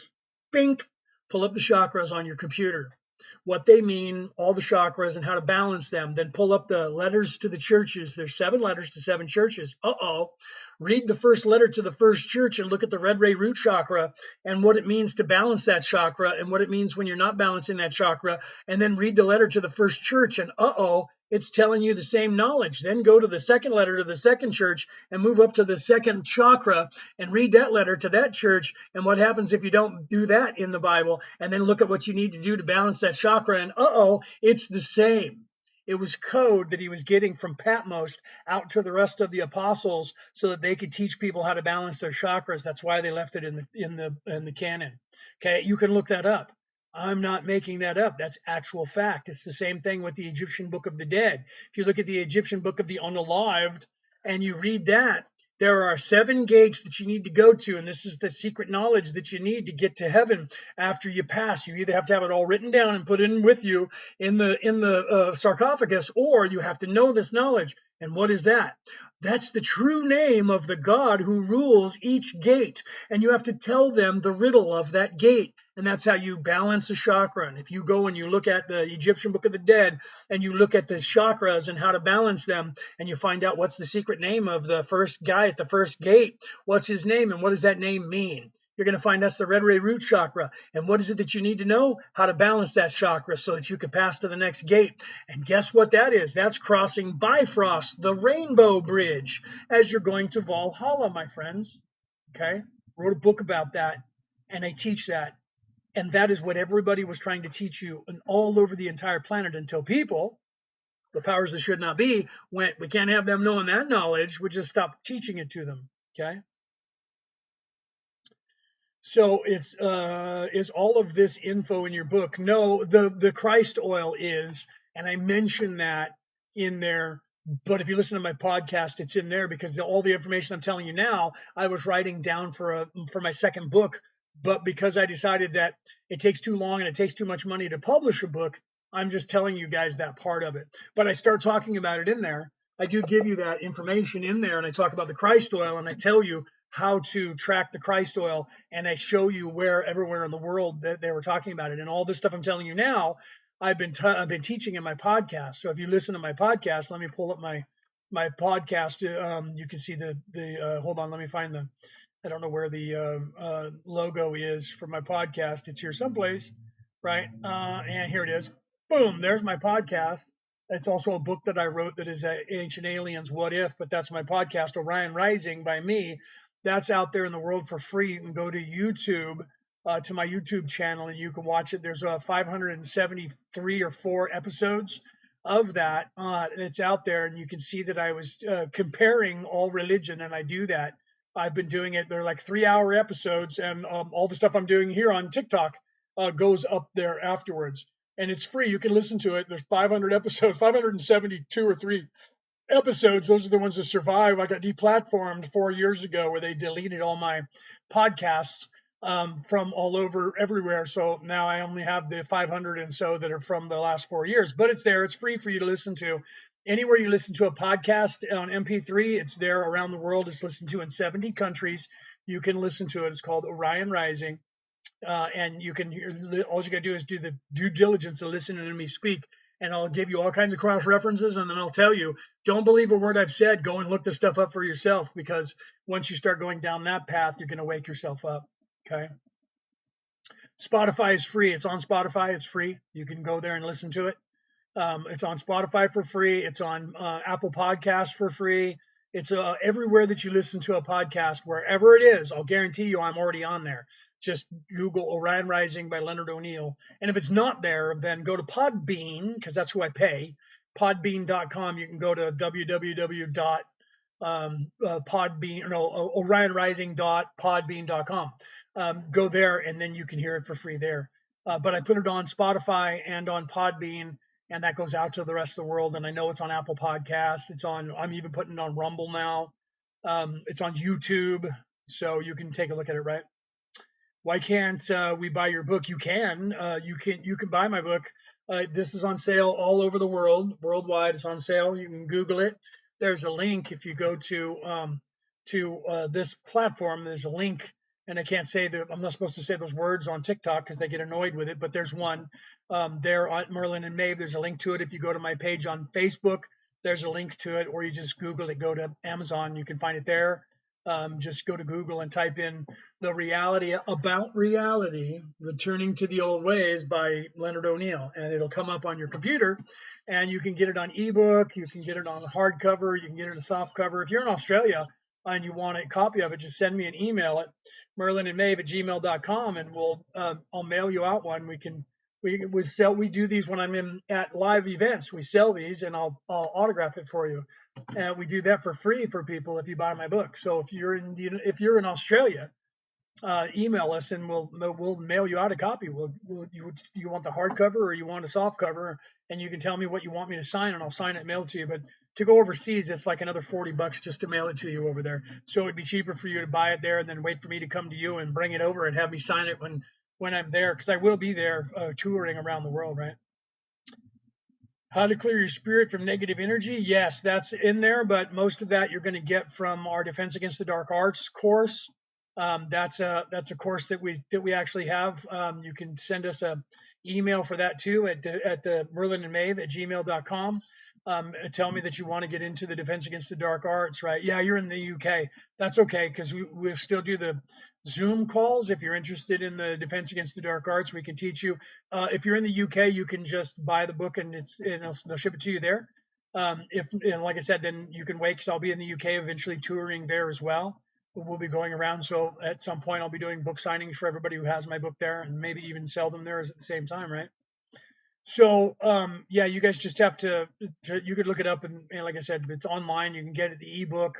It's not on. I thought it was on Kindle in the United States. Weirdly, I think it's not, but it's on Kindle over here. I don't know why it's not in the United States on Kindle, but it is on ebook. But we don't have the audiobook out yet because I didn't want to pay the extra money for that. So my wife and I are going to make the audiobook so that you guys can then listen to it that way. Can you explain a little about the Defense Against the Dark Arts? Yes. Okay. The Defense Against the Dark Arts is a comprehensive course. It's a 2-day Zoom course that is 8 hours, right? It's 4 hours each day, right? So you literally are getting 8 hours of teaching about literally what it is, what are all the things that are going on, right? Are you an empath? Are you being affected by other people's emotions? Do you know someone in your life, which you probably do, who is a energy vampire? What is that? How do you identify that?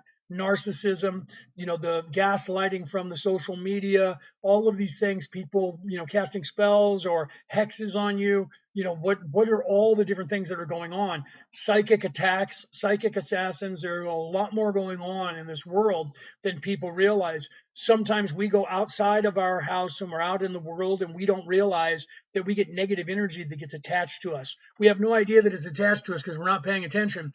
We come home and that negative energy is now just like attached to us and feeding off of us and creating a chaos in our house. We're unaware of it. We think, I just had a bad day and I picked up on negative energy. That might be some of it. There's a lot more going on in this so-called reality than you think. So much so that it takes me 4 hours in one day to explain everything that's going on to you. Okay, that could be. You may not have all of that happening at once. You may hopefully never see all of that in your lifetime, but there is a lot that goes on. So how do you stop all of that stuff from happening to you? How do you cleanse yourself? How do you protect yourself? How do you reflect this negative energy? That's in 4 hours in the second day. I teach you how to do all those things. Okay. And by the time you're done, you also get to pick my brain and ask me questions. You are mad. No, I'm not mad. You're mad. Switch off.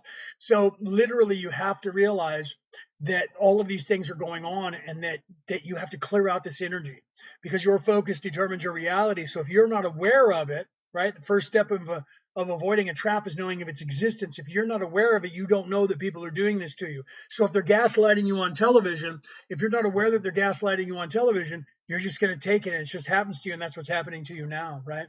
So no, hell is not rising, my friend. Hell is waning. The time of the devil's reign on the earth is over. Okay, it is over. They can't do anything about it. They're desperate. Evil is desperate to gain back control and keep control, and they're just done. They were done the second we got here. The Patal showed up and they ran for their little existence and they took off and left you here. And they told you, don't worry, we're coming back. You're in charge. And so people are down here with their little teeny peddly little evils thinking that I am great, I am everything. And the only thing that you have is power over people of suggestion. That's it. And I'm here to fix that long ago. And you can't change it anymore. Saying hell is rising, the devil is rising means nothing, dude. That's what that means to people on this earth now. Your time is over a long time ago. My time is now, right? I had 6 brothers in front of me, in front of you. Is that what you're saying? I'm not quite sure what you're saying there. There's Peter. Welcome, Peter. Welcome, brother. Did you pop in and I didn't see that before? Maybe you did and I didn't see you, buddy.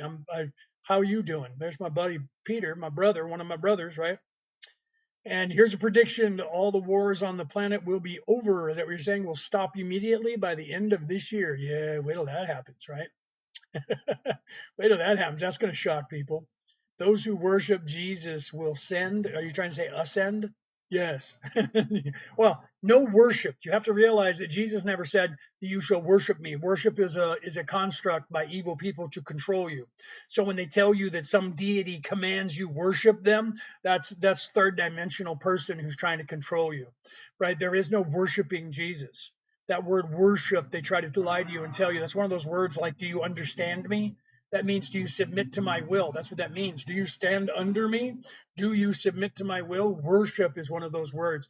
You should not worship anyone. You should venerate them, if anything. Never worship anyone. If true prophets demand nothing. Okay. We have all the power, we just don't know it. Correct. We have all the power, we just don't know because they don't let you know it. Okay. They're trying to keep you in fear so they can control you. They do that. That's what they do. They try to control everybody. Okay. So I see teachings. Wait, no, I see right through the gaslighting on television and media drives me nuts. Yeah, that's good. That means you're awake enough to realize that. Jesus' teachings were meant to teach about our own self, not to follow religion. That is correct. And that is what I talk about in this book, The Reality About Reality, Returning to the Old Ways, my friend. That is what I am here to teach you. I am here to teach you that all of these religions are warlike cultures to keep you here, to keep you enslaved so that they can control you. You were supposed to learn spirituality. You're supposed to learn to look within yourself and to realize the self and to wake up to the self and to realize that you are the Christ you're looking for. You're not supposed to be looking outside waiting for someone to come get you. You're supposed to become the Christ and ascend back to the Creator. That's what you're here to do. I agree with you 100%, right? 100%. I'm here an hour, and most of my predictions are true. Yeah, Peter is telling the truth, my friends. You have to realize that. Okay, so yeah, Peter is he usually predicts like everything. I haven't heard him be wrong about anything, right? All the religions are made to control you. Yes, they are, because they don't have God within you. That is correct, my friend. Right? You are absolutely 100% every single spiritual way on this earth before they turned it into a religion was teaching you how to get out of here. And by looking within yourself, that was how you get out of here, my friend. And they've corrupted them and turned them into war conquering machines. Look at all the religions that exist today, and look at the spirituality of that religion. And the spirituality of that religion tells you not to do harm, but the religion tells you God wills it, and they tell you to do harm. Okay. Where can I find the class for Defense Against the Dark Arts? You can email us at merlinandmaeve@gmail.com. Okay, tell us that you want to get into the Defense Against the Dark Arts course. We'll tell you what the days are that we're teaching them and the times that we're teaching them. And when we are open for people that are like in the UK, because sometimes you guys over there, because we're like 11 hours ahead of you, sometimes you guys would prefer to get up in the morning, which is our evening. So sometimes if you guys want to get up in the early morning, your time, we'll teach a course later at night and put some of you guys into that course. We've done that before. So if you want the Defense Against the Dark Arts, depending on where you are in the world, the price for that is 88 Australian dollars. But if you're on the American dollar, the pound sterling, or the euro, that's going to be about 65 or less for you. Okay. And that's going to be 8 hours, 2 days, 4 hours a day of information that, trust me, that is the most popular class that we have. I wish everybody in the world learned that and taught that to their children, because if everybody knew what we teach you in the Defense Against the Dark Arts, you will no longer, every time somebody tries to do something to you that's evil, you're going to go, yeah, no, Bone, sorry, not happening. And the next time they go, these are not the droids you're looking for, you're going to go, you're right, you're the droid I was looking for. You know what I mean? You're not going to be in any way doing that, right? So what is this about Orion? Really wanted to hear what you had to say about Orion. Orion, it depends on what you want to know about Orion. Orion is we, those of us that are Peter, who's here, my wife, if she shows up in a few minutes, because she should be getting off work soon. Some of us came from there. That's why I call my podcast Orion Rising. That's why I call the book that. Okay, so I am Kelto. I am from the 11th dimension. I am the Patal. We are the Patal. There are many of us. We came from the belt of Orion. We are the Orion Council of Light. Okay? Down here on the boots on the ground, those of us who are in human form, we are the Orion Coalition of Light. We are attached to the Orion Council of Light, which is attached to the Galactic Council. Okay? So if you are in any way drawn to the belt of Orion, we are from there. There are many of us that are here. Some of you who are out there are from there too. You just don't remember because you have a veiling. Okay, I am a beacon for those who are from Orion. I am one of the beacons from Orion that are here to wake up the lions who came here with us from Orion. If you're from somewhere in Orion, specifically Orion's belt, if you're from the belt of Orion, you are one of ours. We came here together to do these things, to help these people. And if you're hearing my voice and you know that you are from Orion, if you are not fully awake, it is your time to wake up, my friend. You are here, and I tell you truly that we came together to help these people. So if you are associated with Orion and you are hearing me speak, it is because you were supposed to find me because you came here with us. We came together to do these things. If you are not from Orion and you are from another race and you are hearing me and you know this, it is okay. I am not here to forget about you. I am here to wake up the lions who also came here with other coalitions who came down here to help these people. Some of you came here by yourselves. Those of you who did, you're very brave to come down here by your onesie, as Captain Jack would say, right? You're very brave to do that. But I am a beacon for those of you who are listening, who are starting to wake up, whether you're from here or you're from a distant place. If you are aware of that, you're supposed to be waking up, because now is the time, my friends, that you're supposed to be waking up, right?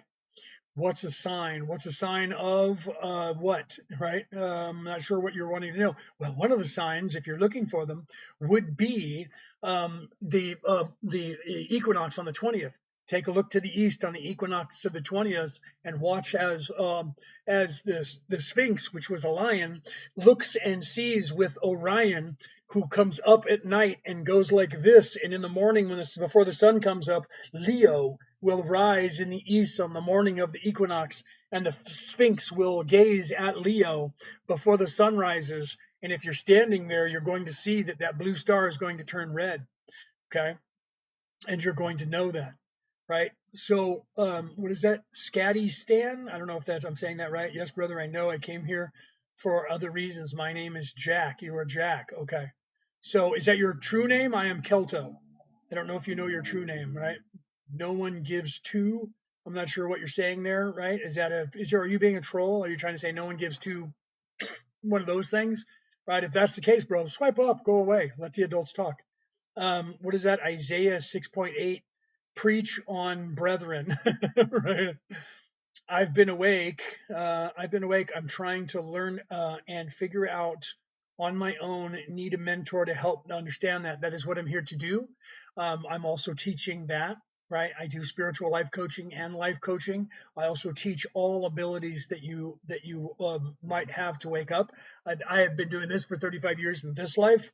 I teach people to wake up completely and to get into their own, so that they can then come into their own and do what you're going to do. Defense Against the Dark Arts is a really good start, because if you're waking up at all, you need to know how to defend yourself.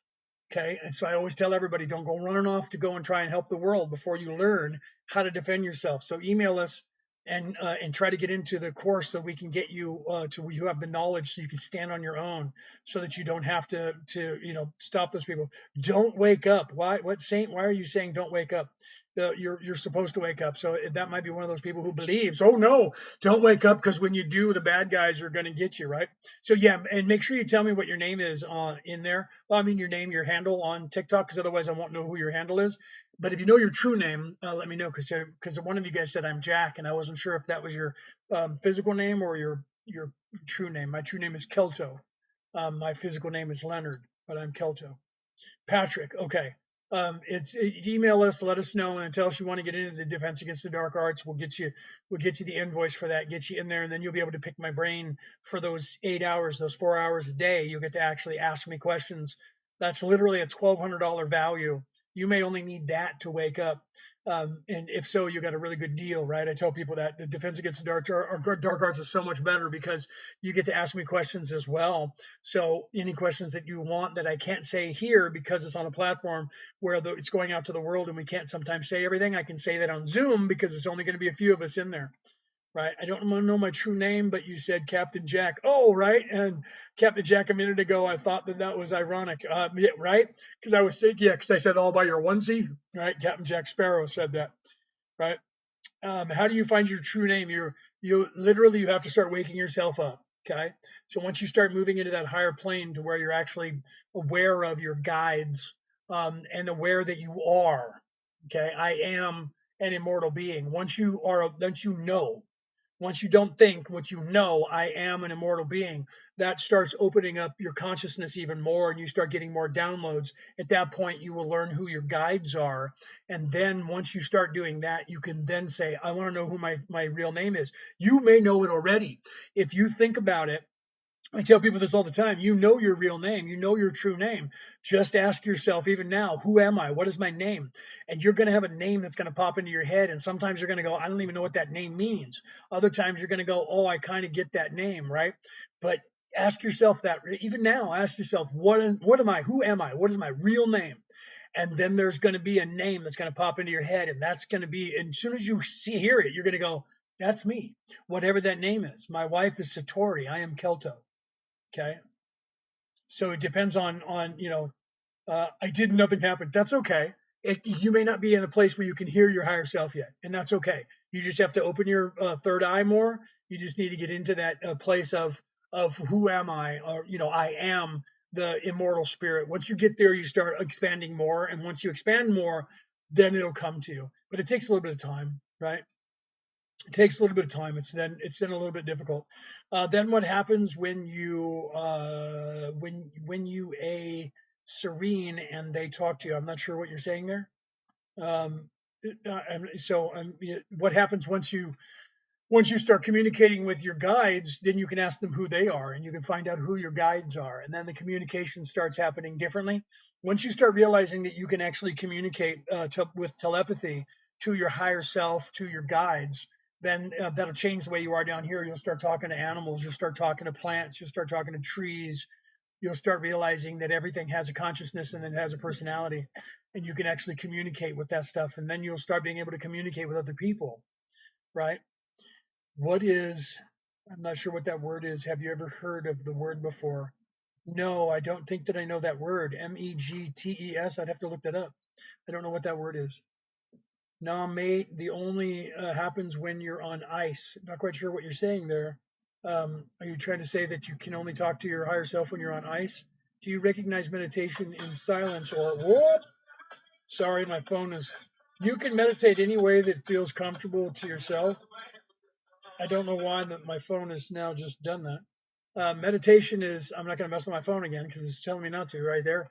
Do you recommend meditation silence or to 432 hertz? You can do whatever feels right to you, whatever works for you. I teach people that there is no right and wrong, so you don't have to sit doing gang signs in meditation. Okay.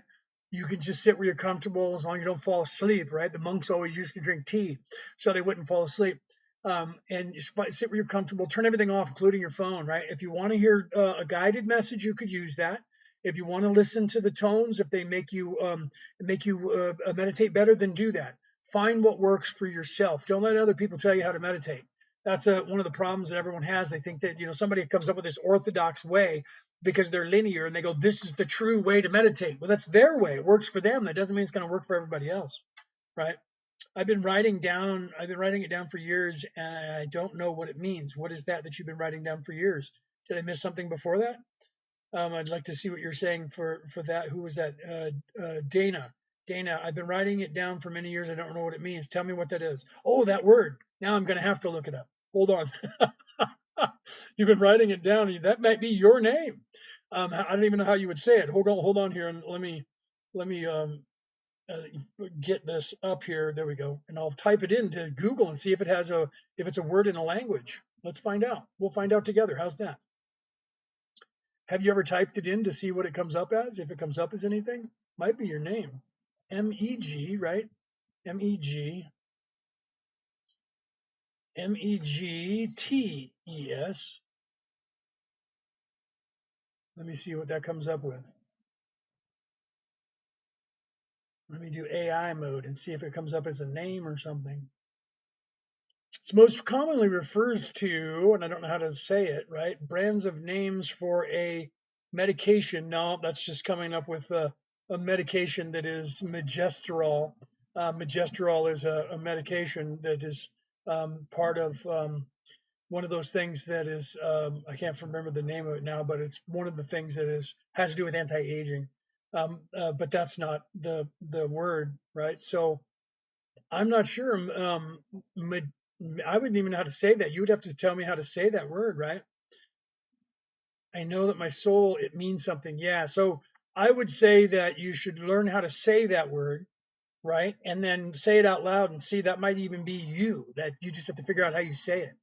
Because your soul, it means something to your soul. So that means that it's probably, let me see if I can do an etymology on that, and see if we, or how to say, how to pronounce it. Let's see what that comes up with. Let's see what it says.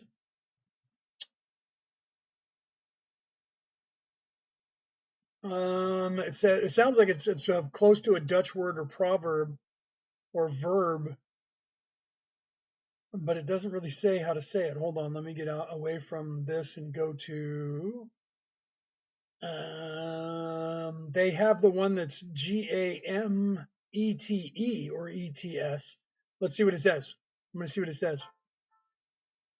I got to wait for the commercial. Got to wait for the commercial, and then it's going to tell us how to pronounce that. Let me make sure that I'm writing it still the same, right? No, because now they're doing it with a G, so that's wrong. So hold on, they went to a G with that. So it looks like the G and the T. The reason I say that is the G and the T. As a linguist, now I speak 28 languages. The G and the T looks like it could be one of those compound letters, like the THs in English. The Irish, if Peter was still in here, he would tell you that. I think he is. Peter would tell you that the G and the T is probably compound letter, like the word Samhain, that everyone thinks is Sam Hain because it has SAMH.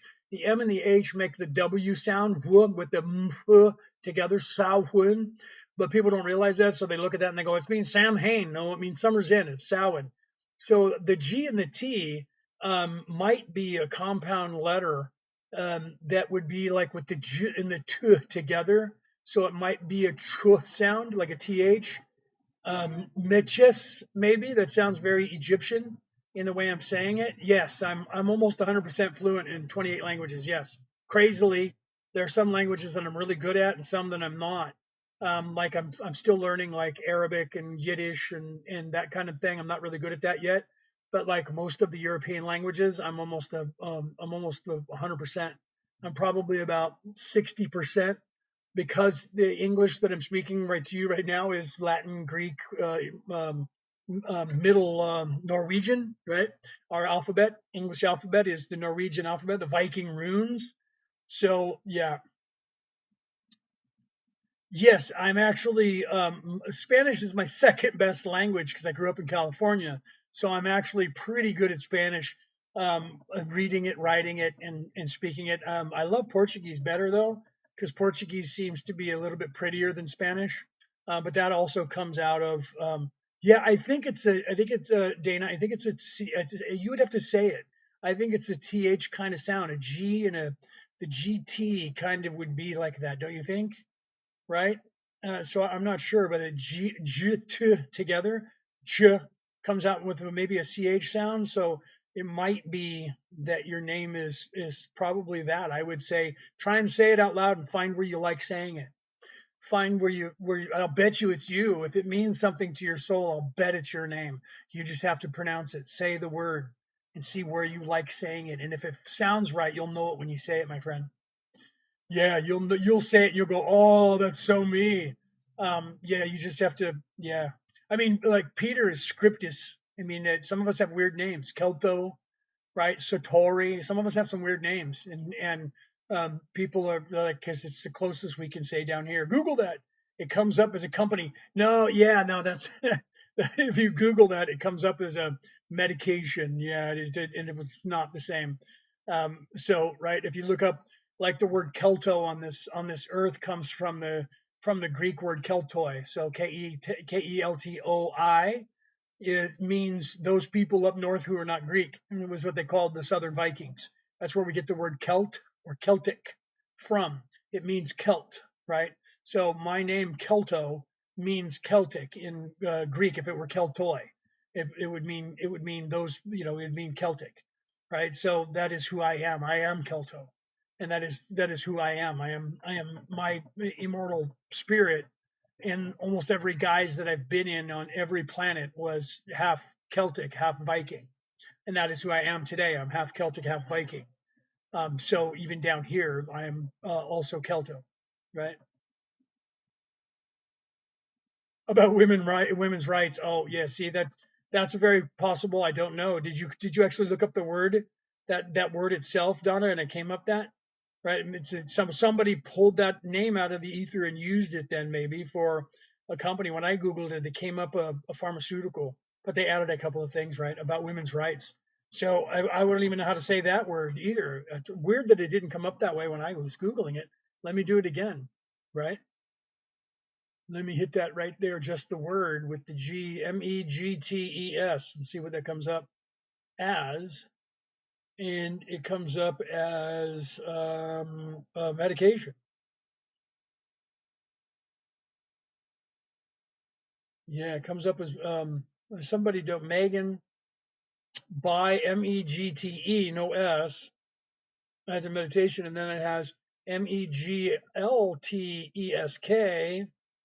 But I mean, I'm in Australia, so maybe I'm coming up with different meanings over here than you guys are over there, right? What does it say? That's my email. I made it, right? So what is your email? Oh, you made that up. Oh, that's so they're looking it up and it's coming up as something. It's your email. Someone found a business email and that is mine. And it's you. Oh my God, that's hilarious. So they found a business email and it's yours, right? Oh my God. That's her. Okay, so yeah, if you're already using that as your business, then there's a good possibility that's you, and you grabbed it. If it is your business, you already grabbed it. I love that you did that, right? Yeah, I love that you did that, Donna. That's hilarious, right there. Okay, so so if you guys ask yourself, you're going to find out. You're going to find out your higher name, your true name. If it doesn't come up, then that means you're not ready to know it yet.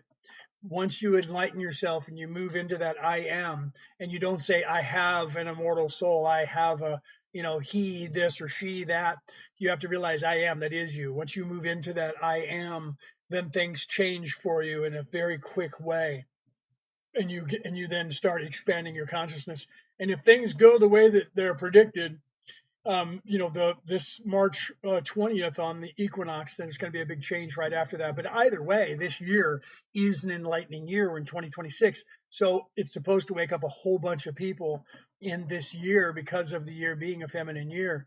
Then you're going to end up with a little bit more strife next year. But then 28 is going to be another year of enlightenment. So by the time we hit 2030, 2032, and then 2033, those are going to be big years. 2030, 2031, 32, 33, 34, all the way up past 33 is going to be a lot of changes in the earth. By the time we hit 2050, people are going to think that we were just making this time period up. What's a good example of our creator name? The creator, there is no, we just say Adonai, or one of those words that mean I am that I am, because that is what, the only thing that we know that was a direct communication from the creator is the I am, right? The Adonai, the Yahweh, the inhalation, exhalation, which is the Om sound. Yeah, so that's why they say, he who was without name, or whatever. That's why they said Yahweh, or because that's like you're inhaling and exhaling. That you're making that sound is Yahweh, and then that means in the Sanskrit means I am that I am. So Adonai, which is a derivative of that in Hebrew or Yiddish, means I am that I am. Yeah, means I am, like Adonai. Yeah, means I am as I am, or I am that I am. Yeah. So those are the words that people are using for thousands of years to create, to name the creator, is I am that I am, because you're supposed to be accelerating yourself to becoming the I am, right? Hold on, I'm going to drink, not any more of my coffee. I'm going to take a drink of my water, but I'm going to turn a little bit off of camera, because if I don't, then they usually try to say I'm drinking alcohol. I don't drink alcohol. This is water. I gave up alcohol a long time ago. Okay. So ask me your spiritual questions, guys, right? Trying to figure out where's my wife. She should be off work already. I told her, she said, I'll be off work at 3:45. And I said, yeah, that means I'll see you around 5 o'clock. No, I'll be off work before that. No, you won't. But she might be on her way home. Let's find out. I'm going to track her, find out where she is. I don't have any of my sounds on, so she could be driving, heading here, and I wouldn't know it. I would have to track her to find out where she's at.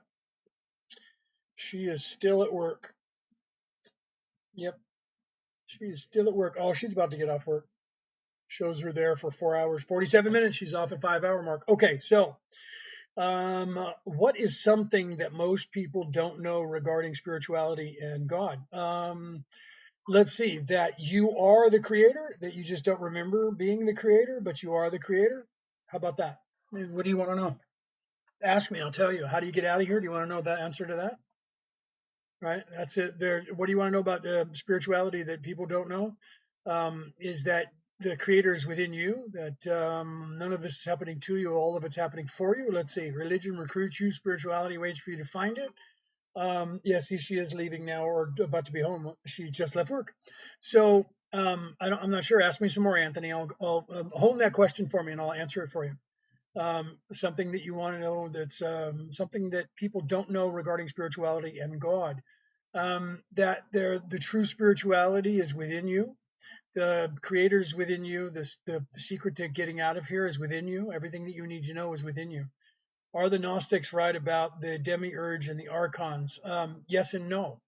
The demiurge and the archons were just parables to teach you the same knowledge that everybody else was teaching you. They're just speaking a different language. So because of that, the archon, you don't know that that word means archangel, right? A GG means angel, right? So the demiurge is just the filament or the knowledge that is the creation. So they're right and wrong because all aspects of every spiritual practice is trying to teach you how to ascend from here. They're just using different words and different languages that you're not translating properly into your language. That's all. So yeah, so if you know that the demiurge would be the creation or the ether in the primordial ooze, right? So the nothingness that the creator came from would be the demiurge, right? And then they're just giving it a personality because it was moving, because it had motion. And then the archons are what you would call archangels. It's the same word. And the agigi that the archons were working with that they created, the agigi is the angels, and they created the Anuna. So if you know that story of Adapa, right? If you know the true story that was translated from the Mesopotamian scrolls, not the ones Zacharias Hitchin translated, the ones that the ancient aliens people are lying to you about, they're telling you that they came here in a spaceship and they created us. There's nowhere in those scrolls that it actually says that. You can actually look at the people who actually translated those scrolls, and they say they're completely different words in those scrolls. But what the gist of that is that the archons were the archangels who were created by the creator to create this place, created the Agigi, and the Agigi were the people who are looking after all of this stuff. That's the angels. And they said, I'm tired of doing that. We need to create somebody new. So they created someone new. They created someone anew. They created the Anuna. The Anuna came here. So the words actually translate to, son of prince or offspring of prince, not aliens from outer space, by the way. But they were created and they were perfect. So the archons created the Anuna, and then the Ajiji got jealous because the Anuna were prettier than them and had better creative abilities, and they mind wiped them and cast them down to earth. You, me, all of us are the Anuna. So when they say the Anunnaki came here and created us, that's not true, because the Anunnaki were created by the Ajiji and the Archons. The Anunnaki are you, me, and all of us, bro. We are the Anunnaki. You can look that up.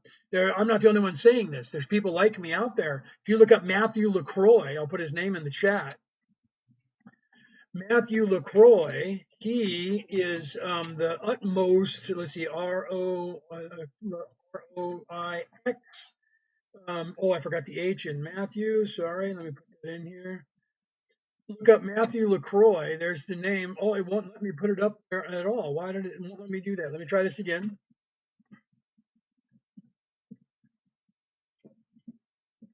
Why did it not allow me to do that? There we go. Matthew LaCroix, if you look on YouTube for Matthew LaCroix or Facebook for Matt, he is the utmost authority on this stuff right now. He's found the oldest civilization known to the human existence, and he's excavating it. And he wrote a book that he just dropped, and he's learned all of the knowledge that I'm telling you that I have learned. He's learned this knowledge, and he's going around the world and he's showing you in all the cultures around the world that there was this knowledge that was on this earth that was teaching us how to ascend, and that's the Christ within. And it wasn't just one religion, it was every single religion, and he's aware of that. Is the civilization pre-flood? Yeah. Oh no, that civilization is when it disappeared 38,000 years ago and started at about 77,000 years ago. It's the one that they call the Atlanteans. The civilization they believe now wasn't a city called Atlantis.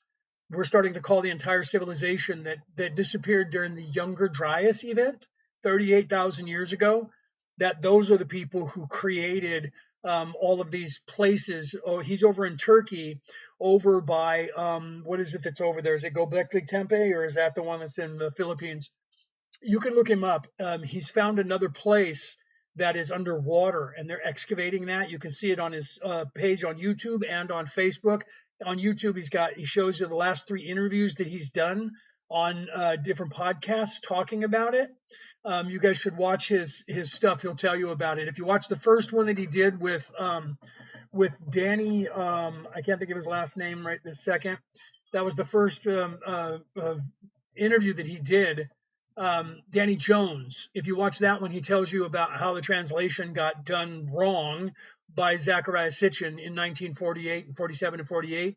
And he gives you the actual people who translated it properly that you can look up on the internet. And you could read the Mesopotamian scrolls the way they're actually supposed to be, that the people actually know how they were said.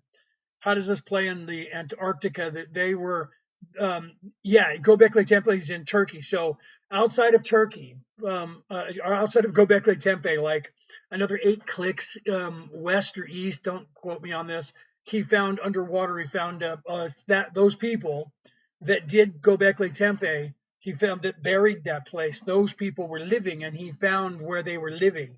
And it's underwater, one of the places that they buried, and he's excavating that. He's one of the people that are going and finding this stuff. Then from the knowledge that he gained, and from the knowledge from the story of Gilgamesh and all of these ancient stories, he realized that they were talking about this Christ oil. He realized they were talking about this information on how to get out of here, and that was handed down to everybody. The story of Gilgamesh is about Gilgamesh going to the underworld and learning that knowledge.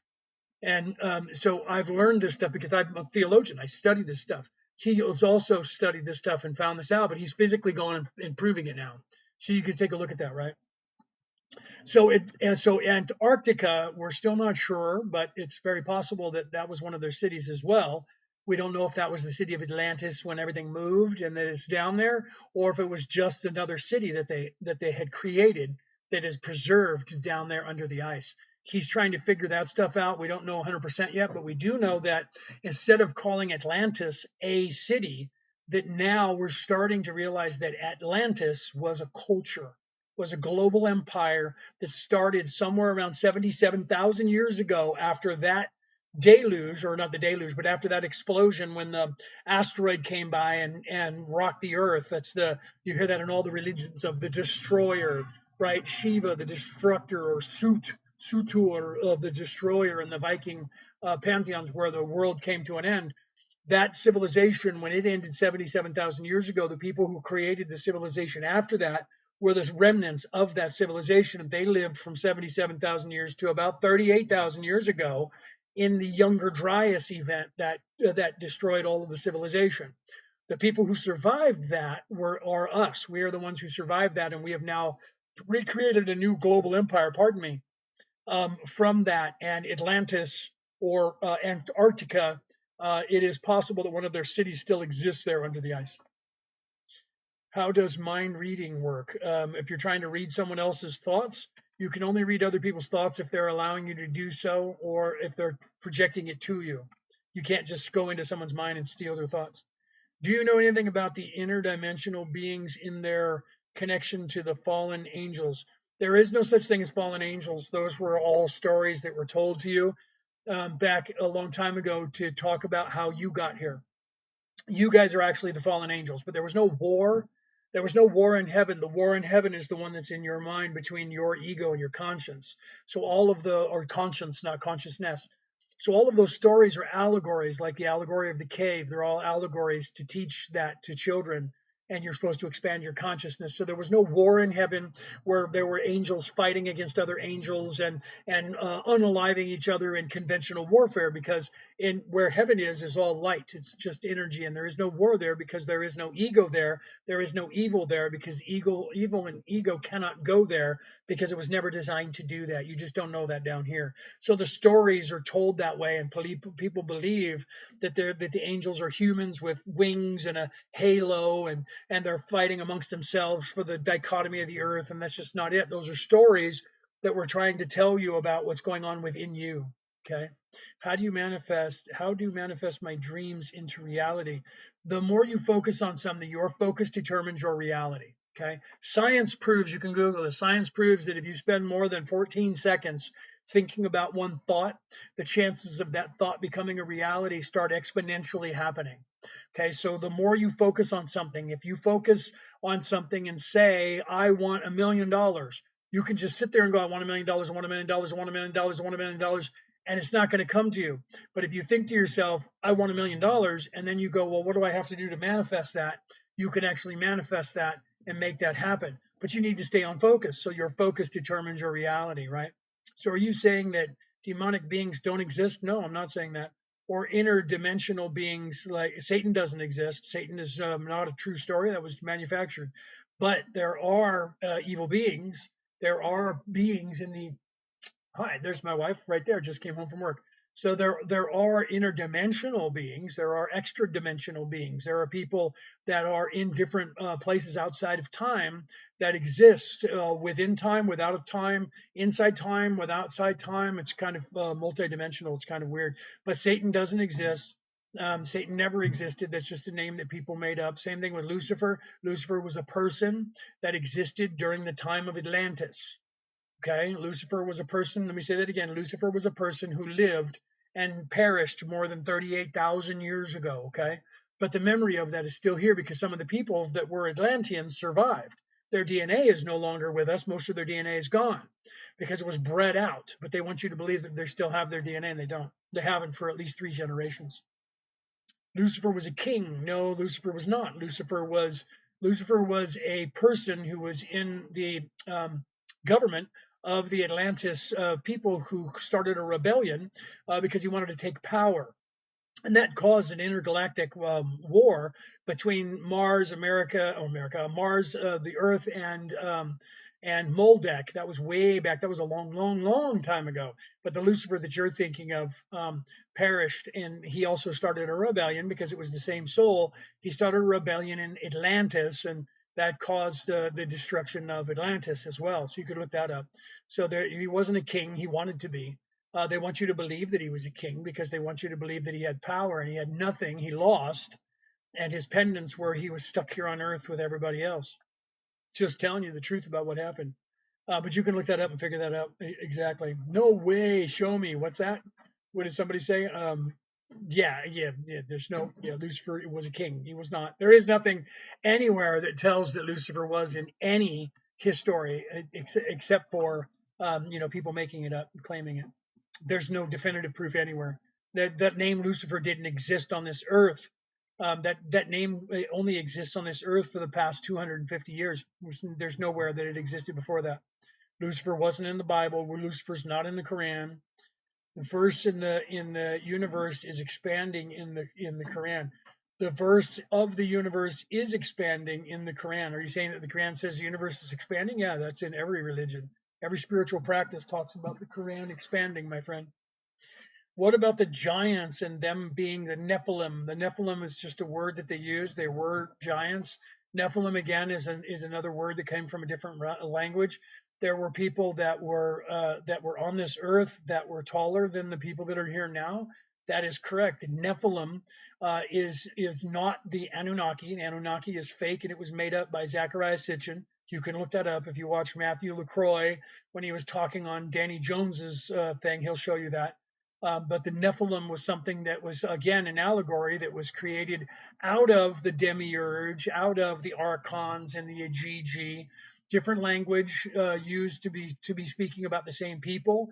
When people looked at a scroll and they were trying to describe to their people what they were talking about, they used words to control that or to give those informations, right? Lucifer, aka Prometheus. No, Prometheus is that's something also that was created at a different time. If you look at it, the Prometheus was always look at the movie. You can see a little bit of it being played out there. Prometheus was primordial ooze. They were showing Prometheus as the creation of the human existence. So if you watch the movie Prometheus, you see an alien comes down and then falls into the water, and their DNA goes into the water up there at the Niagara Falls to create the human existence. That's somebody's theory about what happened. It's not really what happened, but that's them trying to say that the demiurge or the Nephilim or the Anunnaki came here to Earth, and then they have people going, trying to find them, and they found out that the same people who were creating this place were then going to destroy this place. And that's what you find out in that movie called Prometheus, which was actually a really good movie. But that was some of that was based on theories that people had out of these books that they didn't understand. So hold on, what are you saying there, buddy? So the Mars wars were real. Nuclear weapons, yeah, they were particle beams and things like that. If you look at that's how Moldek got destroyed, was in one of those, and then Mars got damaged at another time because of a particle beam weapon. And that's like the Grand Canyon in this world. They try to tell you that eroded over time because the water ran through there. Well, why that? How is it that that's the only place in the entire Earth that the water ran through one area long enough to get a mile wide and a mile deep of a crevice, and nowhere else is there evidence of somewhere that's halfway in between? But they were supposed to believe that swath, which looks exactly like the swath on Mars, by the way, wasn't created by a particle beam. That was created by a particle beam, either a weapon or a planet that got too close to this one, and there was electricity that came because of the static electricity of the two planets. It's more likely that Mars got too close to the Earth because there was a time when it was right in the Earth's area, and it got too close to Earth, and then the static electricity between the two like zapped each other and pushed Mars away to where it's at now. That's a little bit more explaining of that, right? Yeah, the evidence of the Egyptians connected to right. They won't let you even go there, even now. You can't fly over that zone. You have to be in a charter to go there. And if you try to scale down there, you'll get in trouble. But you can go down there and float past it and look up at it. There's just an area that they don't want anybody to go to. Why is there an area they don't want everybody to go to? If there was nothing there, they should go there and have all the tourists go there and go, look, here's the cave. There's nothing to see here. Why don't they have a staircase going up to it and have everybody come in so they can show the whole world there's nothing there? But they didn't, did they? They chose to go a different route, didn't they? Is the landscape in the astral connected to the earth? I'm not quite sure what you're saying there, but everything that is physical is non-physical, and everything that is in the spiritual has a representation in the physical. That's the as above, so below, or the as below, so above. As within, so without. So everything that's playing out here on the earth right now is what's going on in your head. Everything that's playing out here on the earth right now is what's going on in heaven. Everything that's been playing out here on the earth right now is a fabrication of our dichotomy. We're having this battle between good and evil. We're having this ego and the conscience and this war within us. So it's playing out in our spiritual, in our individual minds, in our spiritual plane, and in our physical plane. That's why this is happening. So as long as we continue to stay in this mindset, this will never change. So if you want, that's why you hear people saying be the change you want to see in the world. Okay. So how do you change the world? You change yourself, change the way you perceive it, change the way you see it, change the way you live in it. So now let's go back to Lao Tzu, 634 BCE, 2,625 years ago, said, he who can create their own illusion and live in it will find their way to heaven. Why? Because this place, they know, you should know that your focus determines your reality. So what we all focus on is the reality that we create. So they have us all focusing on they're in charge, they own everything, we owe them money, and we have to pay for everything with money. So therefore we have to have a job, and we have to go to work for them, we have to vote for them, and we have to keep them in power. That's what they've been telling us forever. Change your belief system and it changes theirs. They're not in charge. They don't have any power. It's all crap. We don't need money. We don't need power. Everything should be free because everything is free. And that's it. Bingo. If all of us do that today, it'll happen overnight. Change your algorithm. You see what my wife just put in the audience and pin there? Change your algorithm. Your focus determines your reality. So if you want to change, be the change you want to see. So how do I want to see the world? Start being that. Okay. If I want to see the world in peace, I have to be in peace. If I want to see the world that is fair, I have to be fair. If I want to see the world that is loving, I have to be loving. If I want to see a world that is caring, I have to be caring.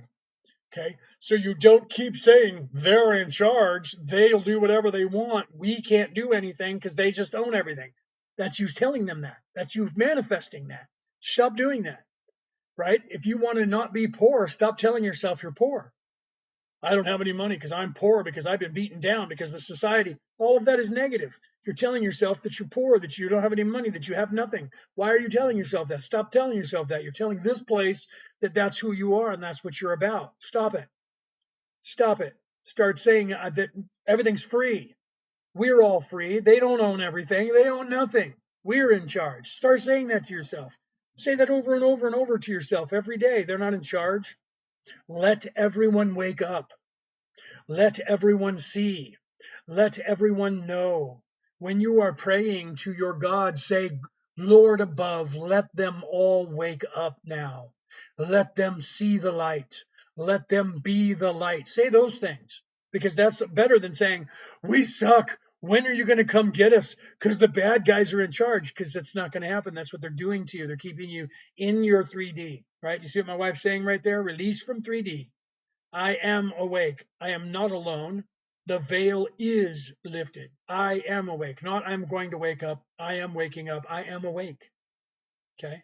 So we clearly, right? What is that? Preserve smart humans. Previous smart humans built the pyramids, right? Yes.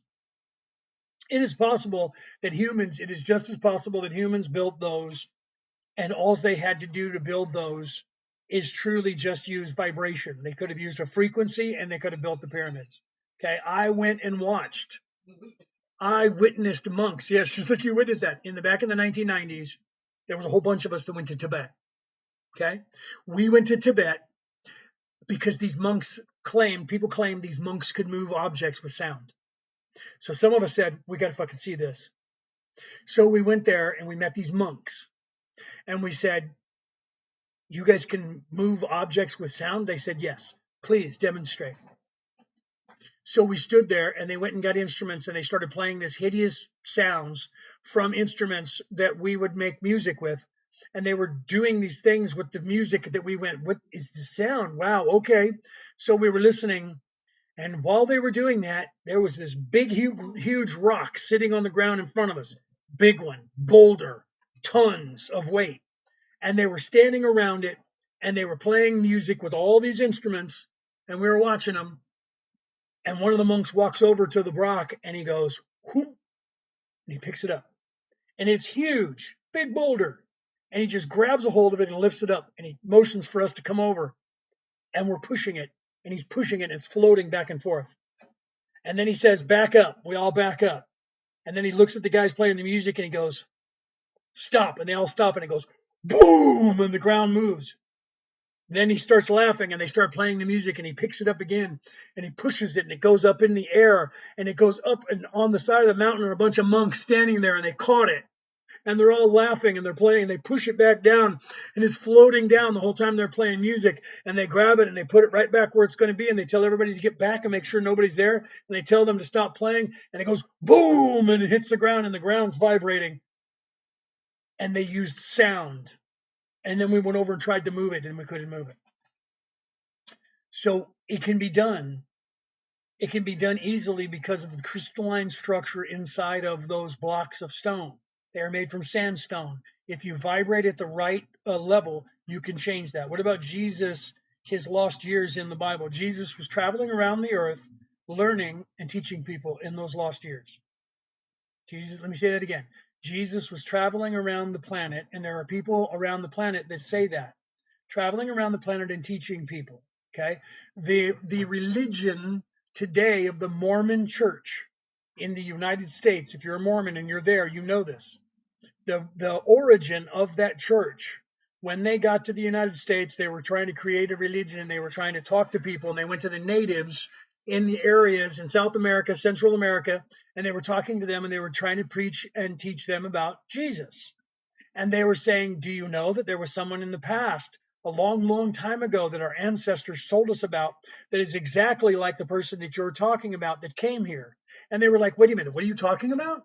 So they started researching that, and they found that thousands of years ago, there was a guy who showed up in Central America and Mexico and the United States, and he was teaching people, and he looked exactly like Jesus, sounded like Jesus, looked like Jesus. They had pictures they were drawing. They showed him a picture of how they drew Jesus, and they were like, that's him. He was here. He was here, and he taught the people. Okay. So with his uncle, right? Yeah, with his uncle, he went with his uncle Argyle. No, I'm kidding. That's from Braveheart. So, but he went around and he was teaching people. So he went everywhere. He was teaching the way. So if you think about it, there's a very good possibility that he went to China because he learned the way. He was talking about that. He was literally teaching almost identical to Taoism and Buddhism. So did he go there and learn that? So a lot of people want to say that, oh no, he just went there and learned that stuff. Well, here's the weird thing, okay? You can look this up. There's a lot of people on the internet that are talking about this. Prior to Taoism and Buddhism, prior to Confucianism, what was the religion? What was the spiritual practice of the Chinese people? Okay. Spiritual practice of the Chinese people, you can look this up, was there was one true God. And of that God, there was a savior who came to help the people. Before Buddhism, before Taoism, they were teaching that there was a God of the universe that created everything, that sent his only begotten son. So that story came prior to Christianity. Prior to all of those religions, they were talking about one God and sending someone down to earth. And then that religion was changed after people started Confucianism, and then Taoism, and then Buddhism replaced that more ancient religion that they were teaching, a monotheistic religion of one true God. So that's crazy, right? 1000%, Fat Pat says, right? Yeah, it was. It was in Graham Hancock's book about him teaching the natives to not do him a sacrifice. Yeah, right. Graham Hancock talks about that. I'm friends with Graham Hancock. I've never met him in person, but I'm friends with him. So yeah, he talks about that. So he went and looked it up, right? Right, there's Peter talking about that. His name, his uncle's name was Clopas. I think that's yeah, I'm trying to remember that, right? The spiritual wanderer pass. I don't know if that was his name. I'd have to look that up to see if Peter's saying that right. But yeah, you have to look at this stuff. There's more in history that they're not allowing us to know that people did know. And when you look at these things, there was more going on back then. People were not as simple. They have you believing you're wearing loincloths, and no one ever talked to anybody, and that just wasn't true. It just wasn't true, my friends. There was a lot more going on. How did the humans live 1,000 years ago? They lived just like we live now. They just didn't have the computers that we have. They lived a simpler life because they didn't need all of this stuff. They didn't use steel because they didn't need it. They lived just like we live right now. The only difference is they didn't have computers. That's it. That's it. They lived just like we did. They planted food. They cultivated food. They ate food. They slaughtered animals and ate their flesh. They ate the flesh of plants just like we're doing now. They had politics just like we do now. That's why all these, if you look back in history, you see that nothing's changed in politics and physicality. The physical world today is the same as it was 4,000 years ago, 5,000 years ago. I meant for thousands of years, long lifespans. Oh, that was, you're finding that that's happening now. Okay, so the closer that we are to the light, okay, the more that we are spiritual, the longer that we will live. The further away from the light that we are, the more that we live in the physicality, the shorter our lifespan. So the reason that they lived for thousands of years back then is because they were very spiritual and they knew about the Christ oil and they were teaching about that and they were living their lives that way. And because they were spiritual and they were living their lives with the Christ oil and balancing their chakras and eating right, because of that, their body was healing. And because their body was healing properly, they were living for a long, long, long time. Okay. And the reason that we as humans are living longer now is not because we're eating better food, because we're not. Because if you're in the United States, you know right now that you're eating poison. Okay. We're not eating better right now than we were eating 1,000 years ago. We are eating worse. We're starting to eat better because people are banning all the corporations from serving that poison food in other countries. You don't know that if you're in the United States, but all of your food is not sold overseas. The companies who sell the food overseas that they manufacture, they're manufacturing it under a different name and they're making it healthy. Okay, I know that because I came to Australia and Frito-Lay, owned by PepsiCo, all of the potato chips by Frito-Lay are over here in Australia, but they're not under the label of Frito-Lay. They're under the label of Smith's, and it's owned by PepsiCo. And guess what? It's all the exact same potato chips that you guys eat in America, only they only have about 8 or maybe 10 ingredients, and it's all healthy. They don't have this whole list of things and genetically modified that and this and enhanced sugar, enhanced this and that. FD&C yellow number 5 and Blue Lake, none of that, because it's illegal in this country. So the same people are making the same potato chips. My wife just had some. She just had it out. Oh, she took them back. I was going to say, hand me that. I was going to show it to you, but she put it away. They're called. Go grab them. So we call the Frito Lays. What are they called in America? Oh, what are they called? The Cheetos. The Cheetos. The Fritos or no, the Cheetos. You'll see. I forgot the name of them. I've been over here for only 6 months, and I forgot the name of the chips. But here, look, it's even the same bag. It's even the same bag over here because it's made by the same company, but it has a different name. Okay, so it's literally Twisties in this country. Look, they're called Twisties over here, and they're identical, but the ingredients. Let me show you the ingredients. Yeah. Where's the ingredients on this bag? I don't even think it's very big here. Where is it? It's right here down at the bottom, isn't it? The ingredients is tiny. Yeah, Smith's Food Snacks Company, and it's owned by PepsiCo. And it's the same thing. I don't see the ingredients, but they're tiny. The ingredients are hardly anything at all. And even the stuff that's in it, they show you the nutrients that are in it. Because they literally, look at that, guys. You're not going to find that in the American stuff. The American stuff is going to have sugars and all kinds of stuff. This thing has hardly anything in it that's bad for you. I'm going to eat another one.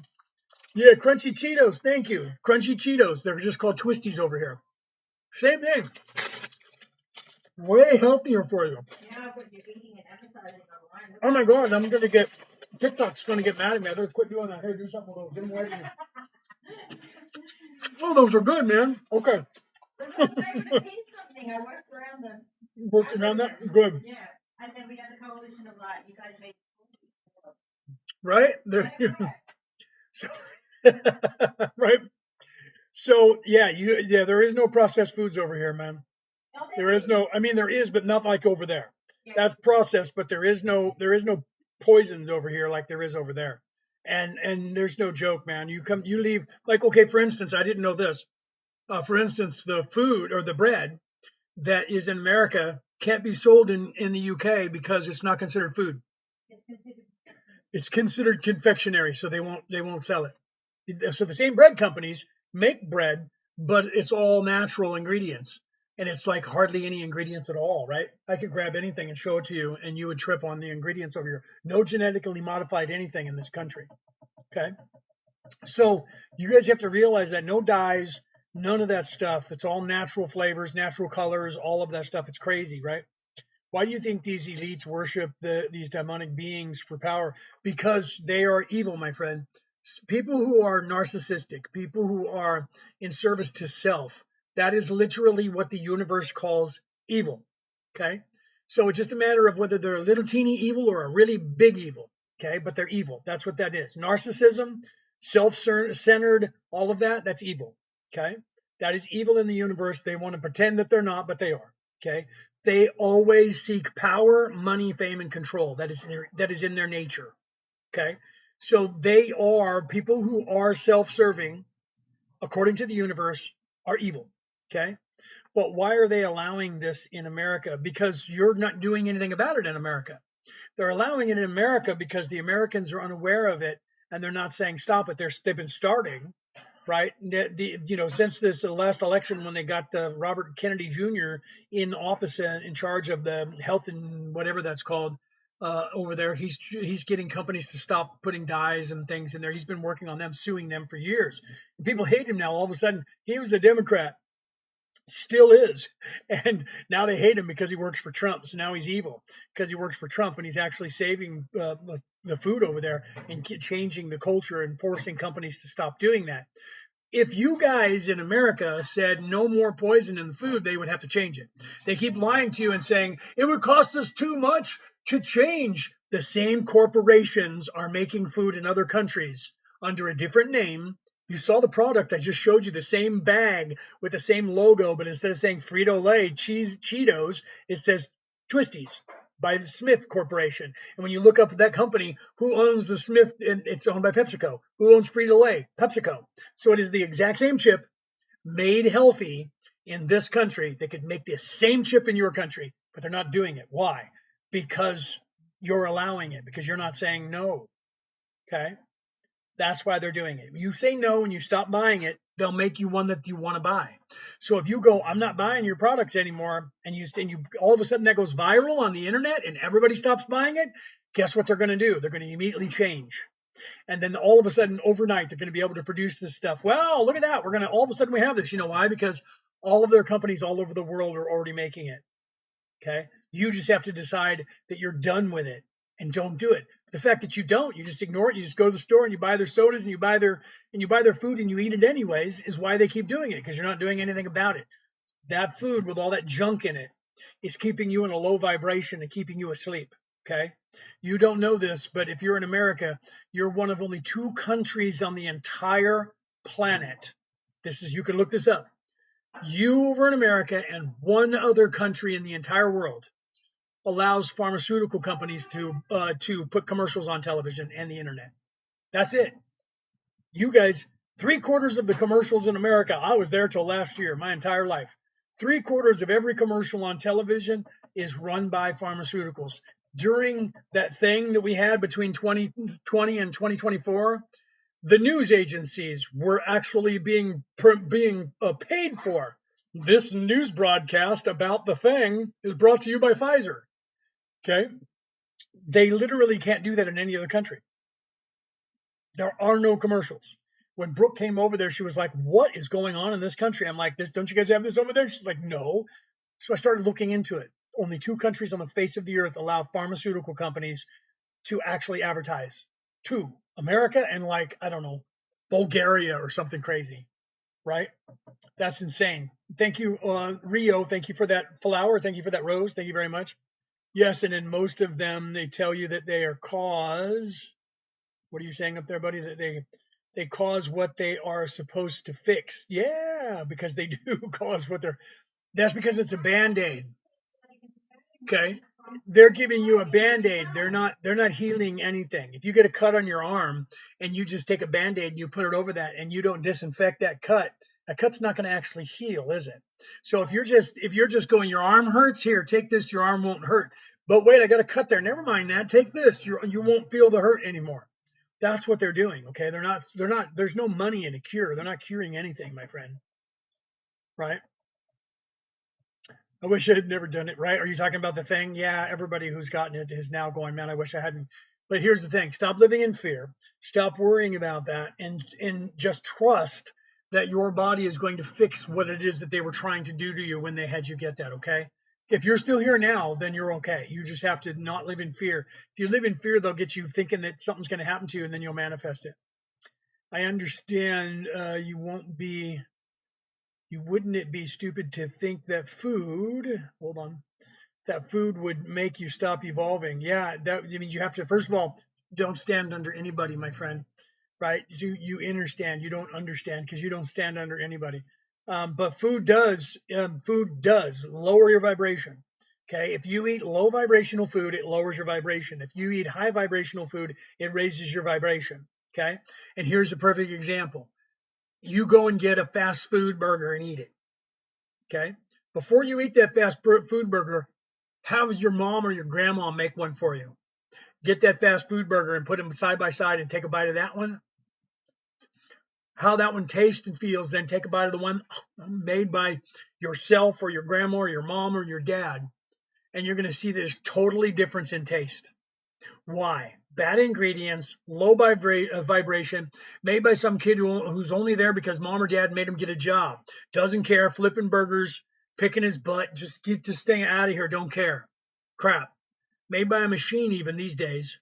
Or one that was made by somebody who loves you, who is taking their time with the ingredients that they're putting in that, cutting up things for you while they're thinking, I love you and I love food and I love making food. And they're putting it together for you and they want it to taste good and they give it to you and you take a bite of it. Okay. And if you don't believe that that has anything to do with anything, go and get your favorite peanut butter and then go and get some made by Laura Scudder's or somebody that you have to stir, old fashioned peanut butter. Okay. Set it down and stir that peanut butter. And when you're ready, take a spoon and take that peanut butter that you love and take a taste of it. Notice the color difference when you put them side by side. That peanut butter that you love that you didn't stir up is like, Jif or Skippy or one of those. Look at that. It's going to be kind of pale. It's going to be almost tan colored, right? Khaki maybe. And then you're going to look at this other peanut butter that you had to stir up and it's going to look brown. Weird. And then you're going to look at the ingredients on the one you had to stir up and it's going to say peanuts, oil, and salt. The other one's going to say, high fructose corn syrup and sugar and SDNC and THC and Blue Lake number this and that. And then you're going to taste that and you're going to go, yep, that's peanut butter. Then you're going to taste the other one. You're going to go, holy crap. That tastes just like peanuts and peanut butter when I was a kid. Yeah, because that one is just peanuts, salt, and oil, peanut oil. Okay. And if you don't believe that's true, go and get a banana and go and get an organic banana. The organic banana is going to be a lot smaller. And then the other banana is going to be 18 feet long and as big around as a football. Okay. And then open them both up and then go, this is that banana that I love. Yep, tastes like a banana. And then take a bite of that organic banana. You're going to go, holy crap, that's good. Right? I do that to people all the time. And I go, here's an apple. Here's your apple that you love. Right? Now I'm going to get an organic one. Oh, look, it's half the size of that big fat apple that you got. Take a bite of that apple. Oh, this apple. No. Take a bite of this one. Oh my God, this tastes like applesauce. It tastes like apple juice. Yeah, because it's actually an apple. Okay, that one is sugar and water and steroids. This one is an apple, right? So Ascension food, my friend, raises your vibration because the food is alive. The food is magic, and it is not manufactured, and it does not have stuff put in it. Okay, it doesn't have steroids. It doesn't have dyes. It doesn't have all this other stuff with bleaches and things like that in it. Okay, that is the truth of it. Make your own food. You're going to feel better than if you buy food manufactured by these people. I'm telling you. Okay, it is the truth. You don't have to believe me. Do what you're doing, but you will find the difference. Right? Yeah. And how much food has steroids? Which food has the most steroids? Anything like if you're eating meat, the most of what that meat is water. It's steroids to absorb water. So you're getting like when you ever take a piece of chicken, right? Go and get a piece of chicken from one of the companies, especially if they don't say they're 100% free range chickens and they're, like that. You get one of those, you stick it in a pan and you start cooking it. Stick it in the oven, put it in a pan in the oven. You're going to pull it out and there's going to be a pound and a half of water in there. Go and get a free range chicken and do the same thing and one next to it in the oven. This one that you got over here that was real big is going to shrink up and there's going to be a bunch of water in there. Oh, it's just fat. No, it's not. That's muscle tissue. Get a breast, which is all muscle tissue. Where'd all that water come from? Okay, and then get one that's organic and then put it in there, and that breast is going to be a little bit smaller, but guess what? It's all lean meat. These have steroids in it. They have water expansion in it. They put in carrageenan, and carrageenan makes you absorb extra water. So the muscle tissue is mostly water, and they sell it to you by the weight, don't they? Yeah, because it's mostly water in there, salt and water. You have to realize that, right? We had the Tyson chicken stripped recently, and it was not edible. Yeah, right. It's supposed to be good, but it wasn't, right? So I don't know. If you're in America, I was over there my whole life. I was very overweight, right? How soon do you need me to end? Are you ready for me for food? I thought so. So, all right, guys, I'm going to have to go, right? But I was in America and I was overweight. When I got to this country, I lost like 40 pounds just by not eating the food anymore. Not even kidding you. You guys can go on my Facebook page and you can see what I looked like when I was like really, really, really big. And then now I'm like half a person. I've lost like 200 pounds in the last 8 years, 10 years now. The last 10 years, I've lost like 200 pounds, 240 pounds. No joke. You can look that up. I was living in America, ballooned up to here. My body stopped making testosterone, so I was like a eunuch. I got even bigger, right? And then I had to get on testosterone shots, right? Then I started losing weight from getting on the testosterone. But because of all the junk that I had, I was on all kinds of medications, right? I'm over here. I'm on no medications, none. No heart meds, no water pills, no. I'm not even on testosterone. So my body stopped producing testosterone for some reason when I was in the United States, and when I got here, just by taking vitamins, my body started producing testosterone on its own. It was starting when I was in America when I changed my diet and I started eating organic foods and I started making sure I was taking vitamins and minerals. And my doctor said, it looks like your body's starting to produce testosterone. Wait, what? Why did it stop then? Don't know, but it's starting to produce it. I haven't had any testosterone since I got to this country. Okay. If I would have went 6 months without testosterone in the United States, grandpa would need a nap. But my body is now making testosterone on its own again. Why? I stopped eating the poison food from America. Just saying. Just saying. Pay attention to what you're eating. Pay attention. But, I'm also a Reiki master and I'm also, a super healer. However, there are things like I had COPD from smoking. I don't have COPD anymore. They tell you that I'm an anomaly. I'm not supposed to happen because if you get COPD, you never go back. I had asthma. I don't have asthma anymore and I don't have COPD anymore. Oh, well, they must have just, they must have misdiagnosed you. That's what they went through. And the scientists went through and tried to see if they misdiagnosed me. And they realized that they didn't because I have all the scar tissue and all the things. It was really me both times. And I really had it. And then it was gone. They were like, what did you do? And I'm like, well, I am a Reiki master and I healed myself. I stopped eating the crap. I stopped eating your foods. I started cooking for myself organically, doing all of this stuff, cut all the sugar that you guys were putting in all my food out of my diet, cut all of your salt and only went with pink Himalayan salt or sea salt from the Dead Sea area, but no longer that table salt. And then guess what happened? I started losing weight. The inflammation went away. I take vitamins and my body lost all of the weight. I came over here. I'm on no medications because there's no food there that is making my body suffer in some way that's making me be overweight or have high blood pressure or absorbing water. All of that's gone out of my system. All that's gone out of my system and my body's actually acting normal. I do not have asthma. I do not have COPD. I do not have low testosterone. I do not have high blood pressure. All of that is gone. I'm not on any medication. And I eat whatever I want to eat because I'm no longer eating the food in that country that was making me ill. Okay, the first step of avoiding a trap is knowing of its existence. Eat organic. Question everything. Thank you right here. Read the ingredients on everything that you're eating. Okay, make sure that if you're eating cereal that it doesn't say genetically modified organism or some other word because who are saying that they'll change the word because they did that last time and change it to that. Yes. Yeah, the higher up on the ingredients list, can you hear Brooke? The higher up on the ingredients list a thing will tell you how much you have of that in there. So if sugar is one of the first 4 or 5 words on your list of ingredients, that means that is one of the highest levels of what is in your ingredients. Okay, so they tell you what is the most in there. So when they say like high fructose from corn syrup, and that's like the second word, that means that what you're eating is mostly high fructose corn syrup. You need to be aware of that. And if they say like you go to get bread and it says enriched wheat flour, do you know what the enrichment is? Sugar. Look it up. So they're telling you enriched wheat flour is the first thing you're eating. That means you're eating sugar flour. That is not a lie. You can look that up. They give you like 5 different kinds of sugar and they put it in your food and it's literally there. Get rid of that. Make your own. I wrote a book about that called How to Get Out of Debt, Surviving in the 21st Century. And I tell everybody, if you want to get out of debt, start cooking for yourself, making your own stuff. If you want to make yourself healthy, make your own bread. It takes a half an hour. It'll take you about 2 hours to manufacture the dough and to knead the dough and sit it around and let it expand. And then when you cook it, it takes about 45 minutes and you have bread, right? I don't have the time for that. You don't have the time for that because you're consumed with doing all this other stuff like sitting in a Starbucks or a Dutch Boys waiting for your coffee and then going to a fast food restaurant and sitting in the line there. The time that it took you to drive there and sit in those 2 lines to get those things, you would have been able to manufacture your own food here. Same thing when I tell you about like your espresso.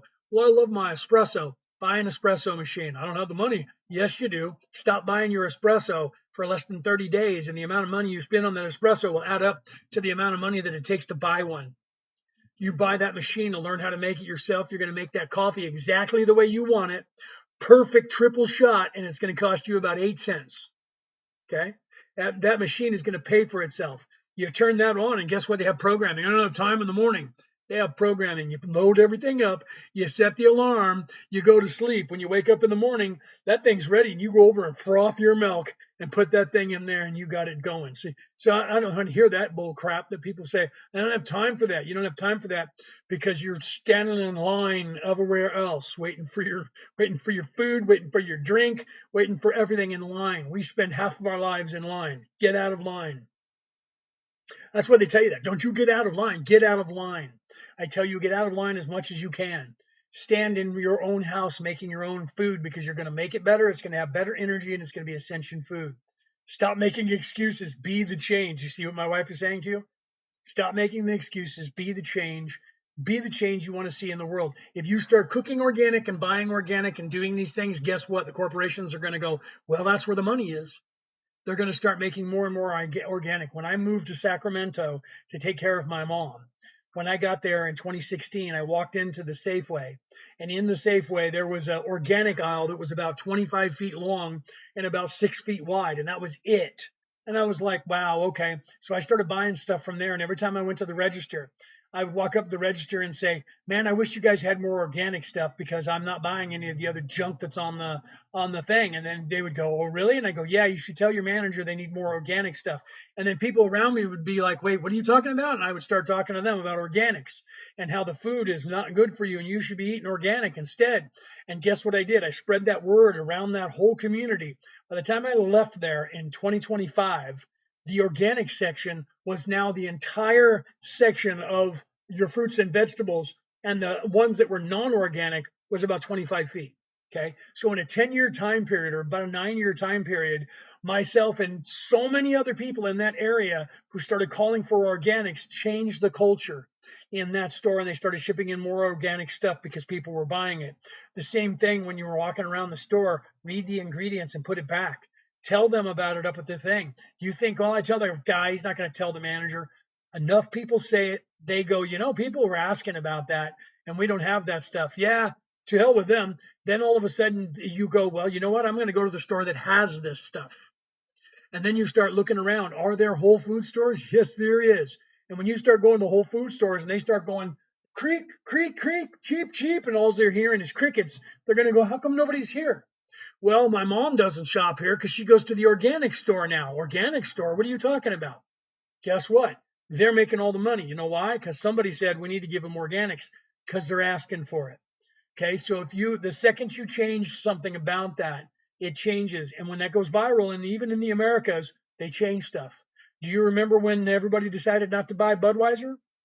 Everybody stopped buying Bud Light. You know what they did? They fired the guy that was in charge, who made that decision. And then they turned around and started making commercials showing how patriotic they were to try and get that back. They went from the #1 selling beer in the world to the number 8 in 3 days. They're now back to number 4. And it's taken them a few years to get there. They lost the #1 spot for their beers because of a decision, and people changed the course of history by going, done with you. We're going to go over here to your competitor. And some of them haven't come back. So if you say, I'm done with that, you got to give me organics, or you got to give me good, wholesome stuff, or I'm not eating your food, you stop buying Frito-Lay, and guess what they're going to do? They're going to start giving you Smiths. They're going to start making Frito-Lay as good as they do the Smiths all around the rest of the world, because that's the name of the country and company in other countries.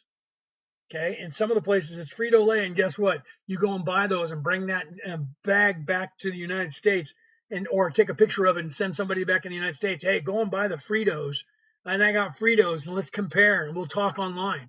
You talk online, and you look at yours and hold it up, and they put yours, and you start reading the ingredients. You're going to find out your ingredients, if you're in the UK, has got like 10 things in it, maybe. Okay, and that's if it has flavor on it. And the one over in America is going to take them half an hour to read the whole thing. Okay, same company, different people saying, we don't want that product because it's crap. And they're like, okay, here you go. Here's some good stuff. All right, guys, I love you. I got to go. I've been on the air now for almost 5 hours, so I need to get off the air and stop talking. I need to eat some food because I haven't had anything to eat in 5 hours. So my blood sugar level's getting low, and my wife is home, and I need to spend time with my wife. I love you guys, but I love my wife more. Okay. You guys have a great night. I love you. Hit that follow button over there, right? And then TikTok will get mad at me for saying that. Hit that bell so that you guys know when I go live, and I'll be back here to answer your questions. If you guys are interested, some of you asked about the Defense Against the Dark Arts. Email us right here at the bottom of the screen, merlinandmaeve@gmail.com. Tell us that you're interested in the dark arts, the Defense Against the Dark Arts class. We'll give you the information for that. Make sure you tell us what your handle is on TikTok, because otherwise we just see your name on your email. We don't know who you are on TikTok. Say, hey, this is so-and-so from TikTok. I want in on the Defense Against the Dark Arts. We'll send you the information on when it's going to be. You can see it on the screen that Brooke just put it there. Also, Reiki courses we teach. I'm a Reiki master teacher, so is she. We teach Reiki 1, Reiki 2, and the Reiki 3. For those of you guys who might be interested in that spiritual way, that's going to be a really good a way of wakening up yourself if you're not already. And if you are already a Reiki healer, you know what I'm talking about. That unlocks a lot of stuff in you. But the first thing is Defense Against the Dark Arts, my friends, because the first step of avoiding a trap is knowing of its existence. So if you can protect yourself, reflect all of that energy, and keep all of that away from you, your life is going to be a lot easier. So that's why it's the most popular class that we have, and we have to keep adding them every month. And we have since December. We were like, hey, let's do this. And in December, it was so popular, we added like 3 different more courses in December. Then in January, we were doing it every week. And then in February, I think we did it every week but one. And now in March, we're doing it 3 times. I think 3. How many we got? 3 or 4, right? 4. So we got 4 classes in March coming up, okay? So if you guys are interested, get in and we'll send us an email. We'll get you that stuff back. We'll make sure you understand when the class is going to be on Zoom, and we'll send you the link to Zoom beforehand. So you just click on it and you come into the class, and hey, then there I am. How you doing? And we'll talk and we'll teach you what you need to know. 4 hours a day, 2-day Zoom class, 88 Australian dollars. If you're on the pound sterling, the American dollar, or the euro, that's like 65. You get like another $20 off, okay? Because your money is worth a lot more than our Australian dollars. And that 8 hours is a $1,200 value, $1,200 value for 88 or 65 if you're over there. Okay. So Brooke, I think is typing. What is the dark arts? The class that we have is the Defense Against the Dark Arts, and that is defending against all the negativity coming from every possible place that you can imagine. Okay, that is hexes and energy vampires, empathy. You don't realize you're picking up on other people's energy, hexes, dark magic, all of that stuff, voodoo, bad moods, right? Disembodied spirits that get attached to you, walk through your house, whatever it is. Half of that you hopefully will never have to have happen to you in your lifetime, right? But what if you have something like that happening, right? How do you defend it? How do you get it off of you? How to cleanse yourself? How do you prevent that from happening, right? The Defense Against the Dark Arts. We teach you what all those things are that they're doing to you on the first day. The second day, we teach you how to get away from all of that, how to defend against all of that, how to stop all of that from happening to you, okay? It's the most popular class we have. Trust me. Anybody you can ask anybody who's been in our class, they'll tell you. Even people who were like, I knew everything, at least I thought I did. So I thought, why not? We'll give it a shot, see what these guys are teaching. By the time they were done, they were like, holy crap, I didn't realize that all of that was a possibility. Okay. You email us right here, my friend, how you learn that. Email us right here. We teach that class called the Defense Against the Dark Arts. Email us right here at merlinandmaeve@gmail.com. Tell us, I want to get into one of the courses for Defense Against the Dark Arts. Make sure you put down your Wahab, I don't know how to say that, right? Wahab name, so I know who you are on TikTok. And then we'll send you the invoice with the times and the dates for when you pick one of the times and dates that we have on the course. We'll give you that information. Then we send you a PayPal invoice. You pay that, you're in the course. We'll make sure that you get the link so that you know that you have the link ahead of time. This is what on this day at this time, you click this link and you go, boom, you're in the Zoom class, and I'll be like, how you doing? And then we'll talk for 4 hours. And the next day we'll do the same thing and we'll talk for 4 more hours. And by the end of that, you're going to go, wow, there is nothing that anyone can do besides pull a gun and shoot me. And even then, I might actually be able to do something about that, because you'll see it coming before they try to do it. Trust me, my friend. Everyone should learn this. I wish that everybody was teaching this to every child on this earth before the age of 10. If everybody learned all of this stuff, these people wouldn't be in charge. Okay? They would already not be in charge. This information is being kept from you so that you have no idea what's happening to you, so that they can stay in charge. All right, I love you guys. I got to go. I will see you guys tomorrow. Hopefully I'll come back with live tomorrow, but hit that button and follow us. Hit that button on the bell and make sure that you know when we go live. And I will talk to you guys next time, right?